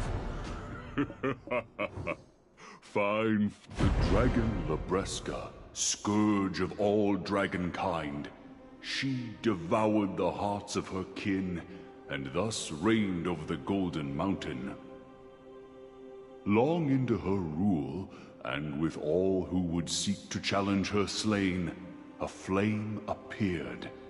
Was this a trick of the gods, or a test? But from Labreska's first Bronte, Witch of Thunder, she who rends the dragon's wings. Kahel, Witch of Blight, she who rots the dragon's claws. Sethra, Witch of Rifts, she who splits the dragon's scales. Lesha, Witch of Fever, she who drains the dragon's energy. Marsh, Witch of Swamps, she who binds the dragon's ankles. Owena, Witch of Ruin, she who collapses the dragon's airways. And last but not least, Arethia, Witch of Erasia, she who expunges all fear of dragons. Labreska, keeper of the Golden Mountain, even at the brink of death, bestowed upon us a gift. For from her death did these 7 witches arise, who used their mystical powers to protect us from the fearsome dragons. Many moons passed while its golden... Sadly, that era of misfortune came sooner. Erethia, the 6th, the once play Silverfrond, made the god told Silverfrond that he must retrieve the Yeenix, the holy flame still in the embrace of the dead golden dragon, if his wish is to be granted. There, he learned of the Phoenix's true might, that it has the power to consume gods, and realized that he had been deceived by the wish-granting god. Can fate ever be denied? For just as he had with Erethia, when Silver Frond's eyes fell upon Libresca in that fateful encounter, he fell blindly in love with her. And Libresca, who clung to life just barely thanks to the Phoenix, found comfort in the lonely human before her. And the mountain of eternal winter soon saw a warmer winter unfold. But then the Knights of Dawn arrived, seeking to bring an end to the God of Wishes. They persuaded Silver Frond to carry the Phoenix to him. I vow to return, for I know this flame is your life, promised Silver Frond to Libresca as he set off. The 6 witches had no choice but to allow Silver Frond to leave for Ozeka with the Phoenix, for the golden dragon Libresca had granted it. But no sooner had he left, a deathly winter descended upon the mountain. It seemed that Libresca's second life had come with a price. For something dwelt inside her. Something that the Phoenix had kept at bay. But with the Phoenix gone, it now consumed her from within. It felt as though an eternity had passed, but still Silver Frond had not returned. In time, Libresca's eyes grew dim, and her memories faded like dreams. Eventually, the small sliver of hope she clung to evaporated, and with it a great calamity befell the mountain of eternal winter. There are no witches to protect us now. It is now up to us to defend ourselves against the dragons, proclaimed the one now known as the Great Founder. I have many more a tale to tell, but the beauty of... not to mention...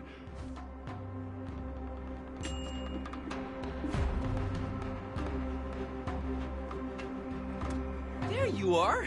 We should set off for the city Highland border as quick as possible. Our Dark Knight is being quested. Who would have thought they'd be such a show? Always acting all...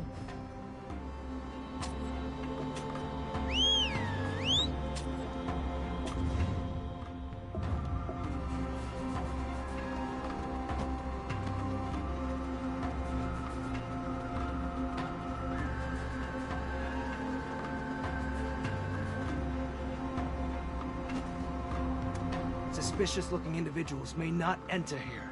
Suspicious-looking These are the talented blacksmiths from the Gavinia Great Crater who have taken on the Highland Bond and been invited to the Highlands. While the day and time whence we were born may differ, here in this place, may we exist as one body and mind together. Here, write down your city-worn name and take your hill-sworn.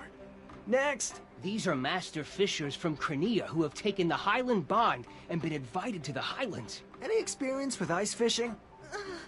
That wasn't part of our agreement, but, that won't be an issue. Good. Of course it wouldn't be an issue. While the day and time whence we were born may differ, here in this place may we exist as one body and mind together. The citron orchard nearby is practically a Papu paradise. Shush! Let's keep that to ourselves. You're right. Next! While grateful for your previous offer, we Aker must respectfully decline. We could never imagine existing alongside the Vidir. I see. I suppose you need some more time to think about it, yes? Next! Ooh, are you the friend of this liar? I'll conduct a simple test of truth to see if you truly are friends. So many meaningless steps to confirm the comings and goings of one man. Silence! Don't you dare try to pull a fast one on me. We have no vacancy for liars like you in the Highlands, especially with how low the public sentiment has become nowadays. Never thought I'd live to see the day where the Highlands would be overrun with suspicion. I thought the stories of poison oak pills were mere fiction, and yet it's been revealed that the oak pill research labs were robbed. Are we getting fired? Before I have to take responsibility and relinquish myself from this position, I shall uncover the truth behind this mysterious interloper. Now, a test that will surely uncover the truth. Any real adventurer could easily answer these questions. First question. Patrigio's leopard's name is Naru. No. Patrigio's leopard is named Tuvala. Too easy. Second question. The symbol of Kelfion is the eagle.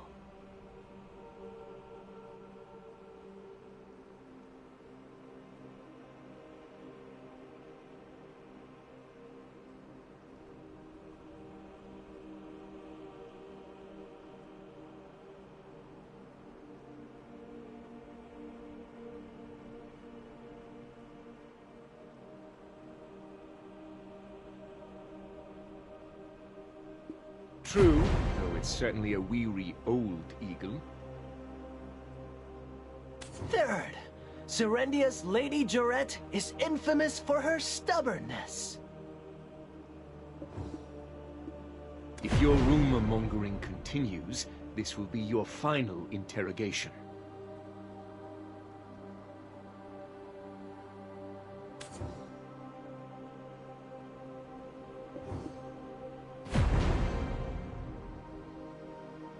It appears you do speak the truth.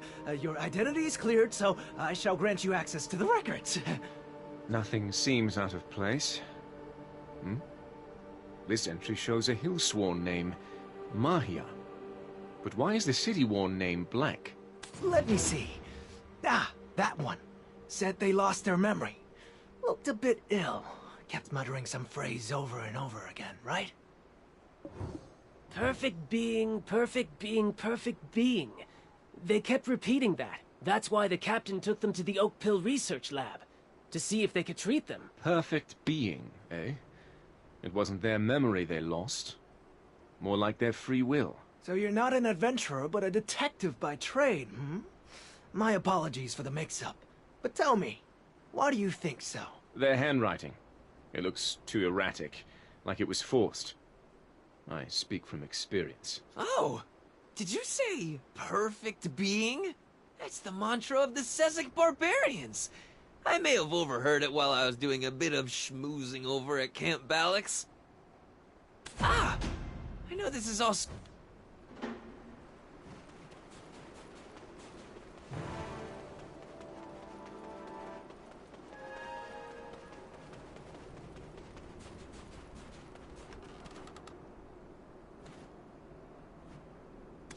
Humans came to despise Silverfrond, but we are ever in his debt. This is the place where he researched methods of transporting the Yenix. It required much wisdom to be imparted by Labreska herself. To make use of her wisdom, we created the Oak Pill. I can't believe it. The poison drawn from the fang of that monster at Snowstorm Guard Post, and the poison in the Oak Pill, are one and the same. It was the devious actions of that monster? It didn't seem that intelligent. Our shaman Invish didn't mention seeing such a monster on the path of prophecy either. Blind faith in prophetic paths is folly. For if all prophecies came to fruition, this world would already be in ruin. Please report these findings to the shaman Invish. This is a new ordeal facing the Mountain of Eternal Winter.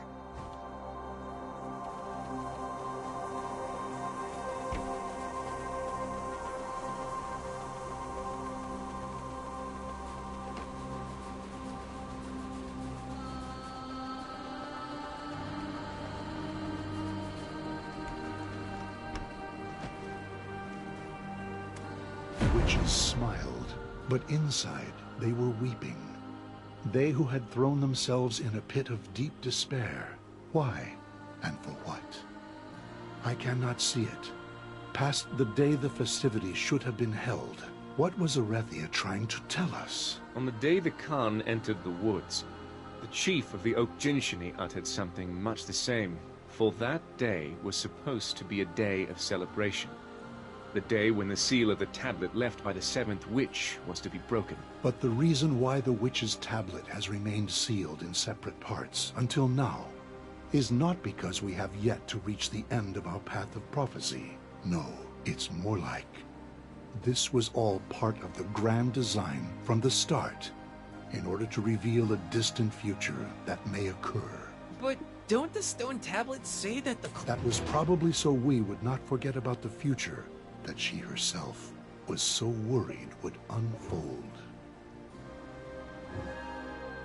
That was probably so we would not forget about the future that she herself was so worried would unfold. On that day, which was supposed to be a celebration for our Bets and Oak Jinshini alike, a mysterious explosion occurred at the Shere Khan Iron Mines. Maybe that explosion awakened the very thing the witch feared. Do you suppose it had anything to do with that strange monster no one had ever seen or heard of? During all the chaos that occurred on that day, there were some who took the opportunity to flee from that place. I believe they'll be able to enlighten us more on what exactly happened on that day. Oh, aren't you? Give me a moment. I will hide your dark presence. The marking on your skin?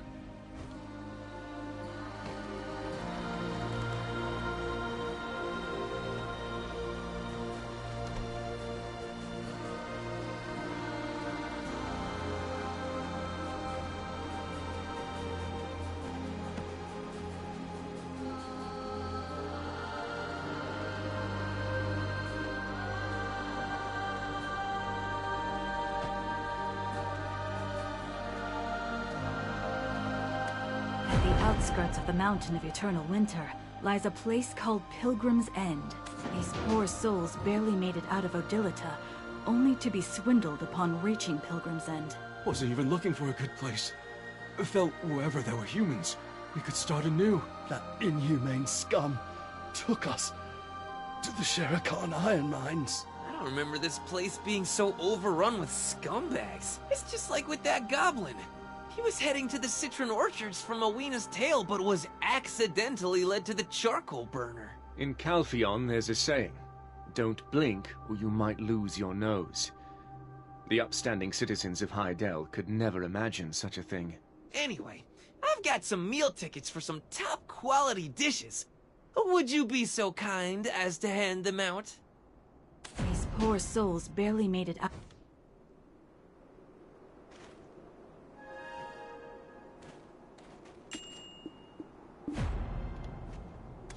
It was swarming with those Sezek barbarians.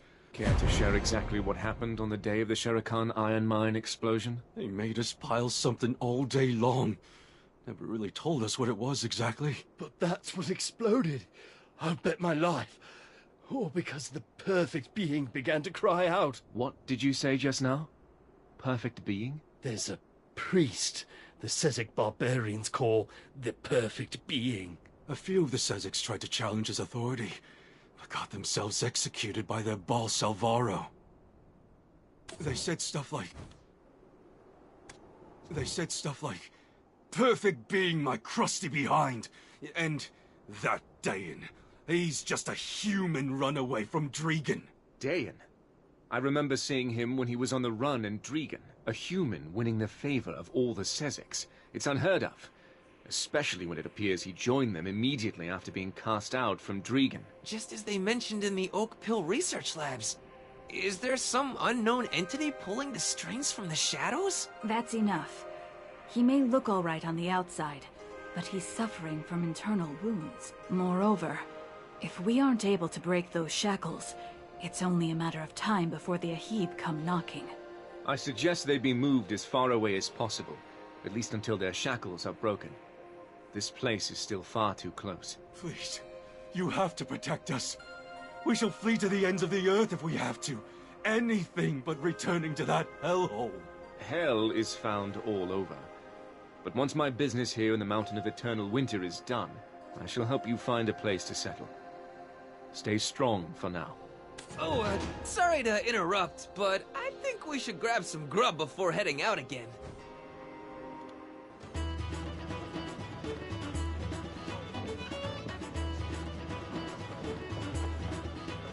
Get a fresh pint of Ailton Ale with a splash of sweet goat's milk.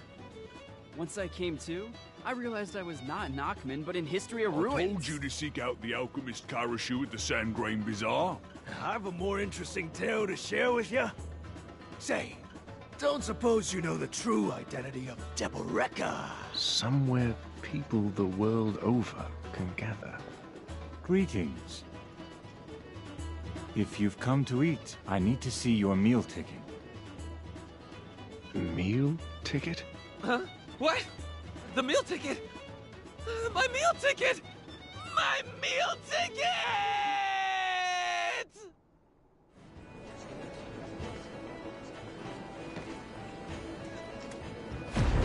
Sorry. I had so many tickets and there were so many hungry faces. I think I just got caught up and gave them all away. Such a strong voice from such a small body. Your colleagues must be quite mad at you now. No meal ticket, huh? I can still offer you a chance to taste my cooking. That is, only if you play a match with me.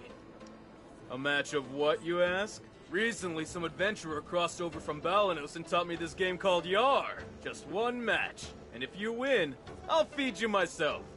Otherwise, go purchase a meal ticket. Hey! Anyone here know how to play Yar?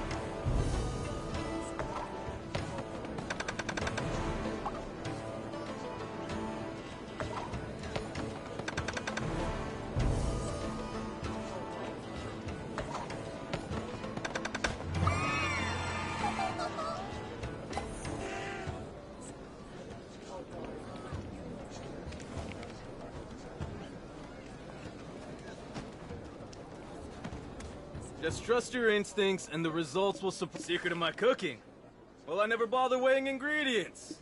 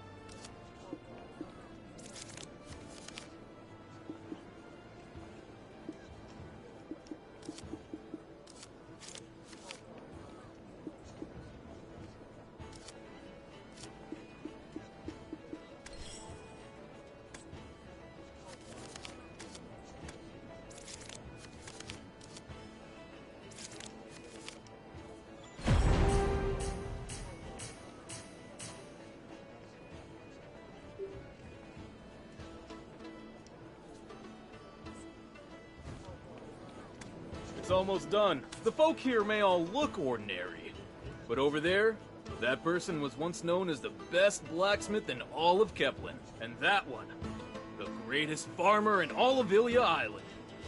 The Abets are quite skilled at recruiting the most talented folk from all over the continent. I can smell the egotism wafting off of you like aromatics. Get out now, you swine!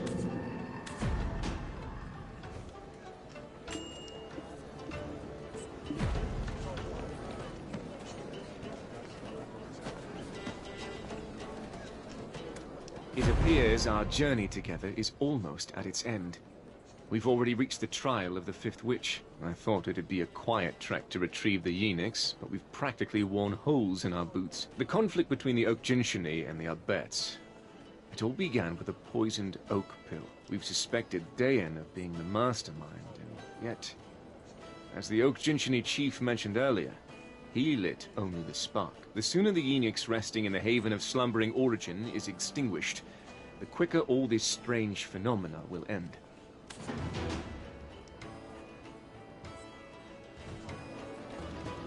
If we succeed, I suppose you'll be hailed as a hero in these parts as well. Look at that fox, living only for today. I hope we can find his brother. It's been some time since I've seen a place so filled with human aroma. What will I do once I've erased the burden of this mark?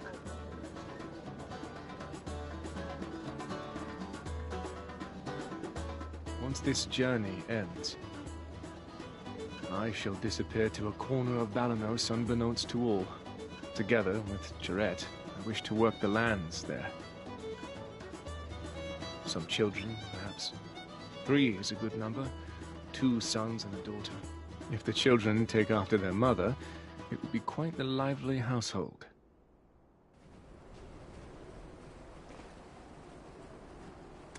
The Fifth Witch is Sethra, the eye that climbed out of Hell's depths. Seek out Gonzarig in the Highlands, and if you need my aid, send word by his hawk.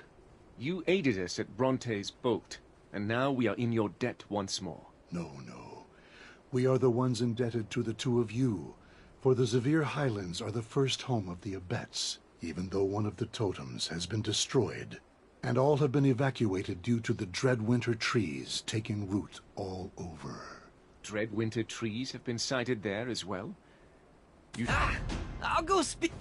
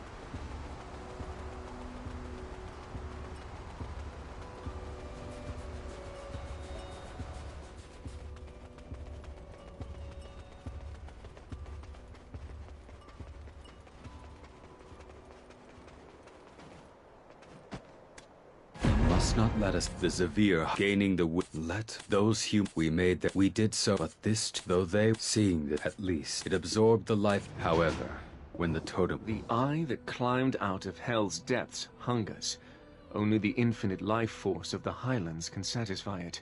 Only by returning the creatures to the Highlands can we overcome the witch's trial.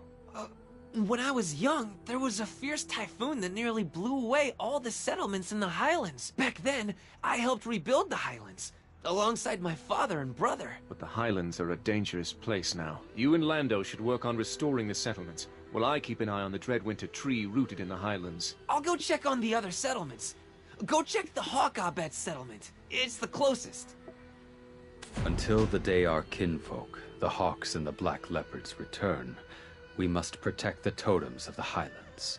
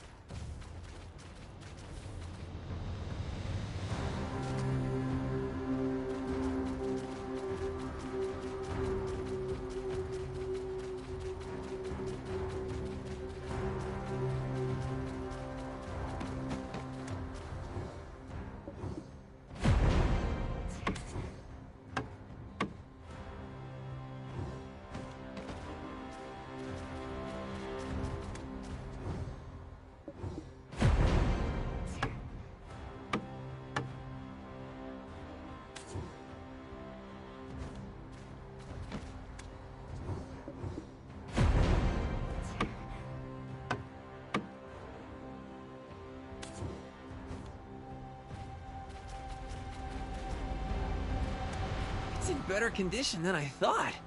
When I went to see the Foxabet settlement, it was in complete ruins. Now you've got to hunt. We need to attract hawks. Snowfield Illipikas or Snowfield Markors will do. Here, use this matchlock. Where did I get them? Get moving! If you keep making excuses to slack off, Snowfield Illipika...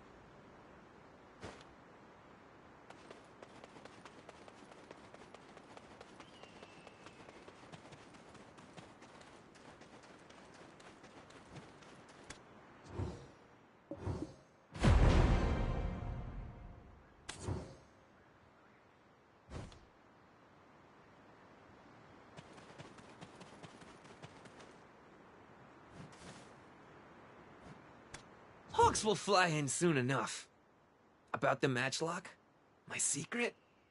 Endless pockets, baby! When I had no idea that my father was Khan, my dream was to be a jack of all trades, just because it seemed cool to help people by carrying all kinds of things. But my little brother's dream was to become like Muhad. His dream was to climb up the mountain of eternal winter. He said that with his white fur, he'd be good at camouflage. It came out of nowhere, honestly. He only chuckled when I asked him what he was thinking. But he kept on pestering Father about climbing up the mountain. That's why I made him these mountaineer clothes. I thought feeling like one might be enough to keep him here. Oh, look over there! They're finally here! Whoa, they're really going to town. I feel full just looking at them. Next up is the home of the Dirabets. Gonzarig restored the whole place this morning. All we need to do is attract the herbivores. They are very cautious, though. There's a tip that Father taught me. We need snowflake stoneback crabs. The winter flowers on their backs give off a very pungent smell. You'll find snowflake stoneback crabs hiding around the highlands if you look carefully. They used to own... You know, these... Next up is the...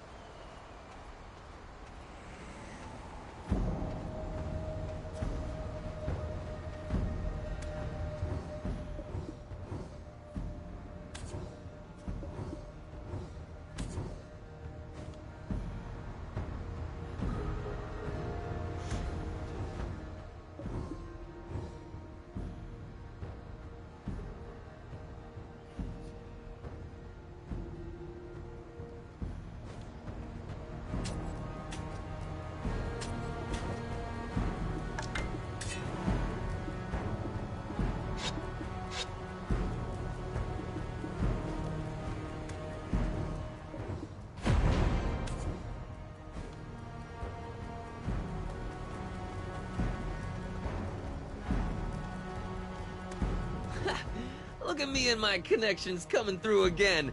The animals would be disappointed if we didn't have delicious fruit, right? We're here from Moslim's Eula Citron Orchard to help restore the Zavir Highlands. I'm so very excited. I hope they really enjoy them. I could kind of start understanding my little brother's behavior once I knew about the Path of Prophecy. The wise Invish told us that we all take different paths, but each of us are destined to reach the end of that path. I realize now that my little brother was always walking along his path, but I haven't even found where the path starts yet. The path my little brother took was surely not one to be taken by a Foxabats. Since we cannot climb the mountain, I think he disguised his desire with light-hearted jokes. Oh, they're gathering! Wow! What are they? So many animals I've never seen before! We're leaving now! Lando! So maybe I said something about offering to promote them. Sure, the world's all about give and take. By the way, where has our dark son disappeared to? He's not possibly taking a nap, is he? I'll go find him and teach him a lesson. You work on restoring the Foxabet settlement. Yeah. This might require a bit of, muscle power. That's why I gave you the almighty axe. Go fell things! So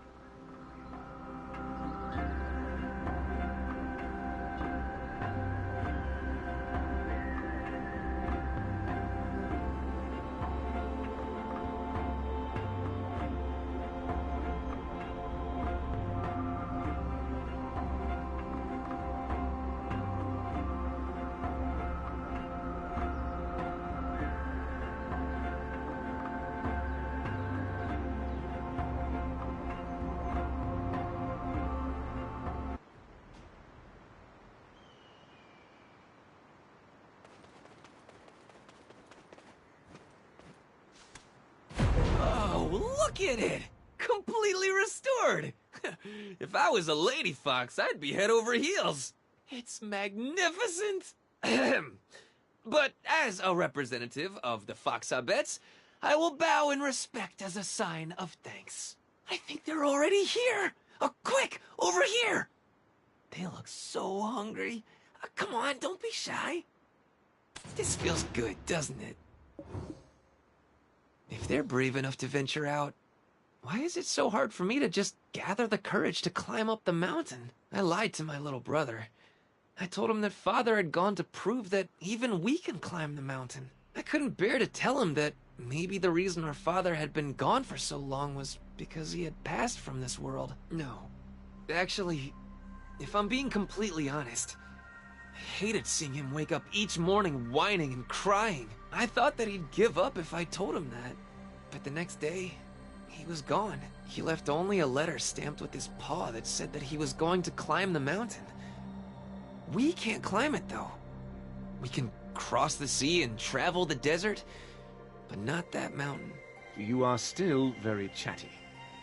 You can traverse the sea, the desert, and that mountain is no different.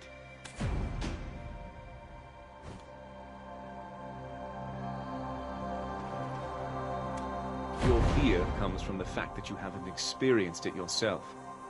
I'm not ignoring the traditions of your people, but the source of your fear comes from words passed down. That's all. It's ridiculous to say that one invites death by simply climbing a mountain. Have you seen any that prove those words to be true? If I were you, I'd test their veracity myself. If you've resolved to climb the mountain, then I will accompany you. In order to do that, we must complete the trial here. I saw the incense rising from 3 of Sethra's vases of living souls. But what should we do with the Leopard Abet settlement? Something in ruin cannot be restored. Not to mention the Dreadwinter tree is deeply rooted there. Then... how about purifying that tree? We're good as long as the living souls are alive. We're just borrowing the winter spirit's life force as we cleanse them of their pain. Has the world gone mad? Will the sun now rise?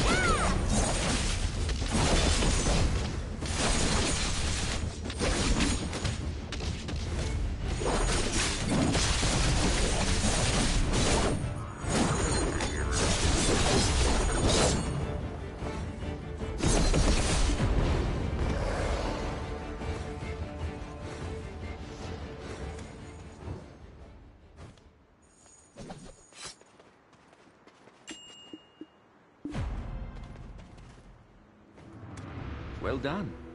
Now, let's go see the last vase of living souls. Ah! What was that? Can someone explain to me what just happened? There's that same foul smell that the monster at Bronte's bolt gave off. Could it be that there's a path to their burrow underneath this Dreadwinter tree? Let's go meet Ganzorig and send word by Hawk. We have to keep moving forward. Trying to fix a problem every time one rears its head is like trying to fill a bottomless pit. You must seek out the root of the problem. A leader who fails in this will bring only chaos. All right, let's go meet Ganzorig.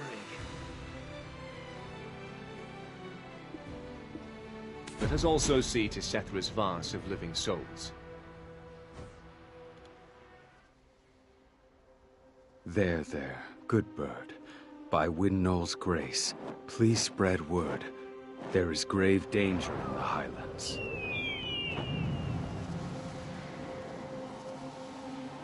Thank you. We welcome you as one of our own. If I find kinship among the Highland people, will I find salvation from the mess that I'm in? Look, all of the vases of living souls are breathing.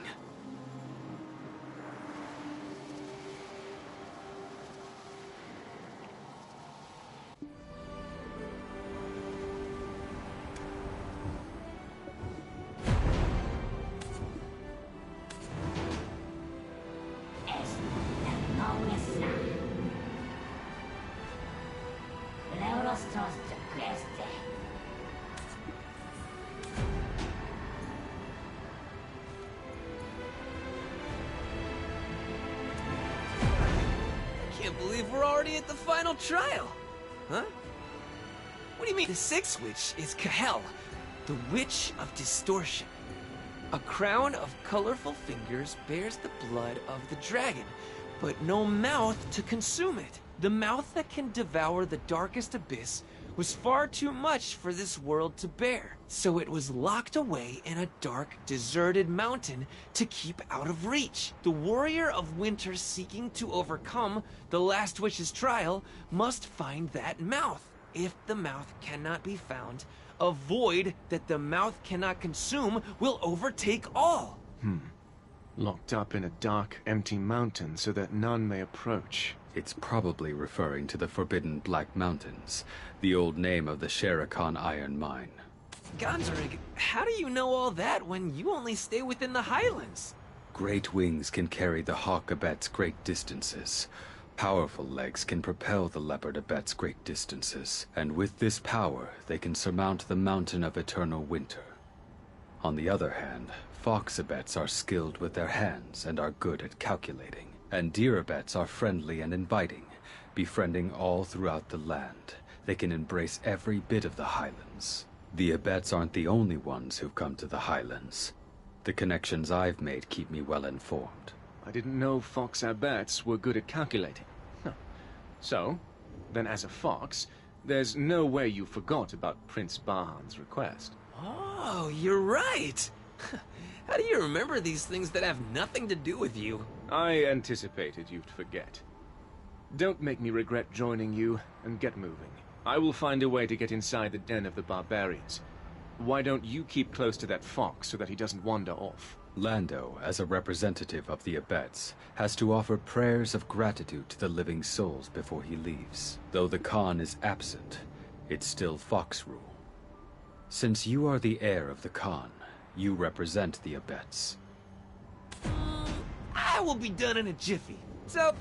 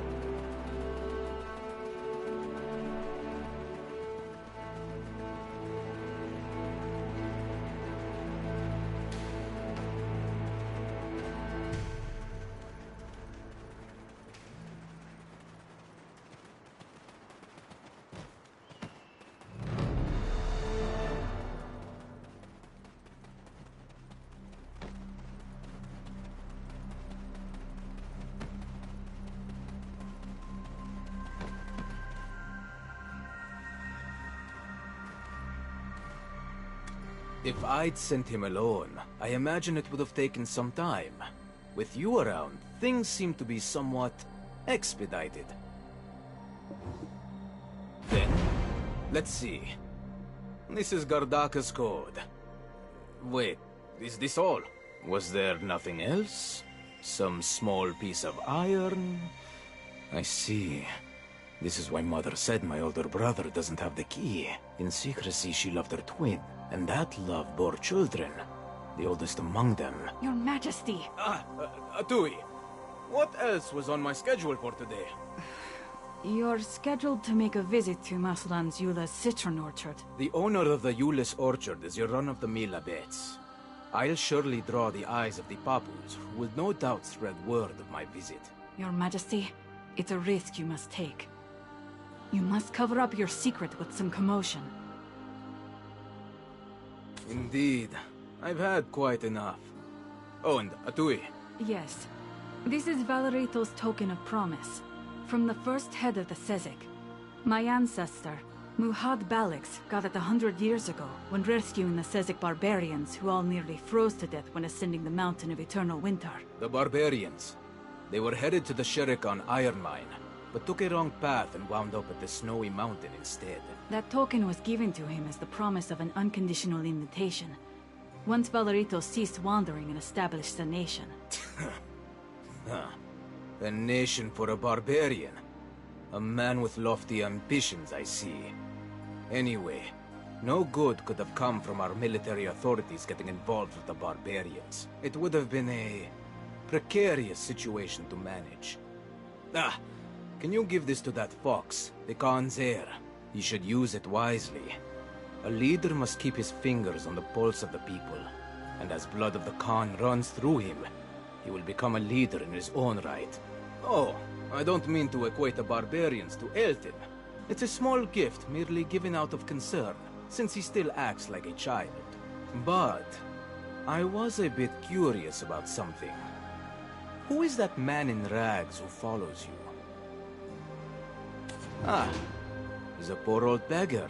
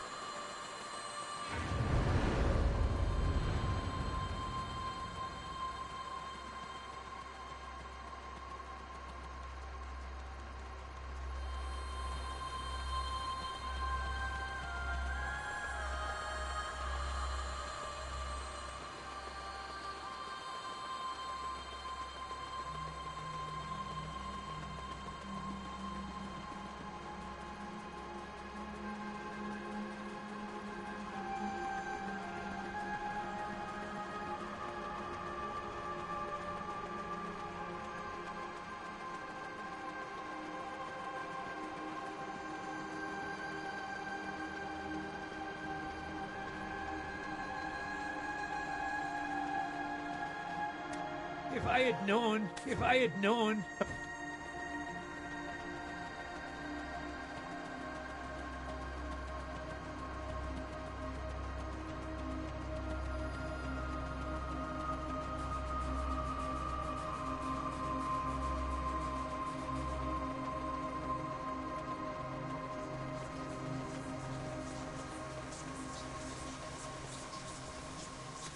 I totally meant to meet up with you right away.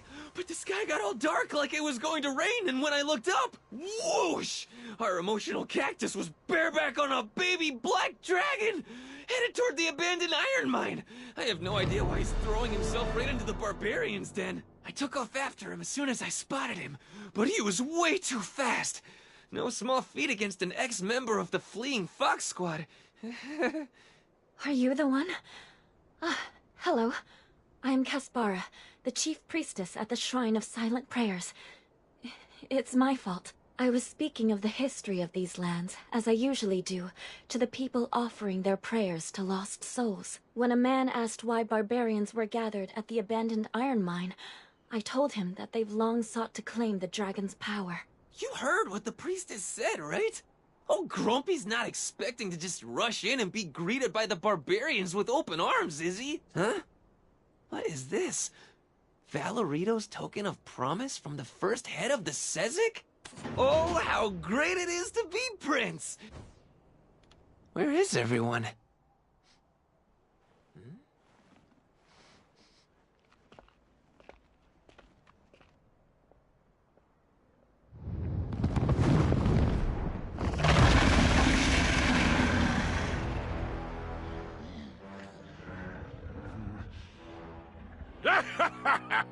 Come, everyone! Look at this guy, full of gusto! What the heck? Correct me if I'm wrong, but I don't think this is the reaction we were hoping for from this guy. This should be easy. You, where is Dayan, the one called a perfect being?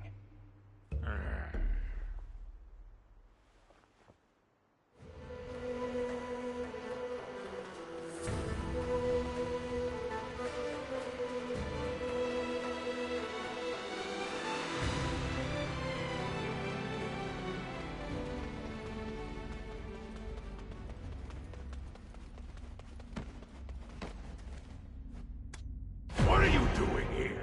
Get the hell out of my sight before I toss you into the mine! Ha! What an entrance! A true showman! But there are only two types of people who come here.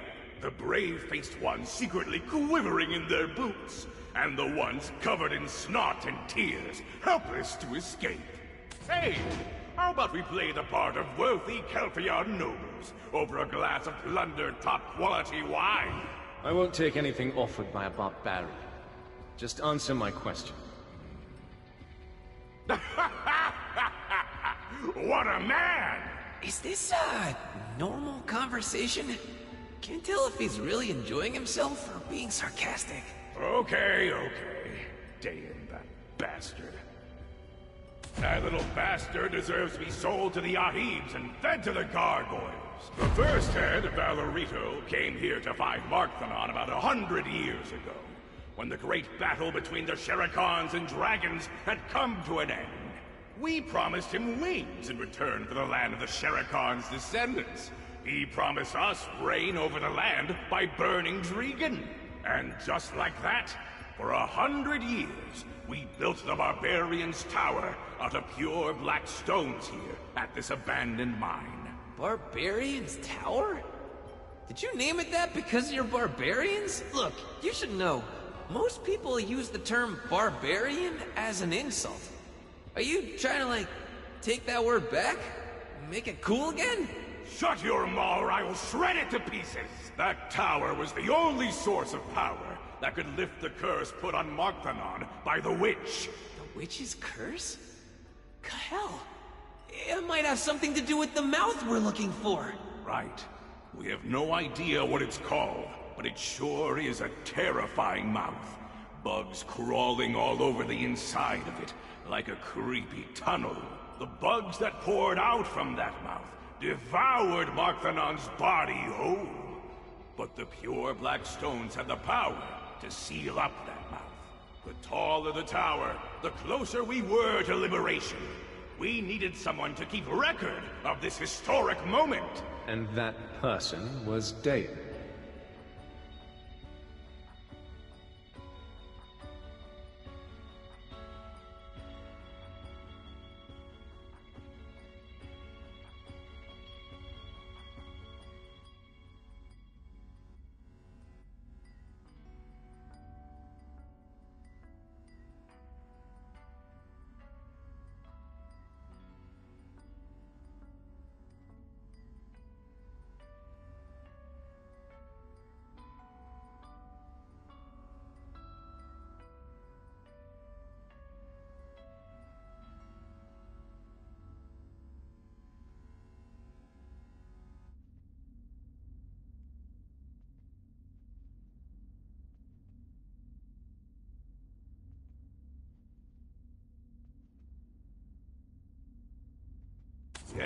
Yes, he came to us on his own, saying he respected Markthanon, although he had been kicked out of Dregan. He must have appeared as providence for those of you seeking to shed yourself of the barbarian vestments. No wonder many flocked to him. Dain, that bastard up to no good. He blew up the barbarian's tower that we toiled over for 100 years! How come? It was an opportunity to awaken Markthanon again. Could it be because he wanted to become the hero of Dregan or something? No. The barbarian's tower is not something that can be blown up by a mere human. What do I care? He's long gone anyhow. So basically we've reached a dead end. Dain is gone. We have no means of getting a clue about the trial. Let's just go. But there must be some hint about the trial buried somewhere around here. This is where the Tower of Pure Black Stones exploded. Who knows what changes that might have brought. Beware. What? You're leaving just like...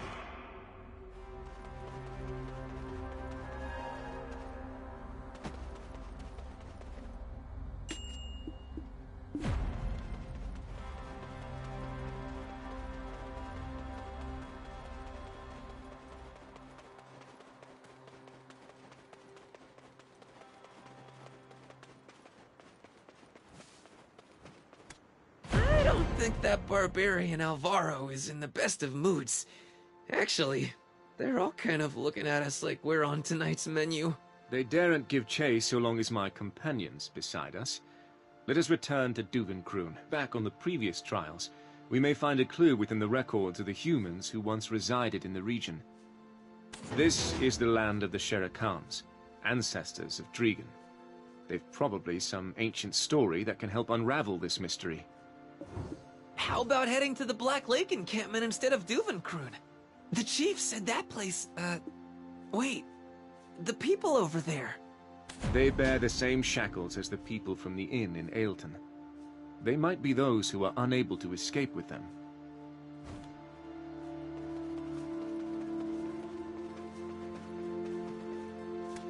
You're from Ailton, right? Thank goodness. You've come to rescue us, right? Yes. The village ruled by a wise white fox. Those who escaped first promised to come save us. I'm truly sorry, but we're in the middle of the den of the barbarians. We never promised such a thing, nor did we come for that matter. But you want us to just leave them here? We can't save everyone. A leader understands that some sacrifices must be made for the sake of all, though your heart may be racked with... I understand. Then please, I ask only one thing. I drew a map in secret so that I might flee this place. A map that would take us through this mine while avoiding the eyes of the barbarians. But I was found out, and my map was taken from me before I could do anything. Please, just retrieve that map for me. We'll deal with the rest, please. You just need to steal the key from their chief priest. Actually, these barbarians, their senses have been a bit dull ever since the day of the explosion. All right. You get your mitts on that key. I noticed they like swaying to funky rhythms, so I'll teach them how it's done. That sly fox.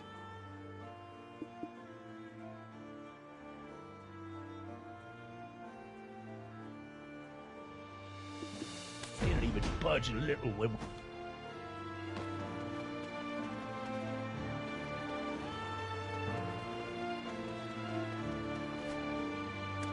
This is how you get down with your bad self.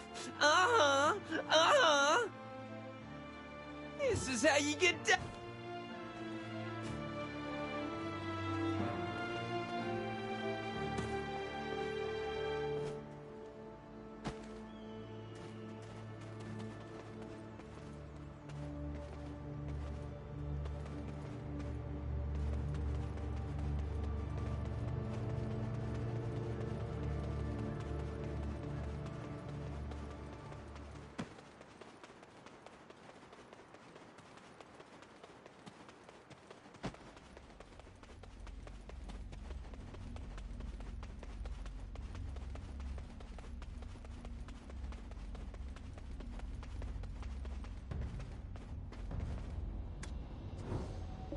Why is the box so big? Let's deal with this quickly and go.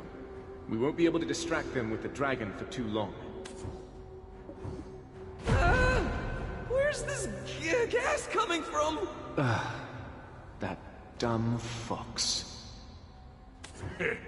Thought you were too clever for me. Thought you'd slip through my hands. So naive. You went straight for the bait! I'm so sorry we deceived you. I really did want to escape. I didn't think you cowards had the spine. All right, run far, far away. I'll show no mercy if you're ever caught again! Damn it. My body. You're in the barbarian's den. Did you really think that you'd get out of here alive?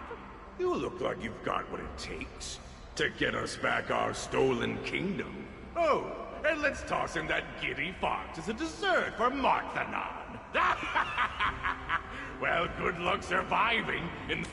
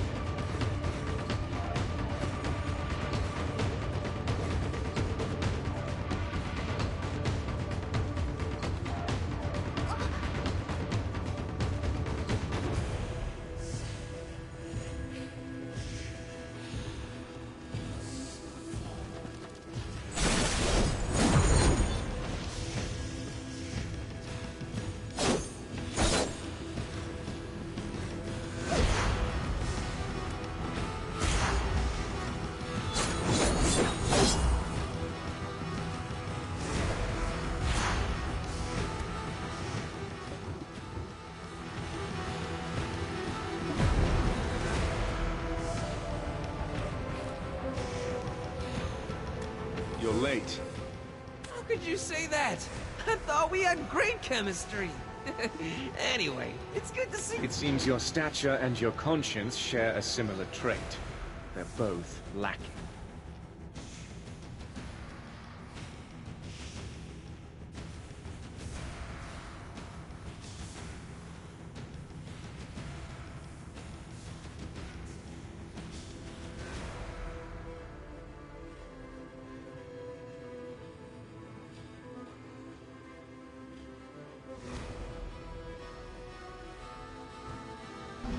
I was absolutely certain this is the way out, but why is it blocked? Guys, it's definitely the exit. I can smell it.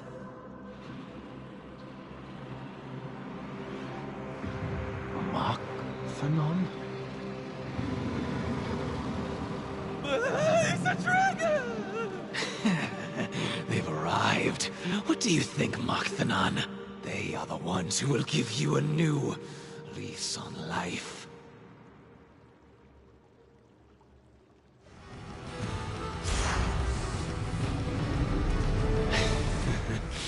We've been awaiting. You're not human.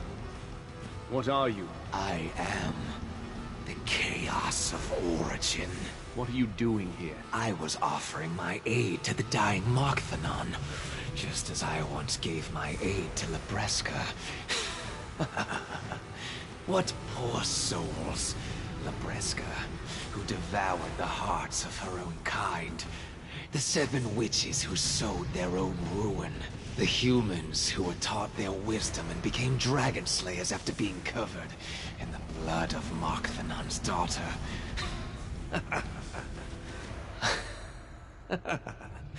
Oh, it seems like you still have some energy left. It's the same. Exactly the same as back then. She would gather all the strength she could muster to resist my whispers of... Silverfrond will never return. He has abandoned you.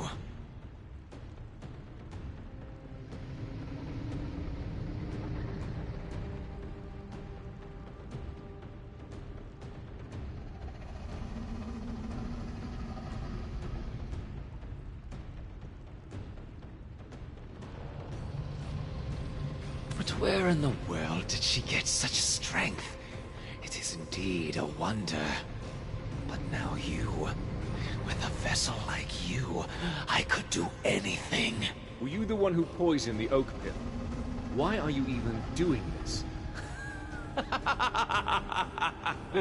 It's been some time since I parted ways with Labreska. But little seems to have changed. This land seems untouched by time. It's just too boring here. The peace was unnerving. It needed a little chaos. So I gave it some serious consideration. How could I spice things up? Then, something caught my interest. Towers flooded with magical power, and a sealed abyssal flame. Poor souls. But then, dragons always are. Imagine! The flame I've been longing to find, blossomed from the grave. Anyway, seals are meant to be broken, right? What's inside? What could happen? Such thrilling prospects. That's why you blew up the Barbarian's tower. The overflowing magical energy. The poisoned oak pill. That was just the spark. Yes, that's right. Absolutely right. I was quite disappointed no one noticed the changes to the mountain. I kind of like you. But please, no trying to cut the line. Markthenon was here first. So let's get to the unpleasant business. Pick one who will be left behind. They shall have the honor of being the sacrifice to make Markthenon mine.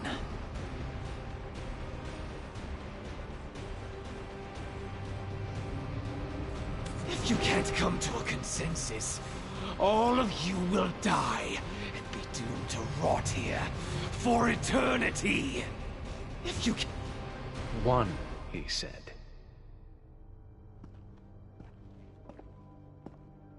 Wake up. Completely passed out. All right.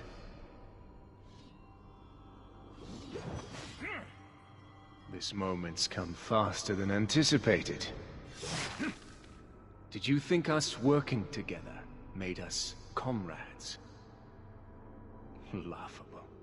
Did you completely forget the nature of our relationship?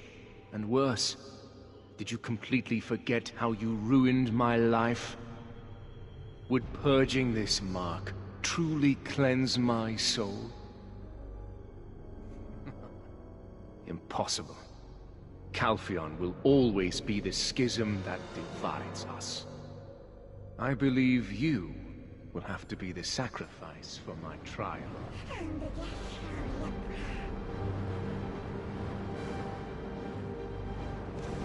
I have no such thing as comrades. Alliance.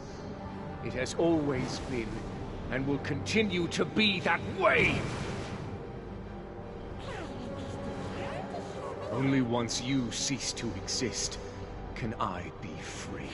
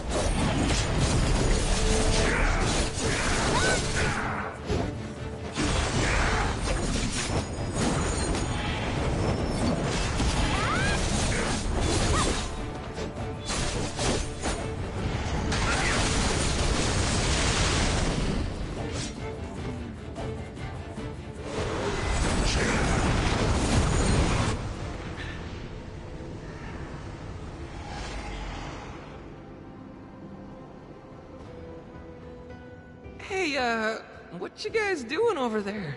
Hmm?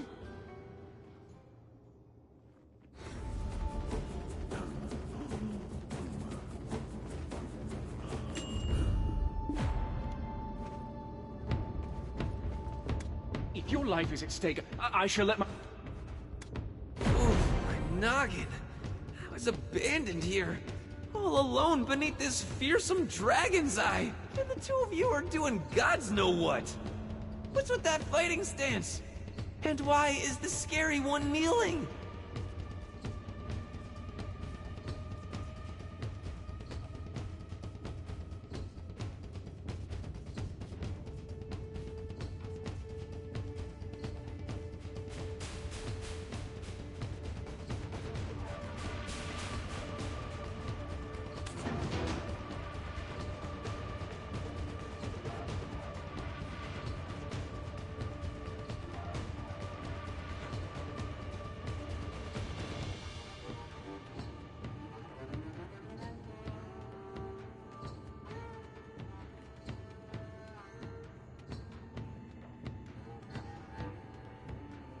And the two of you are do- Albicesna.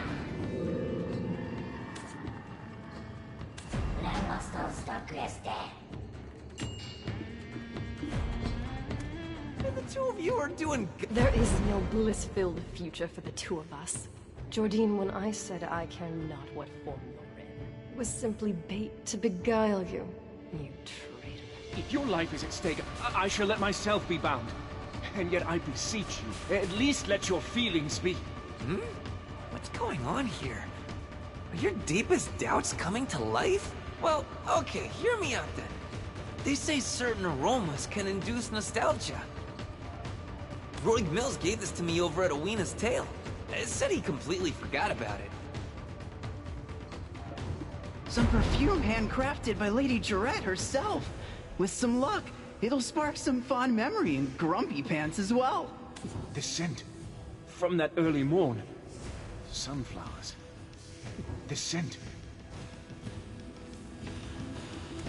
That was but an illusion of Dayan. Fie. It appears I wasn't myself. Witness a falling star while, at the same moment, also being with the one you love. Can you imagine the odds of making that happen? He said if that ever occurred, you best stick with each other for the rest of your lives. You spoke of love. Love never betrays, so don't you worry. Regardless, I extend my thanks. Guess you can be useful. No. Why were you hiding that until now? What are you playing at? I swear I just forgot about it. But you can bet I won't forget this moment. You'll never live this one down. My deepest doubts came to life, you said. What illusion did you see? Speak, now!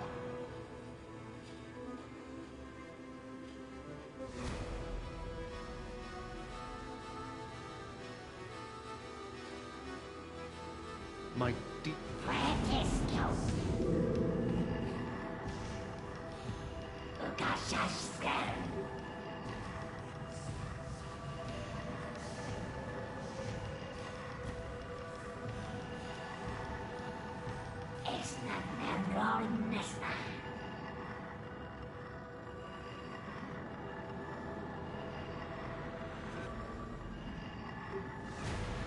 watch us then.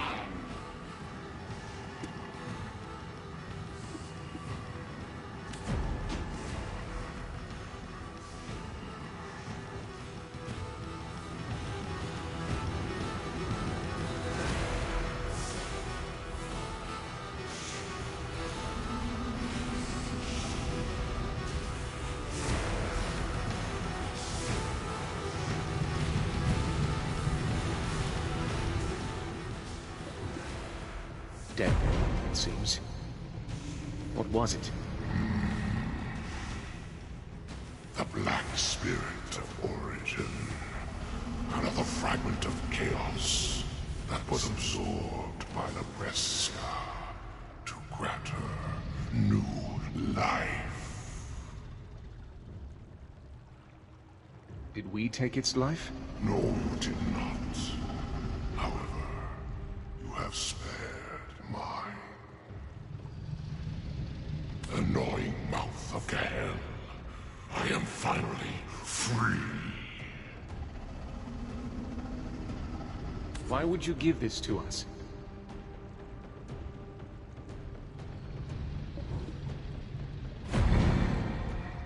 I detest humans. However, I pay my debts in full. Perhaps there once was a time we could have coexisted together. I saw records. Dragon hunting Shere Khan covered in dragon's blood due to an unintended accident. Could it be? That they disguised murder as an accident. Humans are loathsome creatures. That is the truth. But they were dragons. They had tails and all. You say they were humans? People? We killed people? Akum! Your body! Your skin! Ah! Has the Hex fallen on us as well? Listen closely. These are not people that we have slain, understand? We've only slain dragons. Besides, no one else shall know. For we are covered in dragon blood, and I have received a blessing from this blood. Understand? The truth of this history will be written by us. How unfortunate. Anything else to share? Despair, lingering in the wake of Nebreska's death, has brought forth in this world an entirely new form of despair. Guard yourself.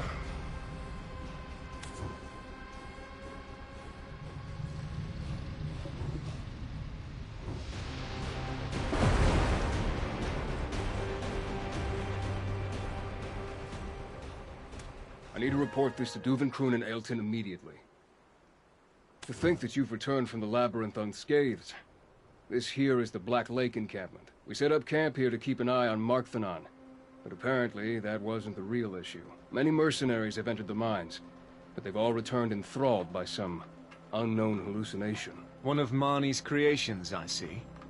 Is Marnie also taking part in the Iron Mine investigations? He is, and yet I've never seen him appear in this area. You'll probably find him hiding out in Tory Woods.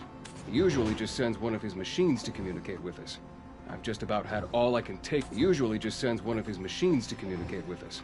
He mastered Marnie's scared to go stretch your legs a bit and see... Fine, since you've I watched over... At least show some. Oh, thanks to that loon of a scientist, we've discovered the very cause of these hallucinations. They're all due to these Oh, thanks to...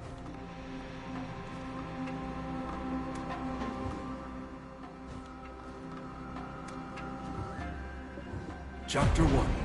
The Giantization of the Marowak. It is speculated that the giantization of the Marowaks was achieved via the powerful magics found within fine black stones.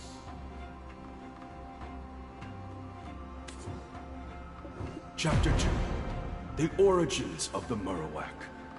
Records regarding the Black Camp tribe state the following. Upon the death of the 6 witches, the chief of the Black Camp tribe declared himself the Great Founder and united all 6 tribes under one banner. The Great Founder was an ambitious man, blessed with the wisdom of the 6th witch, Cahel. He was able to successfully command Queen Mercedes and her loyal legion of Murrowax. However, even with the collective wisdom of the witches at his disposal, he was unable to overcome the dragons that threatened them.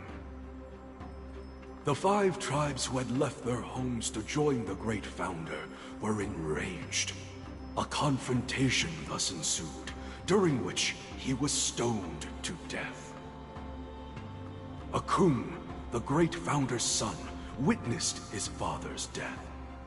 He vowed then that he would someday reunite the tribes again.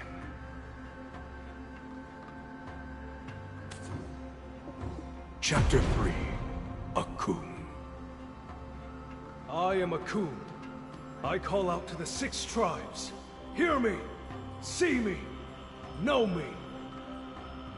As the son of the Great Founder, I seek to make amends for his inexcusable failings. It was his mistake that led to us being covered in dragon blood and suffering as our bodies exponentially grew and our skin hardened. But with this newfound power and the wisdom bestowed upon us by the 6 witches, we will become masters of the dragons.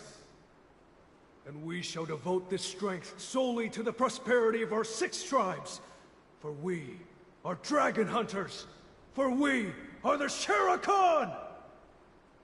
Wielding the might of the dragons, we will erect monuments, symbols of our strength, and sell dragon eggs so we will never want for coin!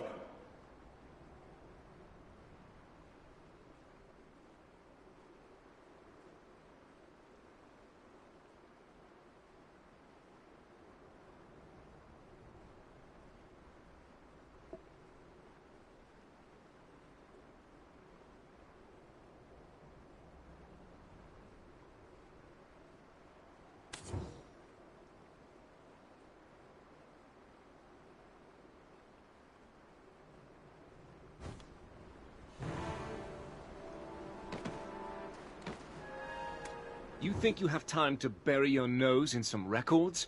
While you were distracted, that rascal up and left.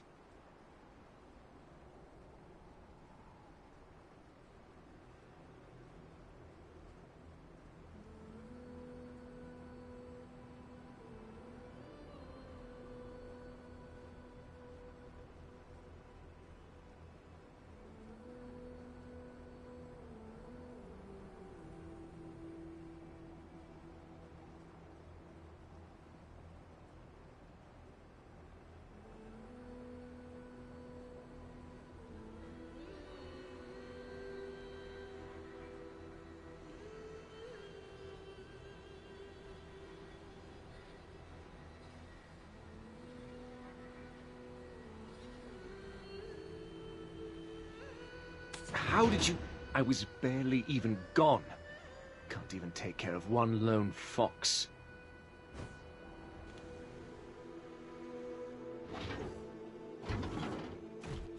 There he is. Such enthusiasm is the prime virtue of all my specimens. Oh, a smart guy. And you let everyone know it? Of course. Of all the specimens I've seen, you are the second most perfect yet. Perfect, you say? Well, you've got a good eye for sure. And what do we have here? 2 more specimens? I'll finally be able to create a friend for Tori as well.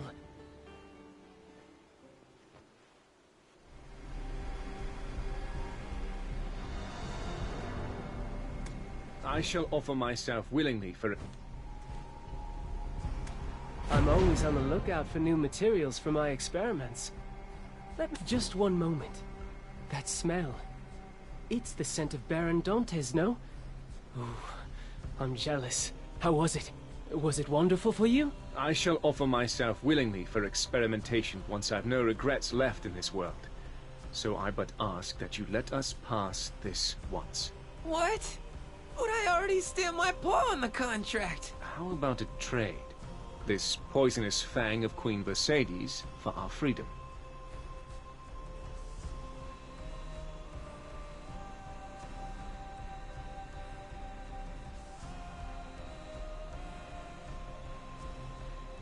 My word. You've even been graced by the dear Queen herself.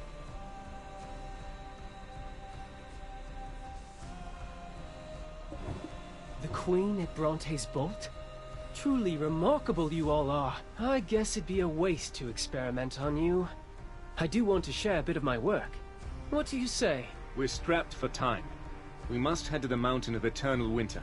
So I'll ask you this only once. Is there any way to stop Queen Mercedes from planting the Winter Tree seed? That's it. That's exactly what I was experimenting on. I've something to share with you regarding that mountain as well. Please, please give me a chance to awe and amaze. Look, on behalf of all geniuses, I assure you, we won't regret letting this man speak. What do you say? One look, that's all. It'll be a waste of time to stop you, it seems. Huh? Wait. Ah, Tori! You fool! I'm sorry. My faulty specimen, it's in one of its moods again. This time it has dumped all my research and materials into the Black Lake.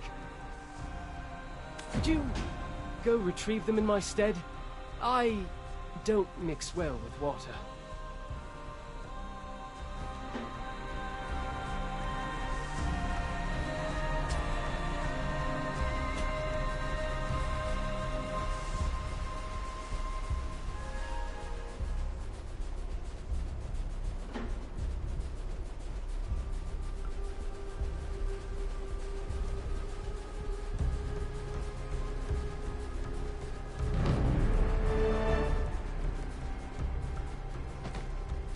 What word? Hey!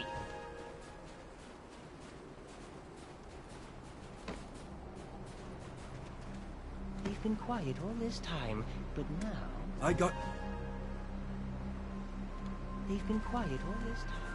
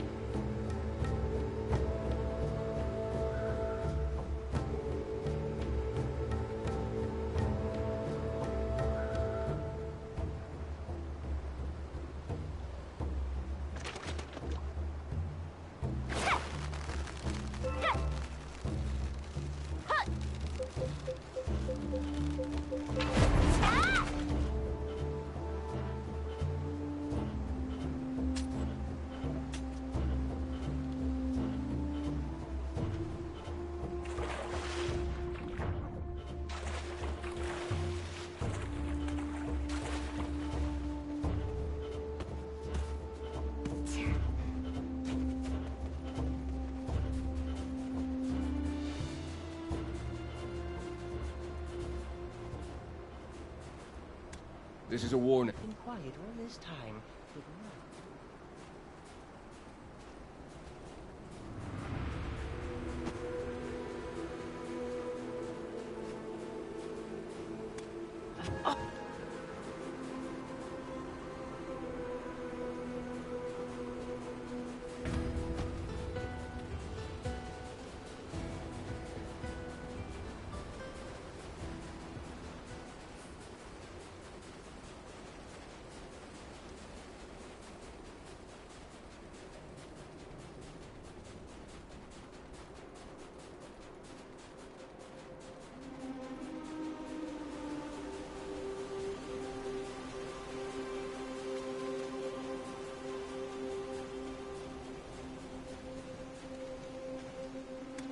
Could you go retrieve them in my stead? I don't mix well with water.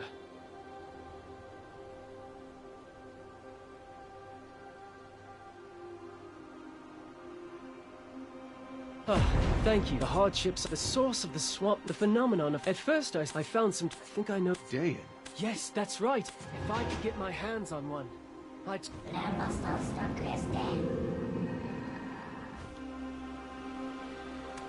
If I could get my...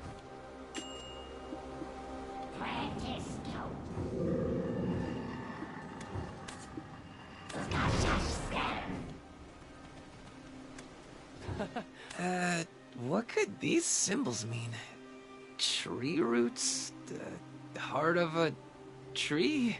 On the surface, it may look no different than other regions, but all tree roots of this land are tied into one.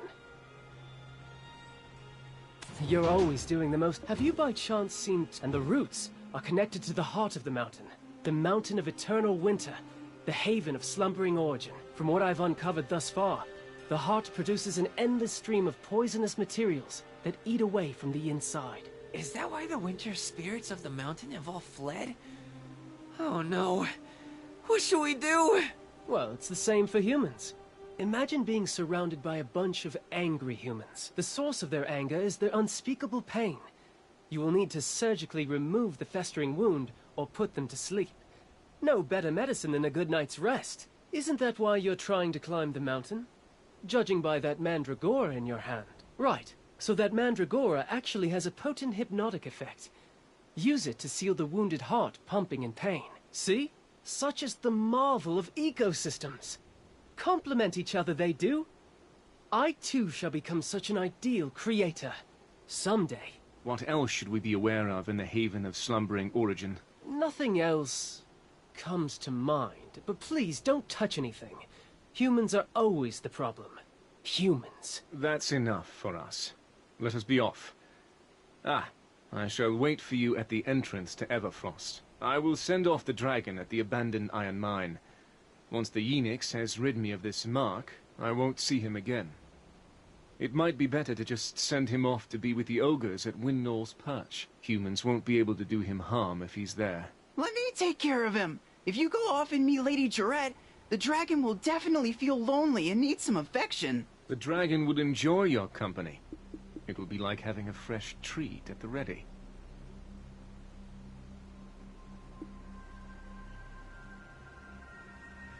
Anyways, while I don't have an immediate solution to stop her, you know who you're dealing with.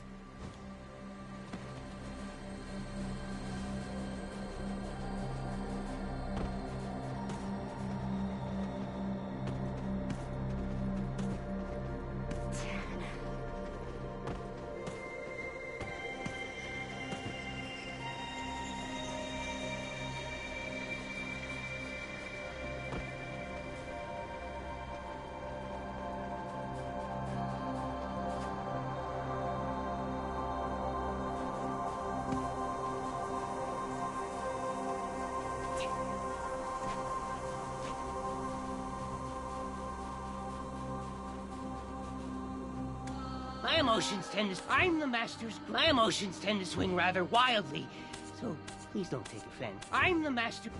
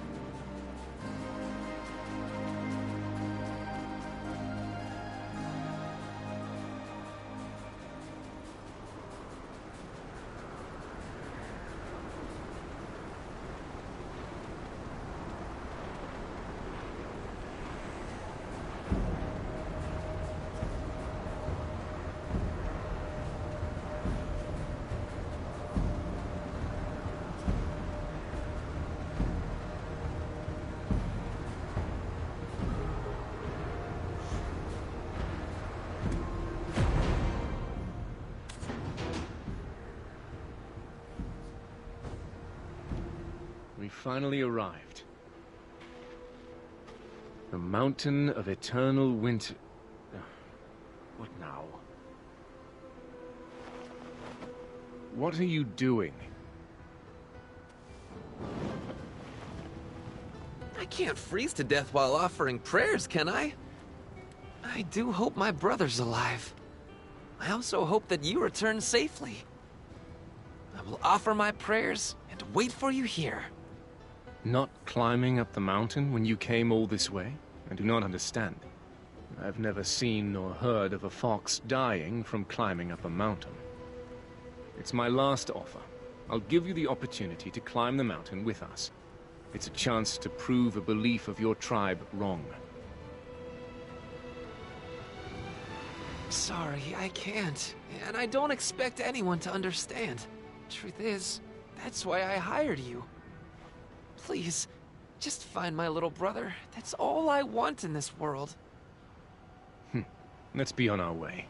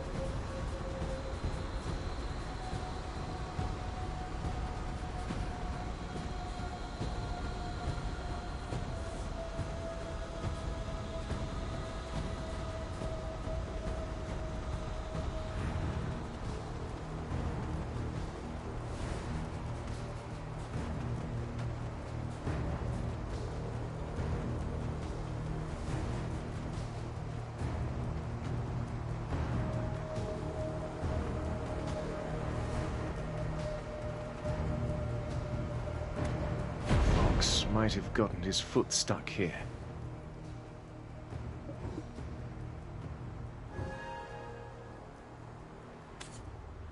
The fox might have gotten...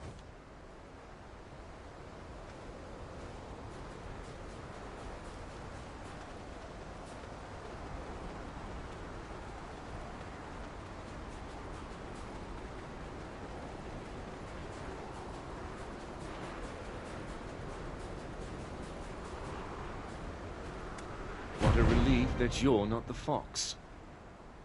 What a relief.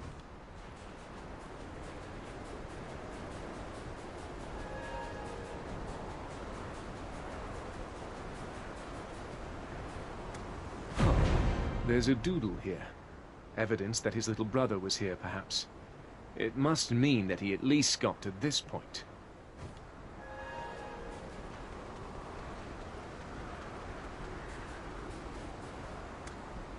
Here couldn't have been easy. The warrior who shall stand alone on the icy peak after overcoming the trials of the 6 witches will reach the doors elaborately engraved with deep resentment and stand against the awakened abyss.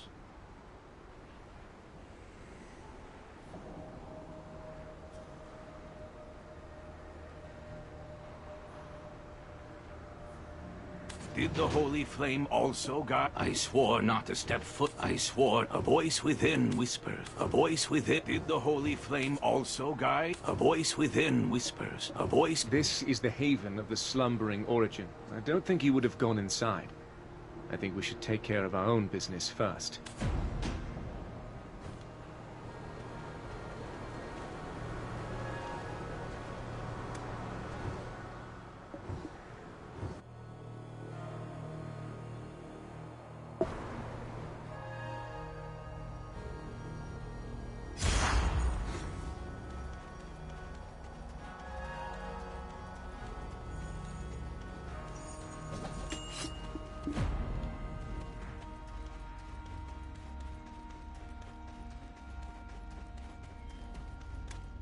revelation beyond death. My 6 sisters.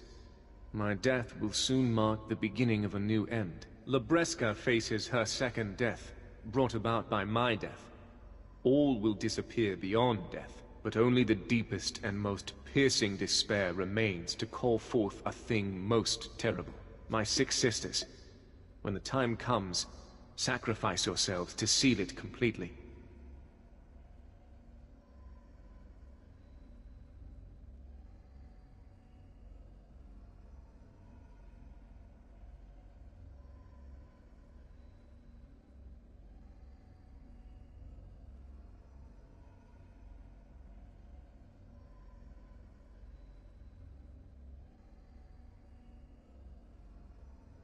I will forgive you for bringing about my death in return for your... These appear to be the words of the 7th witch.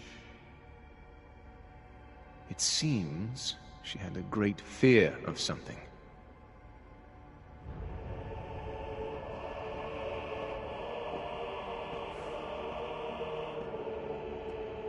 Something worse than her death.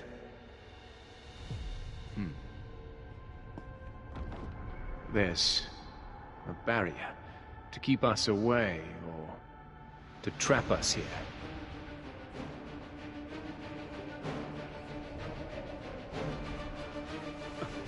The Guardian of the Flame. Prepare yourself. We'll see. This is our final trial.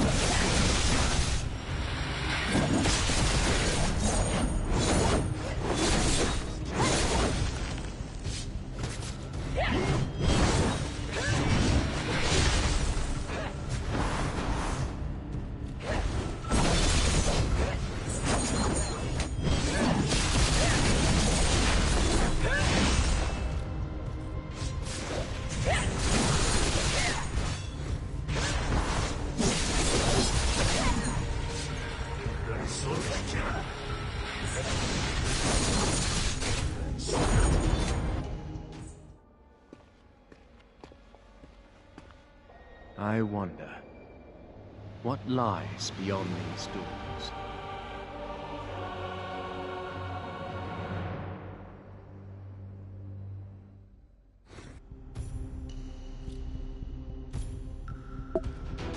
Flame that can consume the gods themselves. And just in time, too. I tire of your company.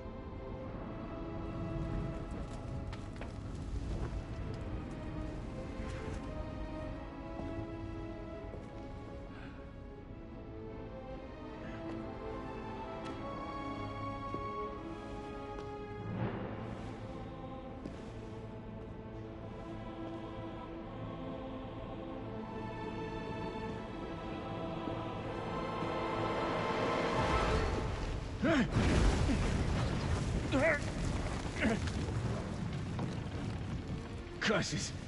Was this just an elaborate trap? I can't die here. Like this. My vengeance cannot die here!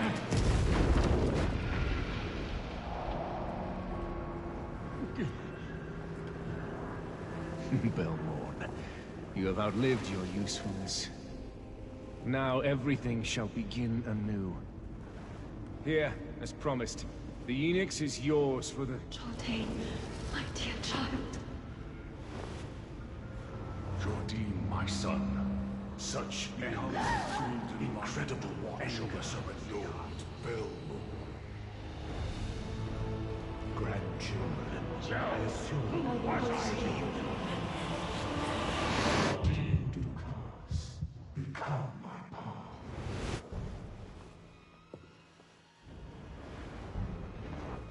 I think I finally understand. Is this what the 7th Witch meant by heading toward a new end? Doom for Kahiliak!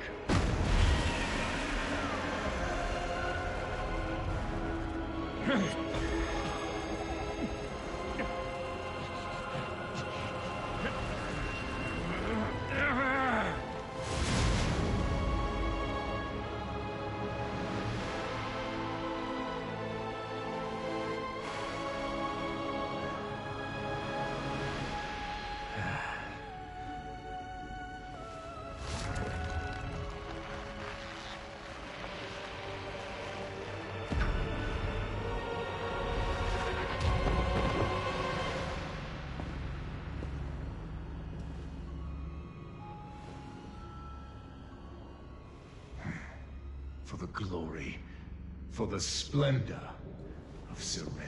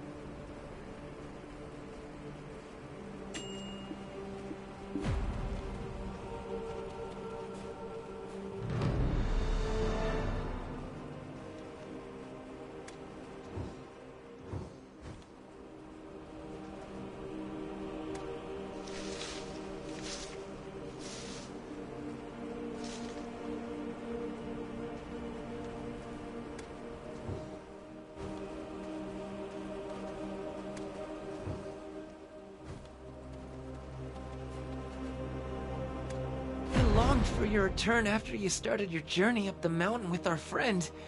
Then I heard a very loud sound coming from the haven of slumbering origin.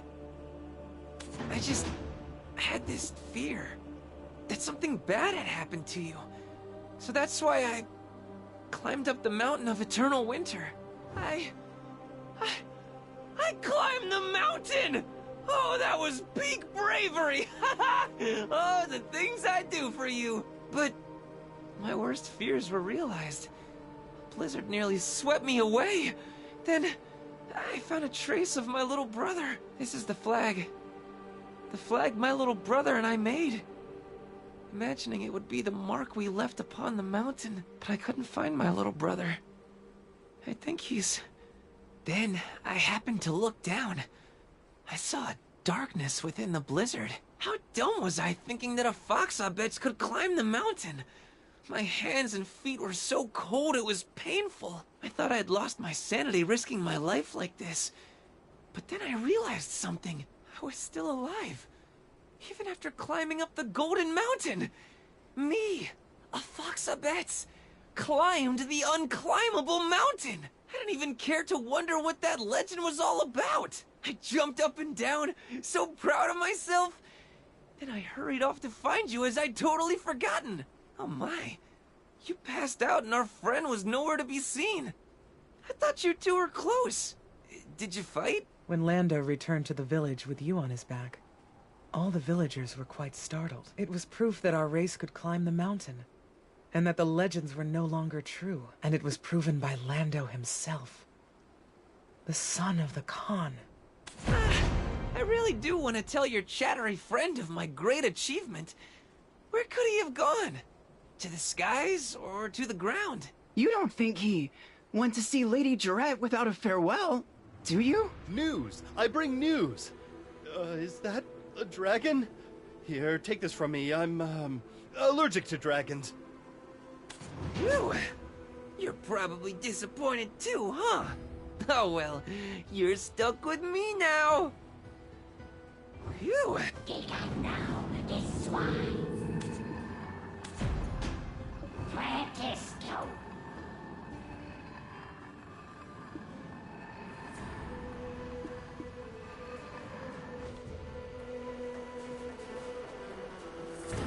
I don't know who whose paw print this is, but it's addressed to Lando. I don't know whose... Huh? Who'd sent me a letter? A letter from Widnall's Perch. I hope it's good news. Hmm? Oh my! This stamped paw print! Bubba! You didn't make me a grave after I died, did you? I couldn't meet our papa. But I am, well beyond the mountain of eternal winter! Sorry I couldn't send this letter sooner. I kept trying to send a hawk, but it could not get past the blizzard raging in the mountain. Bubba! I had a fascinating experience.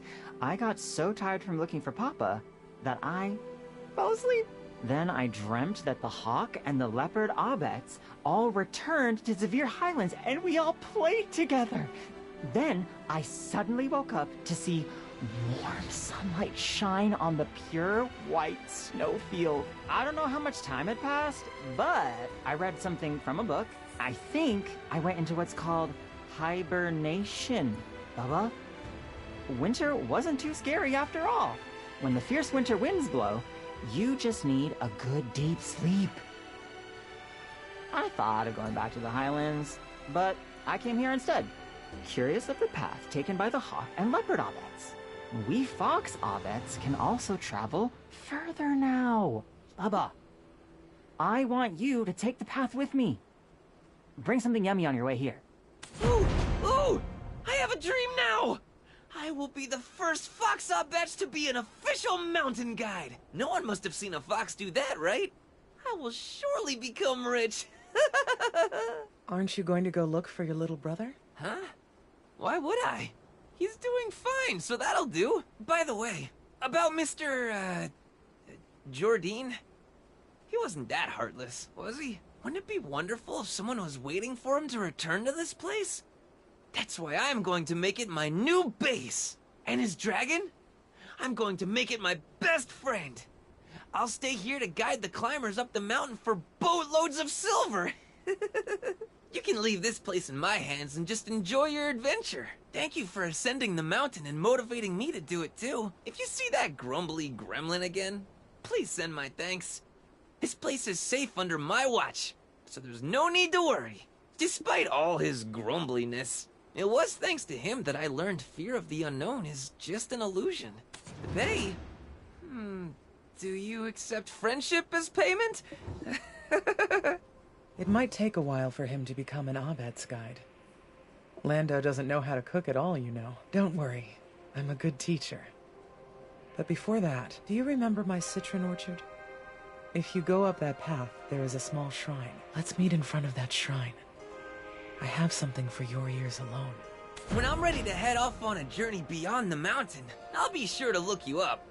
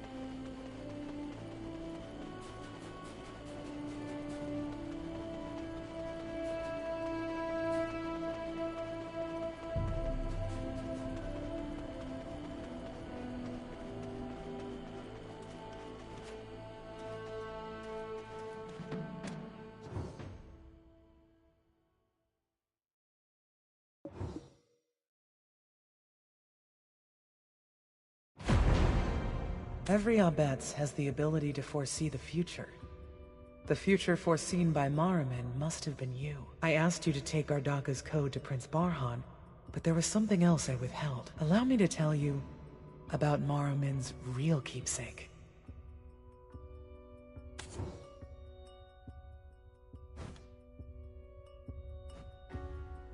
These objects can and should only be held by the King of Valencia. The objects I speak of are the Golden Keys. Of these 2 Golden Keys, when Maramin returned to the Mountain of Eternal Winter, she brought with her one of the keys held by King Tormay. She did so because of Gardaka's hidden prophecy, which was told to King Tormay in confidence. When the 2 keys are combined, the doors of Al-Yaeli will open and scatter crimson ashes. His descendants will open the doors of hell themselves at the end of a bloody battle. Yes, those golden keys contained a great power, and were more than just symbols of Valencia's royal family. Crimson ashes scattered beyond the tomb of those long gone. The power to open the doors that led to the beginning of all. King Tormay tried to make sure the prophecy never came to pass by entrusting the keys to Maramin. It was because she saw the true keeper of the keys at the end of the path of prophecy, a warrior who would overcome the trials of the 6 witches and stand alone on an icy peak. She called that warrior Edana.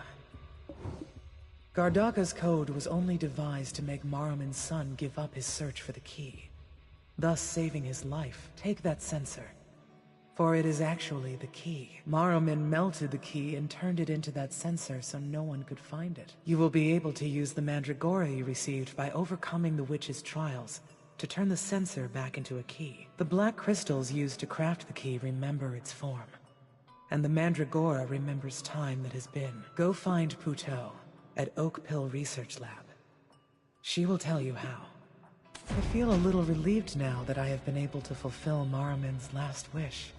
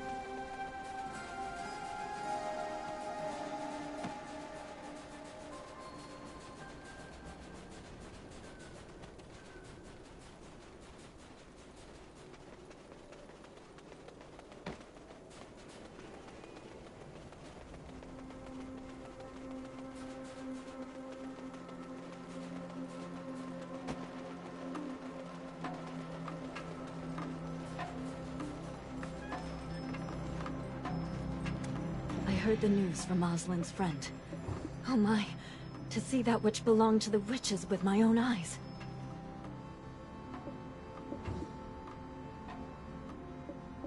I am unaware of its use. I heard the news from Oslin's friend. Oh my, please hold on. It's done. I think it's best you keep it somewhere safe. Oh, I have also heard that you and your friend got rid of the dark fire that pained the mountain. Excuse me, adventurer. Chief Hunvish and the wise shaman Invish are looking for you. They're waiting at the Grand Conference Hall. I'll guide the way. It might take a while, but now we have hope of returning to how we were before.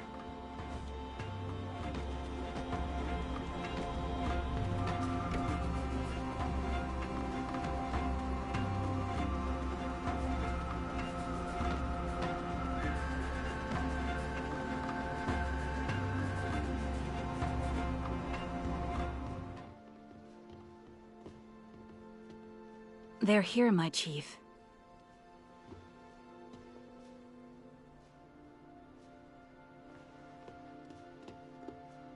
You've caused quite the ruckus.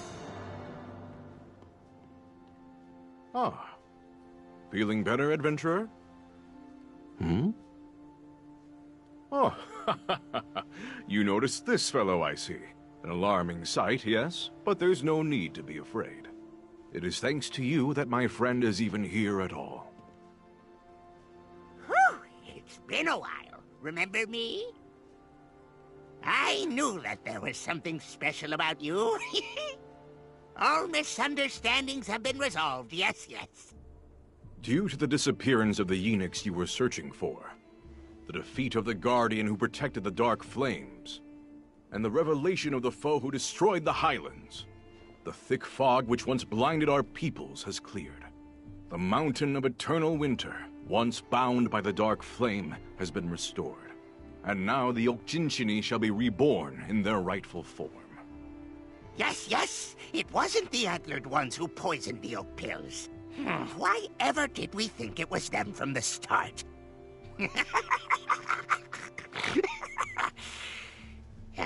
It does make me angry thinking about it, though. Calm yourself, my friend. I do empathize.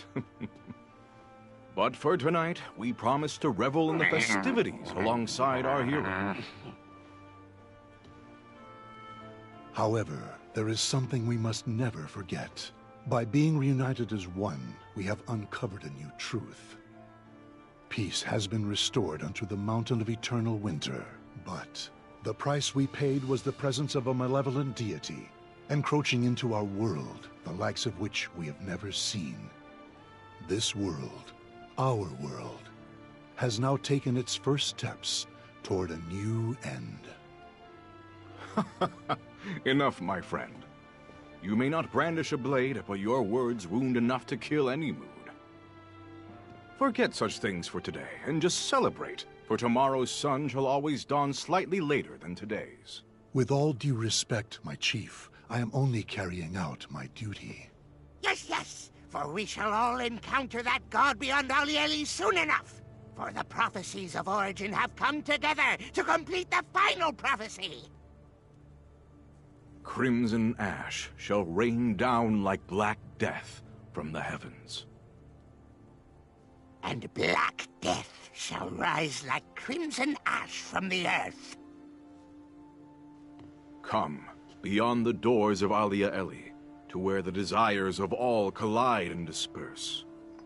Only the one who remains standing in the end shall choose the fate of this world.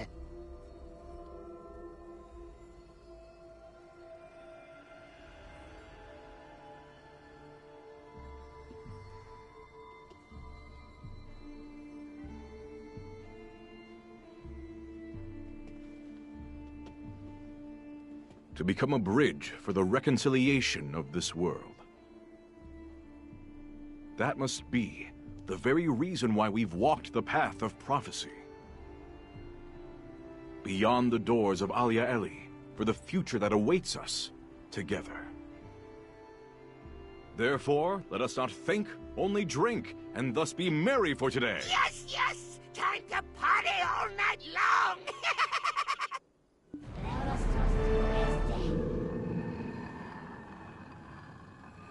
Now, this swine.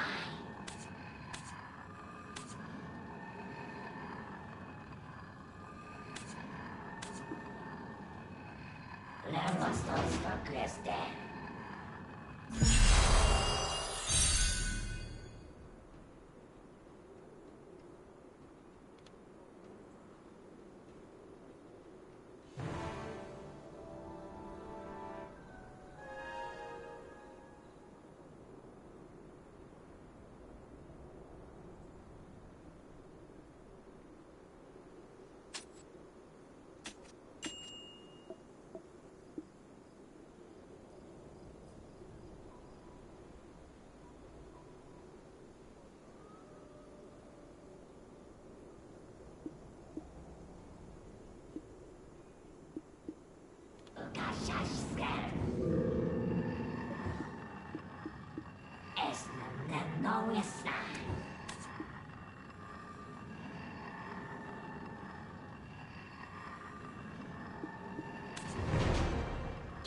Now, this swine.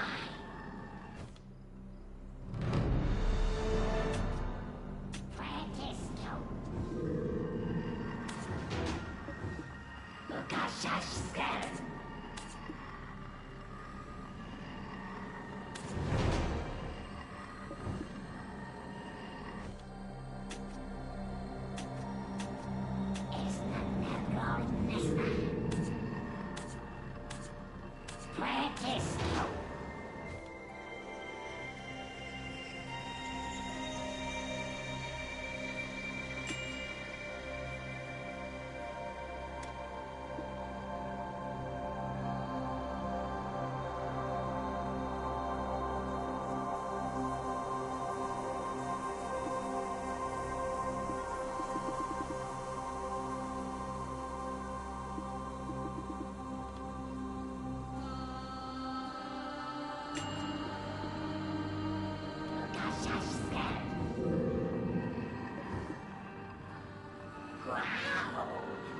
now destroy.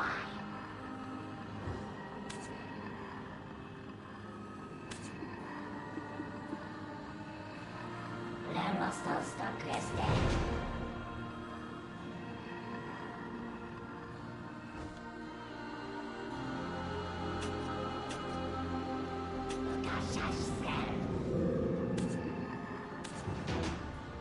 Wow!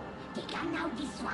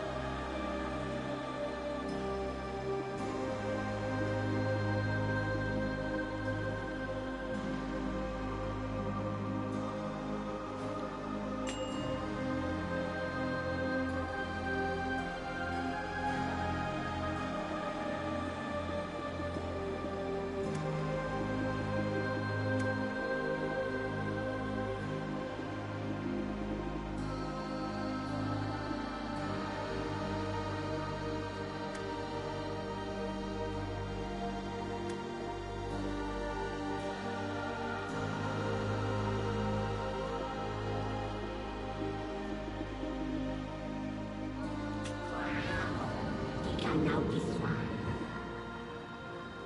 They can now destroy.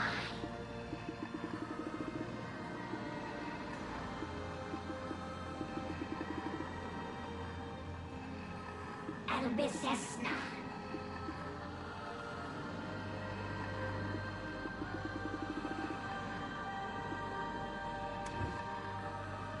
Lukashashka.